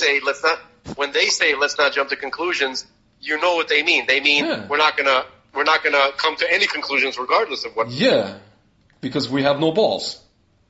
That's it. Or we're trying to kill you and we don't want you to know about it. Yeah, that's the other group of people. So, dude, I just, I can't anymore. I really can't. I don't know, maybe it's just me. Maybe I've always been just tachlis. Maybe I've always just been like, again, I've always believed my lying eyes. Whatever is in front of me, that's what it is. Like, okay, I do an investigation on it, and more often than not, the investigation confirms what I thought I saw in a particular situation, unless I'm just like imagining stuff. And that's it. I don't mince words. I don't know what is it like. Where does it can't just come from schooling? It can't just be that. It's a certain personality trait. Like we say in Russian. I heard Eli Weber today. You know Eli Weber, Kabbalah guru. The name sounds familiar. He's this great guy. He has a YouTube channel. Okay. He's not really a Kabbalah guru. He's not a rabbi. He's just a cool Kabbalah guy. Yeah. Spiritual dude. Very, very positive dude. Okay. And he might say something that most people would find, out there. He says that, Kabbalah guru. Probably be the first to it. But he said that, he's like, you can't understand this with the rational mind. He goes, you were taught, what were you taught in school? He's a public school teacher. Yeah. He goes, what were you taught in school? You were taught to maybe how to count a little bit, how to read a little bit, maybe how to write a 3-paragraph sentence. Yeah. And that's it. That's it. Everything else is all about obeying your master by sitting quietly. Yeah. That's what you were taught. You were taught how to sit quietly. And that's it. That's where it comes from. Yeah. I don't know. I was taught to sit quietly, but I guess I just don't comply. I don't know. There's something in me that doesn't... You're a rebel, man. You are a wild man. Can I read you something? This is my brother. He's posted this on. Yeah. And then we'll finish up with this because we're at 4.5 hours. On the twits. Yeah, we're at 4.5 hours. He posted this on the twits. Okay. Yeah. He said, spread the word and stop the next wave of mass psychosis. I saw that, yeah. I'll say that again. Spread the word. This is by Dr. Vladimir Zelenko. He said, spread the word and stop the next wave of mass psychosis. Yeah. So he says, the bird flu, which is known as H5N1. Let's be careful. Let's say the Schmerd flu. The Schmerd flu is a SS mRNA virus. It's like a SS as in Storm's Commando. Right. Yeah. Okay. So I'll say it again. The bird shmoo. The Schmerd is a shmeich, shmai, shmen, shmon. This is not working. The bird flu is. I'll do it. Can I do it? Is a SS mRNA virus or shmRNA virus that uses shmRNA dependent shmRNA polymerase RDRP to shmeplicate. RDRP can be effectively blocked by using zinc schmionophores and zinc. And for more information, go to, and then there's an article, NPR, and then there's an article from the Shmen Shmai H. And for the easiest, just go to, my brother's first name, which is exactly the same name as the president of Russia has, and then the next word is my name, and then the letters md.com. Yes. Meaning my last name. I'll say that again. Shmelenko. The first name of the president of Russia. Yes. Then my last name, and then the letter M like Michael and D like David.com. For more information. Vladimir Shmelenko, but not Shmelenko, but Shmelenko, not Shmelenko. You might have to do a second of research, Yeah. My brother's first name is Vladimir. Is that controversial to say? No, it's not. I think the rest you can figure out. Listen, the Ukrainian president is Volodymyr Zelensky. Your brother is Vladimir Zelenko. And the president of Russia is Vladimir Putin. So we have essentially three Vladimirs. Two of them are Zelin, greenery. Two of them are Jewish. And only one of them has actually done anything for people in this world. Yes. Exactly. For states. All right, sir. On that note, that couldn't have sounded better. It's almost 4.5 hours, and this one's going to be. What's funny? Yeah. You know what's funny? the thing that we started this podcast with, we're going to read Bar Tzadok's thing. Remember? His writing. We never got around to doing that. So maybe next episode we will, and this one I'll call Top Gun, and then the next episode, which will be 5, I'll call what will I call it? What was the thing that he was talking about, Bar Tzadok? He was talking about just people being lazy dumbasses, not preparing, and that kind of stuff. Well, whatever, we'll figure it out. Okay. So I can just call it the end of days. So, yeah. In the meantime, I'm hoping that God does something to the whole world that prevents us from having another episode. Yeah. Or if we do have an episode, Actually, we'll be live. we'll be live blogging. Depends, No, we'll be live streaming the Geula. That's it. It's very simple. All right, and don't don't freak out if you see, like Josephus. Yeah. If you see something in the sky, just know that this time they might come and help us. Yeah, B'ezrat Hashem. Amen. All right, sir. Chodesh Tov, and talk to you tomorrow, Yes, which sir. is also Rosh Chodesh. B'ezrat Hashem. B'ezrat Hashem. Absolutely. Amen.